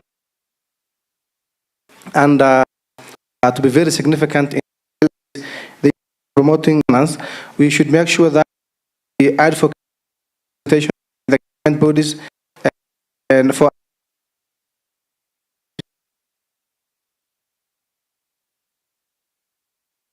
we can enact the governance, but if we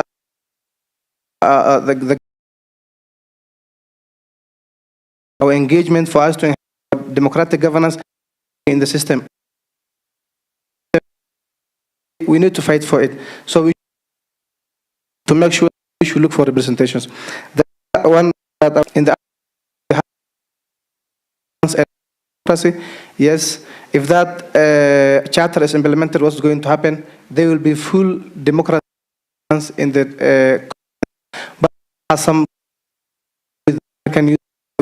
African Charter of Governance and Election and Democracy.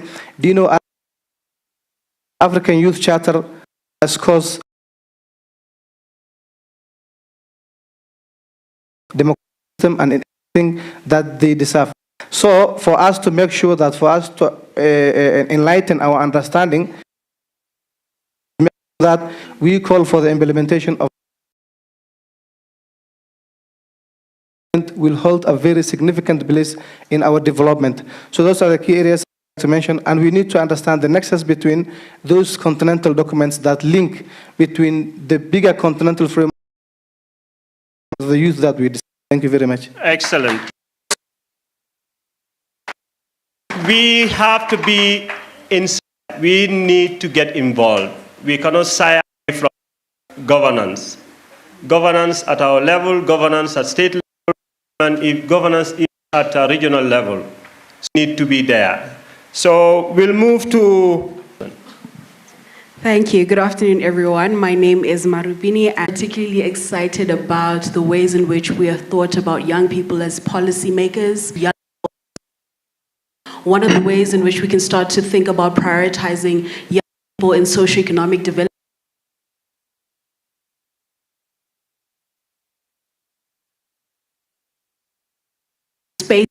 seek to harness that are available already so that they're able to access these labor markets. Another aspect is to think about a whole of a society approach. So thinking about civil society sector, government as well. What are the ways in which we can involve them in the conversation? Because this it's about inclusive. What are the ways in which we can ensure that all stakeholders are in conversation to ensure that young people are benefiting from the economy? Thank you so much. That's some of the priority areas that our panel have from the areas that you have already mentioned as the roles of young people. These are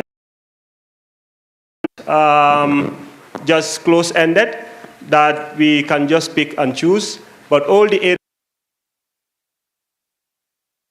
in terms of democratic governance and also in the socioeconomic here, this continent for us or our country. The Africa we seek will be by ourselves, hands, our heads, and us. Like my colleague says, take responsibility, that we are the one to fix it. We cannot wait for any generation to come to fix these issues we have mentioned. So in your corners, in your spaces, in your school, the key lessons and skills that we've learned from either from AYC or from our different youth organizations. If you are not accountable, you cannot likely be accountable. Emphasize, and we've been reminded that you should not just be an entrepreneur when you're in school and you leave school, you think that's for you. Those who go and seek other jobs. Well, economic transformation at our individual level, at our communities, and also at continental level. That being said, panelists so much for their thank you. Thank you so much. Thank you so much. Thank you so much, Lamin Dabo. And this is the kind of excitement that we want to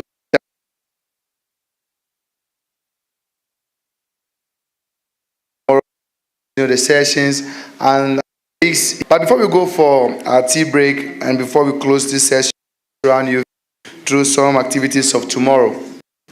Like I said before, the program is very of young people participation the power of youth in elections. I know some here want to become members of parliament, want to become president. Yes, good. So this is a session you want to really be part of. The youth in leadership. Yes, youth in leadership. And then also, yes, we'll be looking at that also. And then also, the lady from South Africa who was here spoke about how to, the employability of young people. That will be one of the sessions conference as we are doing. And then also elections. So the African Youth Commission will host election. Lamin will speak to that maybe today or tomorrow. Today. Yes, I'll invite Lamin to speak to our grandfathers.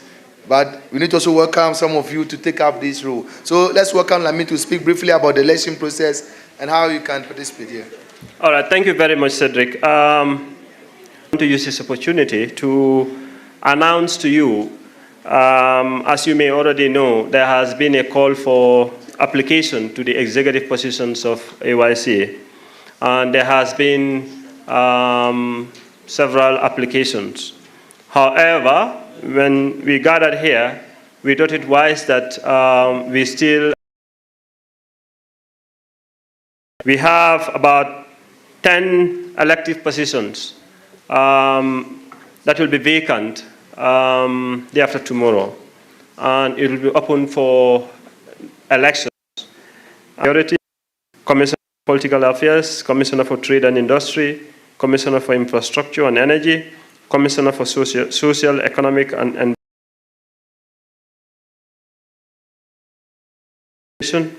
Commissioner for Gender, Agriculture and Rural Economy, and Commissioner for African Diaspora and External Affairs. So these roles will be vacant, and we expect you, the delegates, who have taken your time to be with us for this General Assembly to vie for this role. AYC have undergone some reforms At the beginning, we were all flocking together as individuals. As we move on, we decided to go just outside. Every country registered with AYC recognize they need to pay $300. It's the national consortiums that produce candidates into the executive. Get in touch with the executive committee in particular. Will send to us the commission are interested to play an active role, especially in the governance of AYC, could have a chance. For any further information in terms of what you need and all other process, you have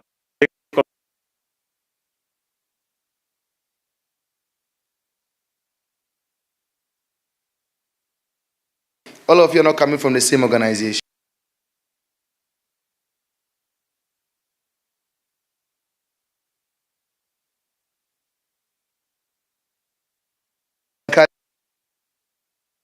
Kali here is my boss. But you see, just months ago, Sankali's boss. And, I used to send Sankali a message. I said, report on this, do on that. And now, you are going to Ethiopia. He said, well, I'm not, I can't go. I said, no, Sankali, you don't have a choice to go. He'll be there and I'll send Sankali an email. Sankali, okay, tell him that, Sankali, relax. Very soon, like a bed. But today, Sankali is now the executive secretary of the whole board. Sankali is a very let's in the evening to share. There are some questions he asked me. He'll be like, so Cedric, this conference you are going, these issues, I said, my brother, relax. These are continental. I asked him, so Sankali, when you met the ambassador for Netherlands, what was the discussion? Cedric, you know something? These are matters for higher level. You relax. When we are done, I'll come back to you. Yes, it is true. I am a product of the national in 2017, when he was convening for the first Pan-African Youth Conference, Trade and Industry. We had so many competitors. It was a very tight competition. 2017, votes were not cancelled. Then in 2019, in Banjul, the Gambia, when we had introduced the National Consortium, a system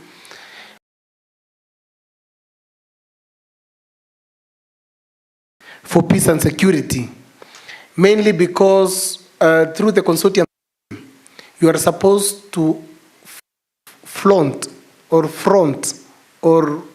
give one candidate yourselves as a consortium to bring one candidate from the Republic of Kenya for one position, not for all positions.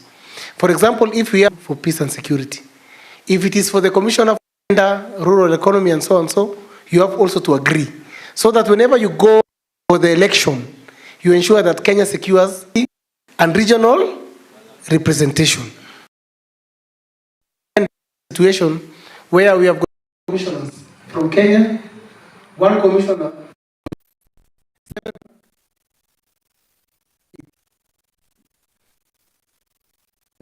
is able to pay a registration fee.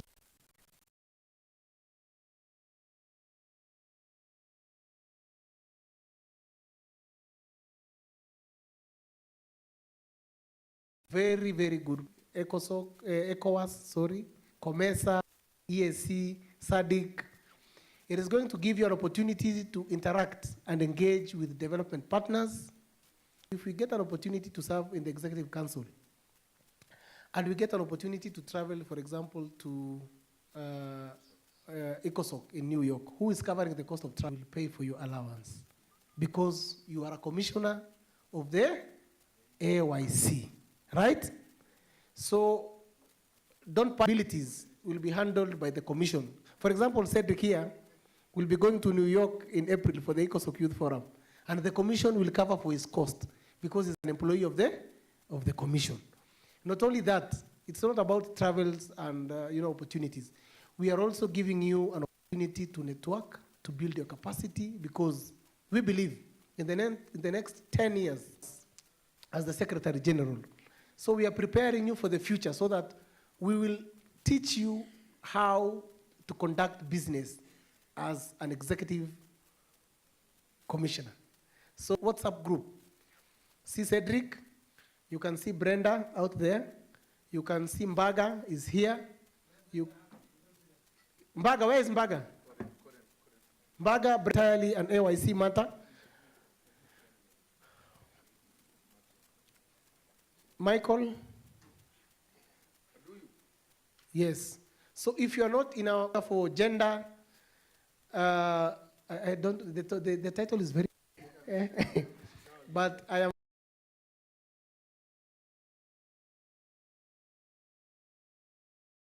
for peace and security before they promote to be the executive secretary. God is gracious, right?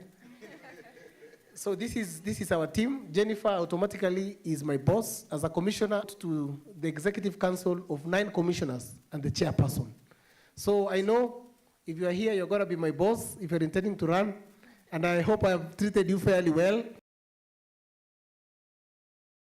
It's the preparations that sometimes can drive you crazy, but I'm a very good person. So when you come to office, please.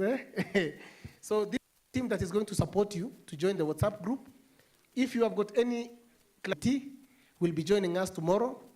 She is in charge. I am not authorized, actually. I'm just supporting my boss. I've been given authority by the Youth Advisory Board. Lamin sits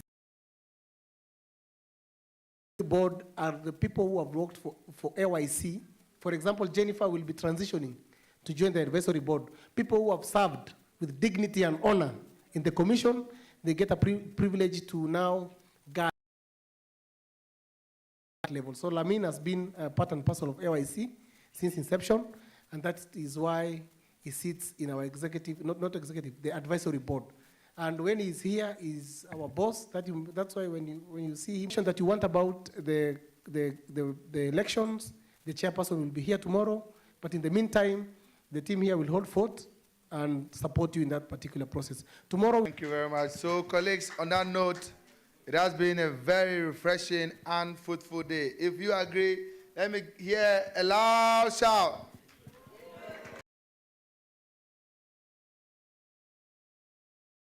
This is where we call it a day.